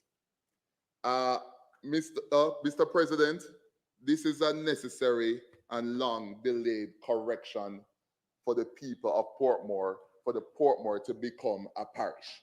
That is a fact. And good heavens, the last time we had any creation of a parish was 1867, under the reign of Queen Victoria. I don't foresee any of us in here seeing another parish developed in Jamaica in our lifetime. Let's just be frank. So this storm in a teacup, this hysteria, really, and this overblown pulpitry from some of our opposition senators is really unnecessary. It really is. The only other place where we expect some sort of administrative adjustment, which will not be a parish, is Negril, because Negril is a unique town that is now spread across 2 parishes, and we have had issues there in terms of the management of Negril between the Westmoreland Municipal Corporation, the Hanover Municipal Corporation, the police, and so on. So there's a need for a new administrative structure to be developed there, and I believe those discussions are ongoing. So there will be no new parish in our lifetime. So here we have a glorious moment to celebrate the development of a parish, a new parish, Portmore, with over 200,000 citizens, a population bigger than many other parishes in Jamaica, and a place that is so amazing in its setup, its dynamics, and its demographics. It's something we should be proud of, and we should not have it drown in political hysteria and nonsense. Respectfully. And that's just my comment on that. Just quickly, Mr. President, the new parish of Portmore, as outlined in the Counties and Parishes Amendment Act 2025, includes the Hellshire Hills, Goat Island, the city of Portmore, of course. This brings really significant opportunities to really give attention to this new parish, right? On the entertainment and leisure side, we have the Port Henderson Road, which has a vibrant nightlife and has the ability to really, which needs more structure. They call it back road, but it needs a bit more structure and organization, you know, and a sense of modernity and more rules. The Jam World Entertainment Center. I know Minister Babsy Grange is working on that to become a 24-hour entertainment zone. And it has a capacity for 100,000 patrons. I mean, massive facility. We have the Caymanas Park, Jamaica's only horse racing track. And I know the private sector stakeholders there are quite keen on expanding that into a mega sports and entertainment complex. And then beyond that, we have the beaches. We have the Fort Clarence Beach, we have the Hellshire Beach, which is a gastronomic center for authentic Jamaican seafood. We have the Two Sisters Cave, which is a hidden gem, great ecotourism potential. We have the Rodney's Arm, and of course, Goat Island, again, ecotourism potential. So the parish is really holistic. It's a holistic parish. Yes, it has a major population center, it has a city, it has hills, it has beaches, it has nightlife, it has entertainment. It really has the potential to be something significant. And the fact that Portmore will evolve into this, to me, is truly exciting. And of course, I can't leave out Senator Gale, the Portmore Resilience Park, which Prime Minister the Most Honorable Andrew Jones broke ground for last year, January 17, which represents a forward-thinking urban development, providing green space for recreation, exercise, family-friendly activities, and so on. Really amazing developments for the people of Portmore, and we should be proud as a people that under this administration and our foresight, but also the work of administrations before and many of our leaders before, we now have a parish of Portmore coming together. And it is an opportunity for the government to strategically coordinate the development of these assets, positioning Portmore as a major economic, social, and cultural hub. So, Mr. President, This is a momentous occasion. We're not just witnessing the creation of a new parish, but the culmination of decades of growth and determination and transformation. And as I said before, the last time we created a parish, and it's important that people of Jamaica know this, was over 158 years ago. And we're not going to see any more parishes created, certainly in the coming decades, or certainly not in our lifetime. So there's no need to have this storm in a teacup and this unnecessary political hysteria. It is globally known that whenever you have a new city borders, new town borders, new parish borders, new province borders, new capital, like Abuja, Nigeria, there was a debate there politically as to why the borders are here. Scotland had a reorganization of their local government divisions in 1996. There were huge debates, but they were responding like we are to population shifts and demographic shifts that have happened in spaces, and we have to act accordingly. So in any event, the fact is, this is a momentous occasion. Boundary concerns will always exist. That's the nature of life. But progress must always take precedence. Full stop. So parish status will not only provide better governance, it will unlock Portmore's full potential as a center for tourism, entertainment, and economic development. And I'm proud to stand in support of this historic act and excited for what lies ahead of Portmore as it steps into its rightful place as Jamaica's 15th parish. I thank you, Mr. President. Thank you. Thank you very much, Senator Seawright. I think that's it, Minister.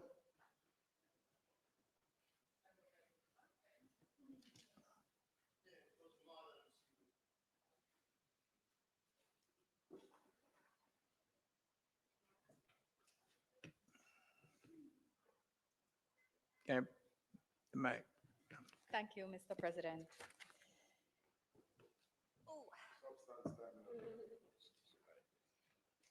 Thank you. Mr. President, I'd like to start where our last speaker ended. And this was on the note that this should be a glorious moment to celebrate. I like that phrase, a glorious moment to celebrate. Because here we are on Jamaica Day, celebrating the fact that as a sovereign nation, an independent sovereign nation, we are able to take decisions under our sworn authority within this parliament as senators, members of this house, where we have the great privilege of being able to make laws for the peace and good government of Jamaica as provided for in the Constitution of Jamaica. What an honor and a privilege. I think that the debate today has not been our best debate. It has not been our best debate because it has not been as reflective as it could have been of the type of unity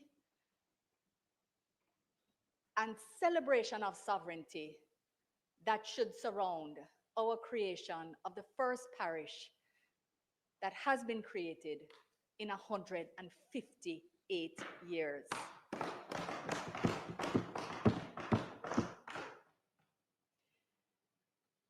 I'm a little disappointed that the opposition has argued against this bill along a vein that seems to be grounded in their belief that we think this is all that needs to be done. They seem to be arguing that declaring the parish, because it will not magically, on second one after its declaration, create everything new in Portmore, that this is therefore somehow grounded in a base political motivation. And I think that's unfortunate, because I think if there is one thing that this administration has demonstrated, it is that where we have a vision for something to be done, that we get it done. And we don't believe that we are the repository of all ideas either. So the 21.5-acre Portmore Resilience Park, which is under construction right now, with all of the facilities that will help to make community and family life balanced and upful and fulfilling, allowing young people to have a place to relax and socialize in a clean and uplifting way. Families to spend time, do sports, and general, you know, your church groups and other community organizations have a place to meet and build their community, optimize their community. A government that has upgraded and is in the process of upgrading the health facilities that are there and planning a new hospital. One that is building a new development with a master plan structured in a way that has never been structured in Jamaica's development, in Bernard Lodge. A government where our Prime Minister, who remains connected, who loves the people and who the people love, was this very morning at Independence Primary, singing our national anthem with the little ones, celebrating the goodness that is in our young people in Portmore, in Independence City.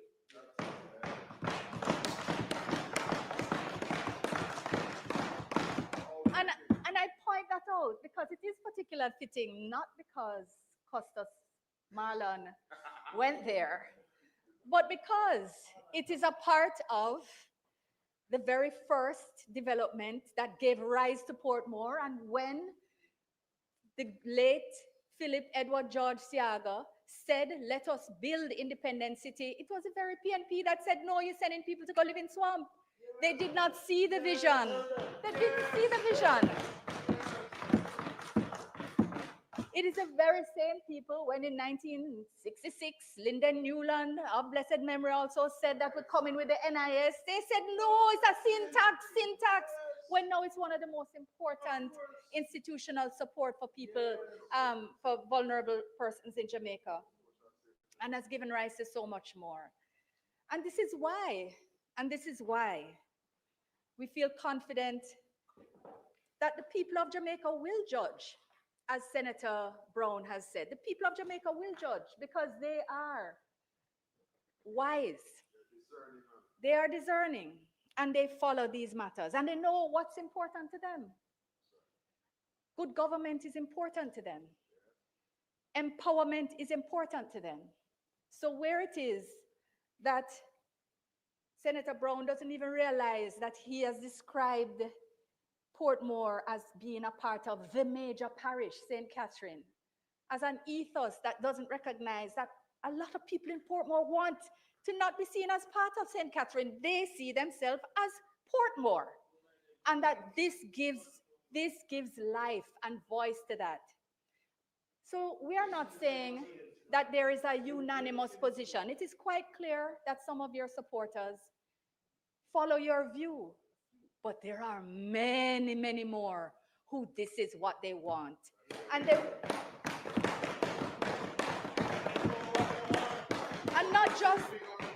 not because it will mean some magic wand is going to make everything perfect, but it sets the path for a level of autonomy and development that has been absent. And it's been absent because of the different dissonant structures that have been described earlier in this debate. So, Mr. President, I want to just touch on two more points that I think should be raised without going too deeply into the fact that it is this difference in how we envision the future for Jamaica that makes one of the distinctions between our administrations. And I'm not going to go into the raft of achievements we have on our side and the dearth on the other. That's not where this argument is going.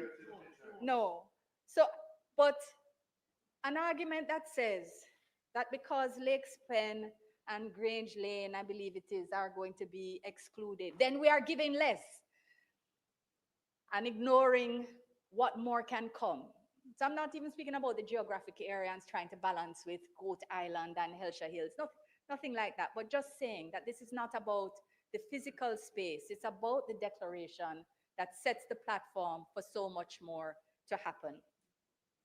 Mr. President, on the constitutional issue, I want to just very briefly say we're quite clear that the authority of this parliament is to make the law which declares the parish.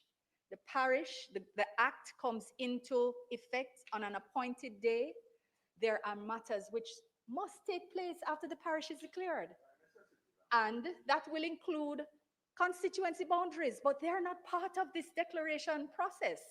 They are a separate process. They are part of a subsidiary process. They are a part of a reference in a schedule to the Constitution and not a part of the constitutional power, the lawmaking power, which this Parliament has.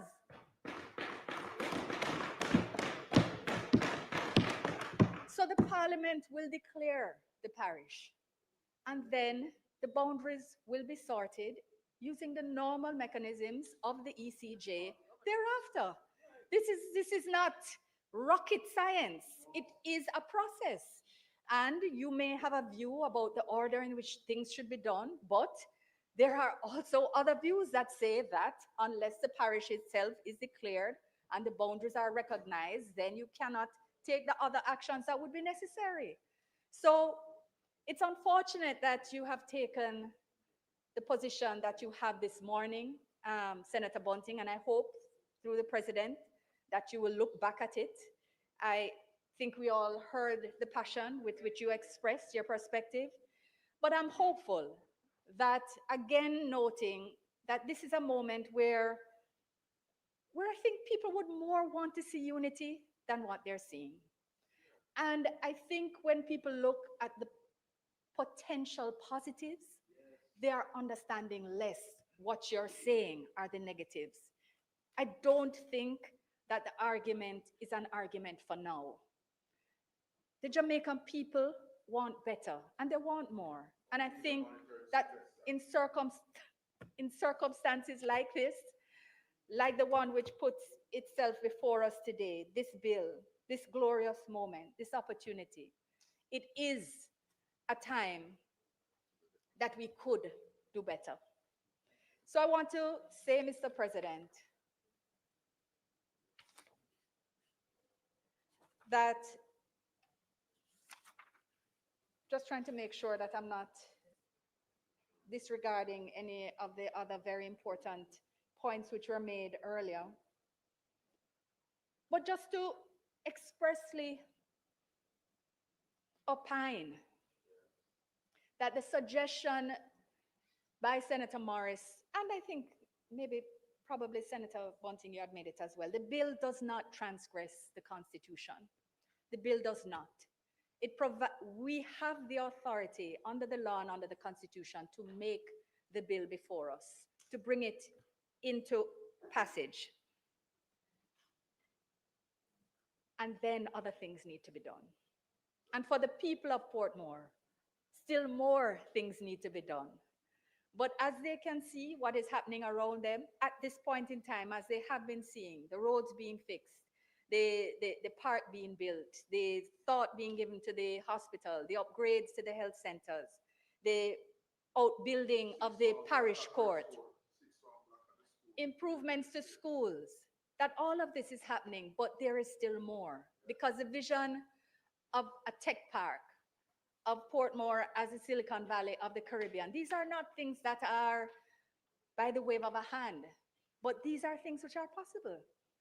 The young, educated population of Portmore is a pool of human capacity waiting to be harnessed in a way that can be for them, especially with the increase in housing that is going to take place in short order, because it's already on the way.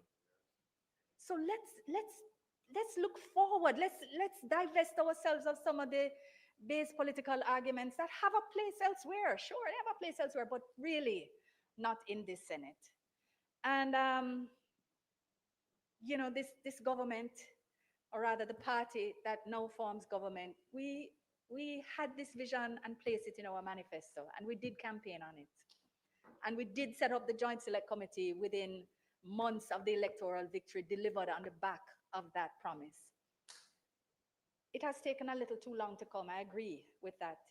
It should have come earlier, and it could have, I believe. But that is not sufficient of a flaw in the process to now not be supportive. I think that this is a good day. We can make it a better day for Jamaica, and we can make a better future for the people of Portmore.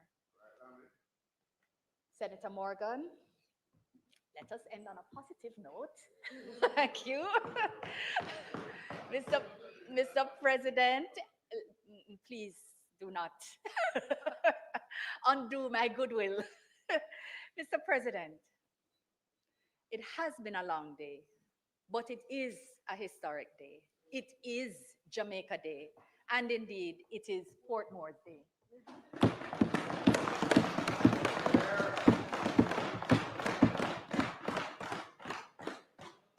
So let us, with a sense of purpose, thank everyone for their commitment to this process, even if it is that we disagree.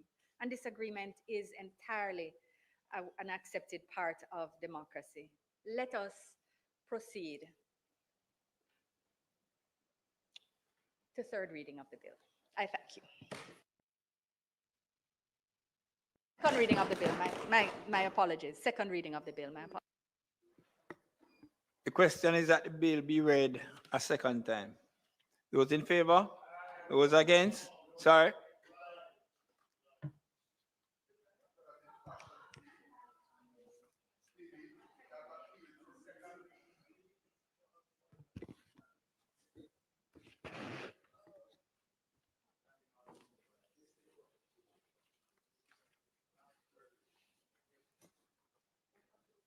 Senator Allen, Senator Bunting, Senator Brown, Senator Crawford, Senator Fitzhenley, Senator Fraser Binns, Senator Gale, Senator Golden Campbell, Senator Hill, Senator Johnson Smith, Senator Dr. Longmore, Senator Morgan, Senator Professor Morris, Senator Dr. Dana Morris Dixon, Senator Gabriel Morris, Senator Scott Motley, Senator Seabright, Senator Sinclair, and sorry. No, I'm sorry. My apologies. My apologies. I have the president separated. Sorry. Yeah, sorry. Sorry about that. And Senator Dr. Thompson. Okay, thank you, Mr. President.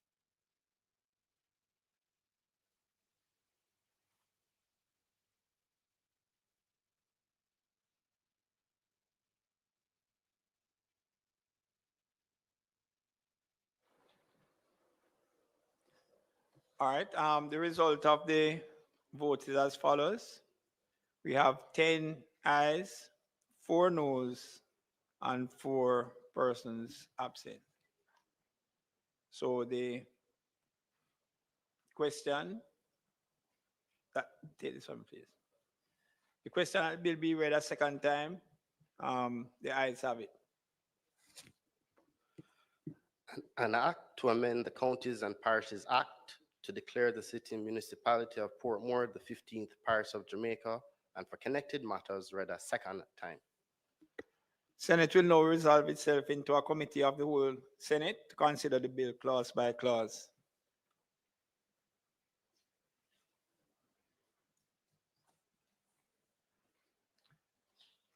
I put clause 1. Those in favor? Those against? Ayes have it.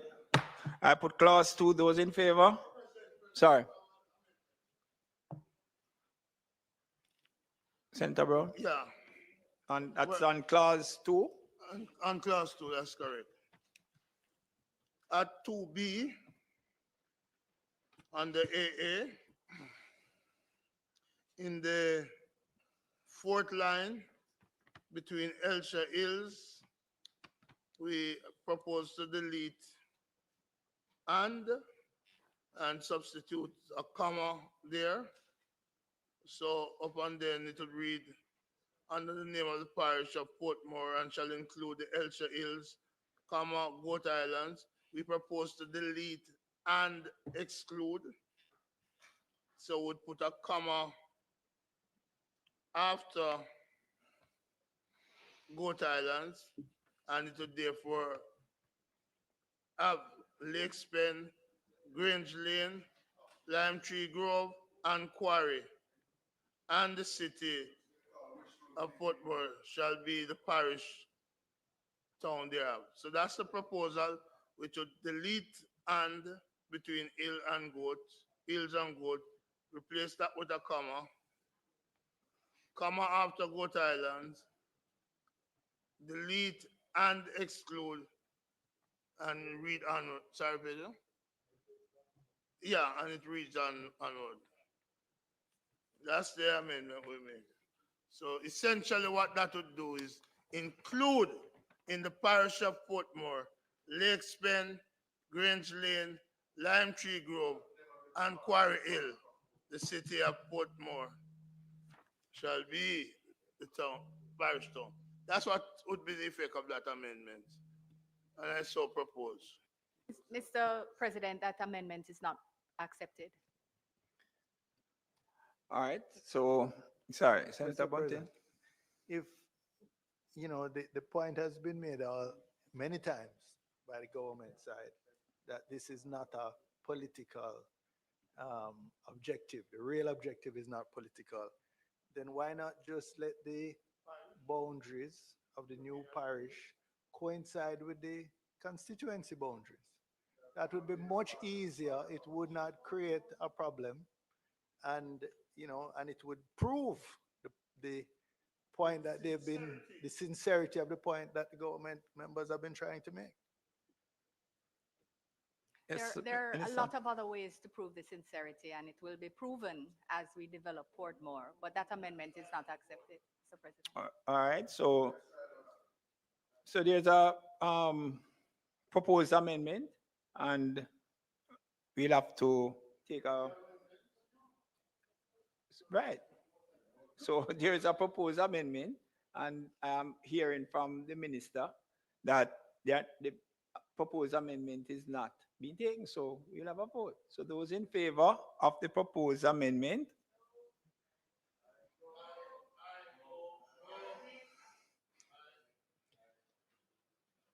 The noes have it.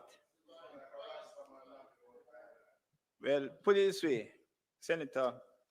Well, you have asked for a divide, and I won't get into my view of how I interpret that particular standing order. So go ahead, Madam Clerk.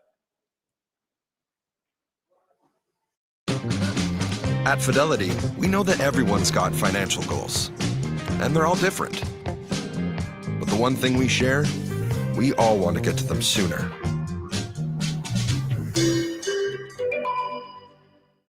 Do you know what's really fun? Making a website on Wix. Hey, we're How Ridiculous, 3 childhood friends and digital content creators that do epic stuff from Perth, Australia. We've got about 50 million followers. We're in the billions of views, and we're a small team. We always felt like our content was all about entertainment and being fun, but there was also this, sort of professional business side. One of the things that we knew was basically essential was getting our own website, so people would actually see a proper official group who mean business and who can deliver. And we now get unbelievable opportunities to do things like film balloon popping races with Manchester City. Orders Committee. Yes. So can you go ahead, Madam Clerk, please? And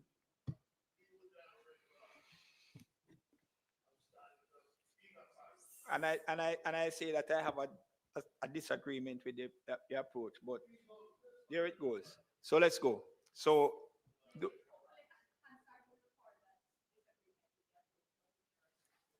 let's go. All right. Senator Allen, Go ahead, Madam Clerk. Senator Bunting,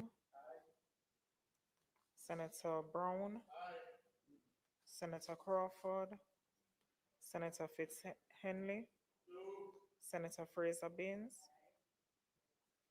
Senator Gale, Senator Golden Campbell, Senator Hill, Senator Johnson Smith, Senator Dr. Longmore, Senator Morgan, Senator Professor Morris, Senator Morris Dixon, Senator Morris, Senator Scott Motley, Senator Seabright, and Senator Dr. Thompson.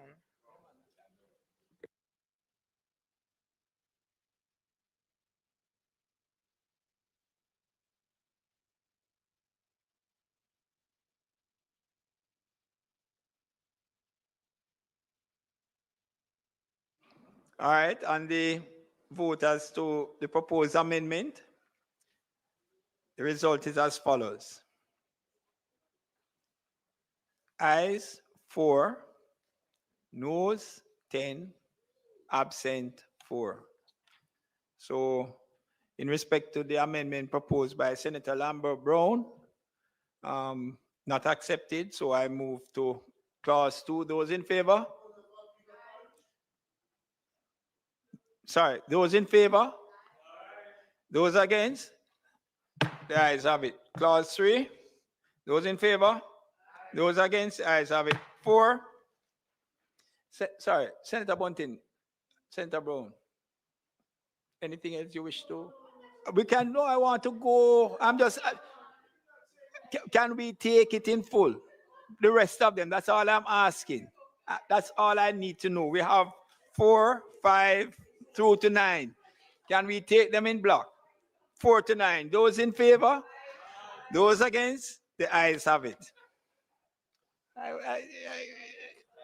We have the title, enacted clause. I got a little nervous here.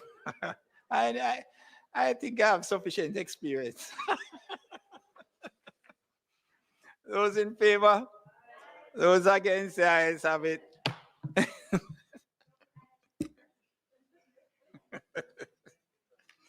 All right, the question is that I do report the bill as having passed committee stage without amendment. Those in favor? Those against? The ayes have it. I do report the bill as having passed committee stage without amendment. Minister.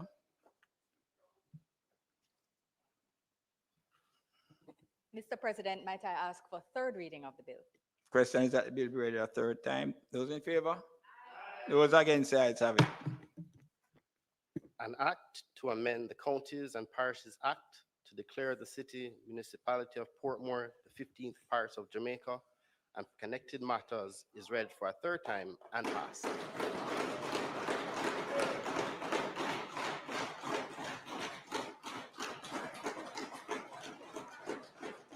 Yeah, the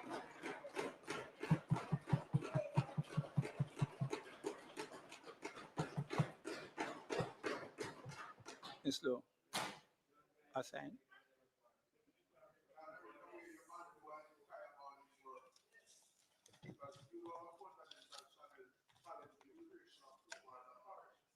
Can now be stamp on it.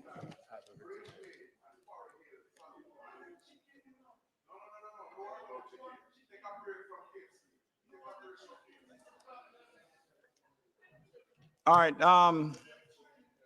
members, as I said, we had a long day, and I sat and I listened, and I tried to ensure that peace reigned.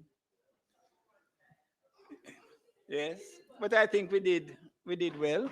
After several hours, the debate is over, and sometimes Senator Brown would say that I am not to participate in the debate, but I make these comments as the closing remarks of the Senate with a quote that I formulated and didn't get an opportunity to to say it before. For the record, stop being afraid of what could go wrong and start being excited about what could go right. Rise and take pride of place and resolve to work under the law to continue to build a Portmore which will last and of which you and the generations to follow may be proud. When you are independent, you walk your own road to success, peace, and prosperity. So that is me as President of the Senate, taking the opportunity to make my comments and my views known. I did not get involved in the debate, sir. Thank you very much. All right, so after, and it's now 4:29 and going to 4:30. Yes, Mr. President, if we could sit beyond 4:30, Senator Morris Dixon, the Minister in charge of Education and Youth, wishes to raise a matter on the motion for adjournment. Okay, and those in favor of sitting, those against? The ayes have it. Senator Morris Dixon.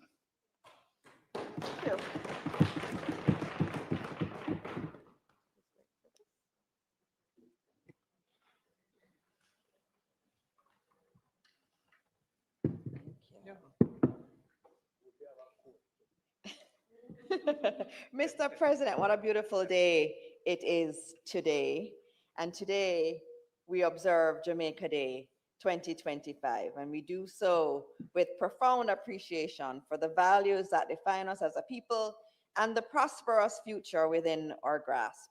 This year's theme, Celebrate Jamaica, steaming towards the future, honing good character, was quite telling as a reflection of not only where we are going, but on who we are becoming as a nation. And I feel that it is quite fitting for the debate that was quite historic that we had today on Jamaica Day, which was declared by the Governor General to be the last Friday of February every year.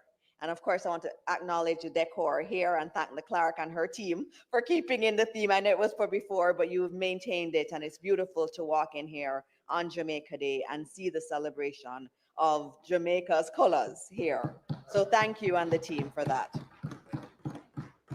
Today, I spent my morning with students of the Excelsior Primary and Infant School, Excelsior High School, and the Excelsior Community College. As I walked the campus, I felt their energy and their vibrancy. I saw their potential. And I have a little gift here from someone from the primary school. He looked at me and he told me how beautiful I was, and he wanted to give me a bracelet.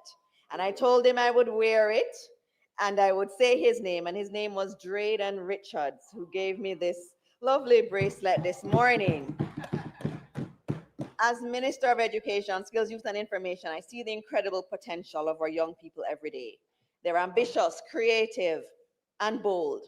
The ingenuity of our youth is limitless. This morning, Mr. President reminded me that as a people, we're at the crossroads of progress and tradition.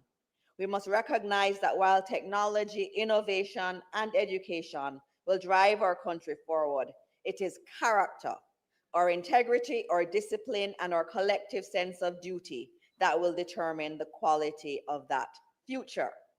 Mr. President, our history is rich with examples of character shaping our destiny. The Right Excellent Samuel Sharp did not just fight against oppression.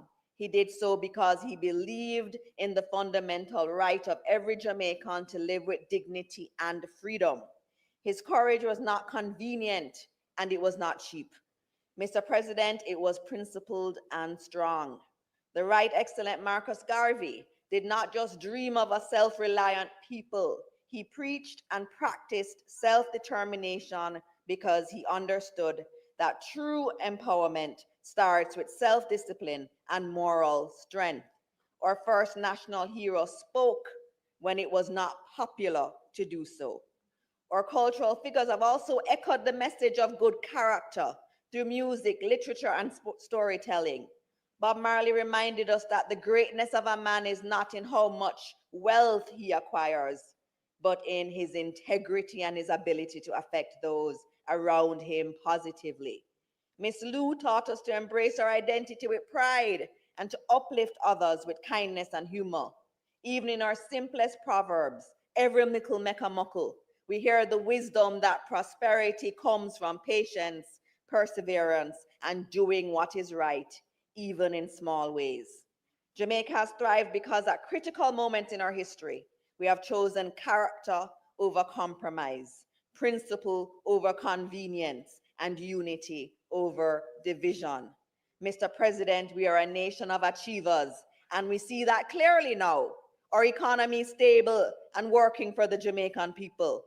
Our infrastructure is being improved at an unprecedented rate. Our unemployment rate is at an all-time low, and very importantly, our communities are becoming safer every single day. Mr. President, character education will be at the core of our national development strategy. My predecessor in the Ministry of Education, the Honorable Favour Williams, reintroduced civics into our schools to remind our young people of many great characters of our past. Mr. President, I will build on that work by strengthening our values-based education for all our students in our schools. Mr. President, in our classrooms and our homes, we'll be teaching respect, honesty, accountability, and empathy. Mr. President, on Jamaica Day, I remind us of our national pledge that speaks to the values we aim to instill in our children and in all Jamaicans. Before God and all mankind, I pledge the love and loyalty of my heart, the wisdom and courage of my mind, the strength and vigor of my body in the service of my fellow citizens. I promise to stand up for justice, brotherhood, and peace, to work diligently and creatively, to think generously and honestly, so that Jamaica may, under God, increase in beauty, fellowship, and prosperity, and play her part in advancing the welfare of the whole human race. Jamaica will not steam towards the future on ambition alone. It will move forward on the moral courage of its people. And once we continue on this path in our schools and in our communities, our best days will not be behind us, but instead will be ahead of us. Thank you, Mr. President, and happy Jamaica Day.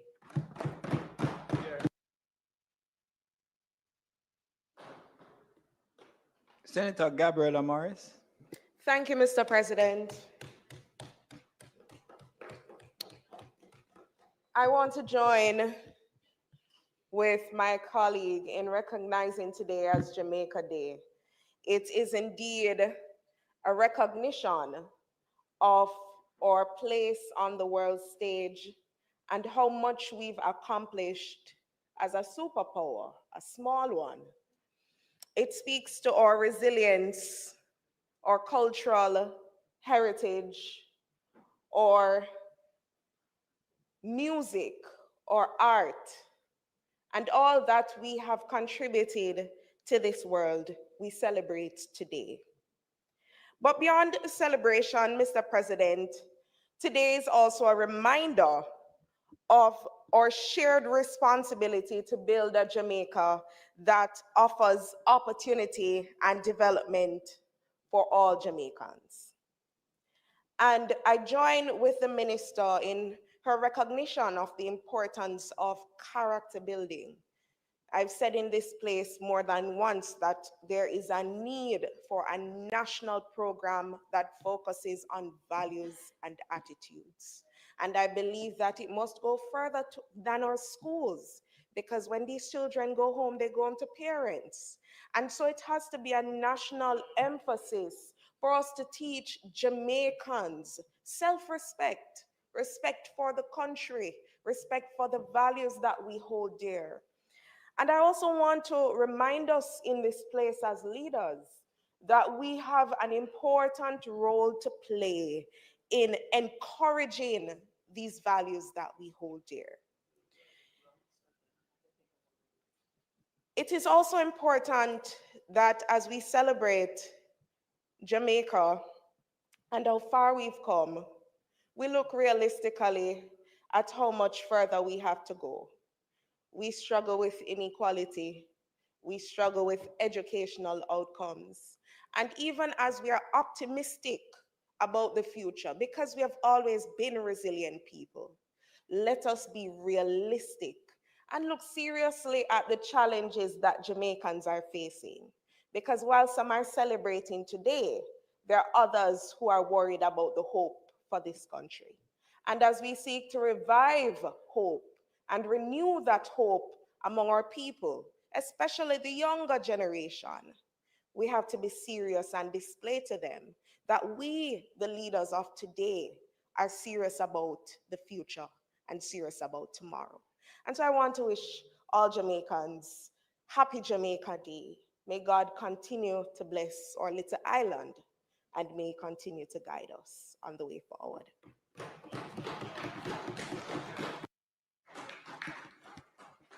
Very well said, Senator Gabriel Morris. All right, so on that wonderful note from both sides, and yes, Minister. It is not intended to do any further business today, Mr. President.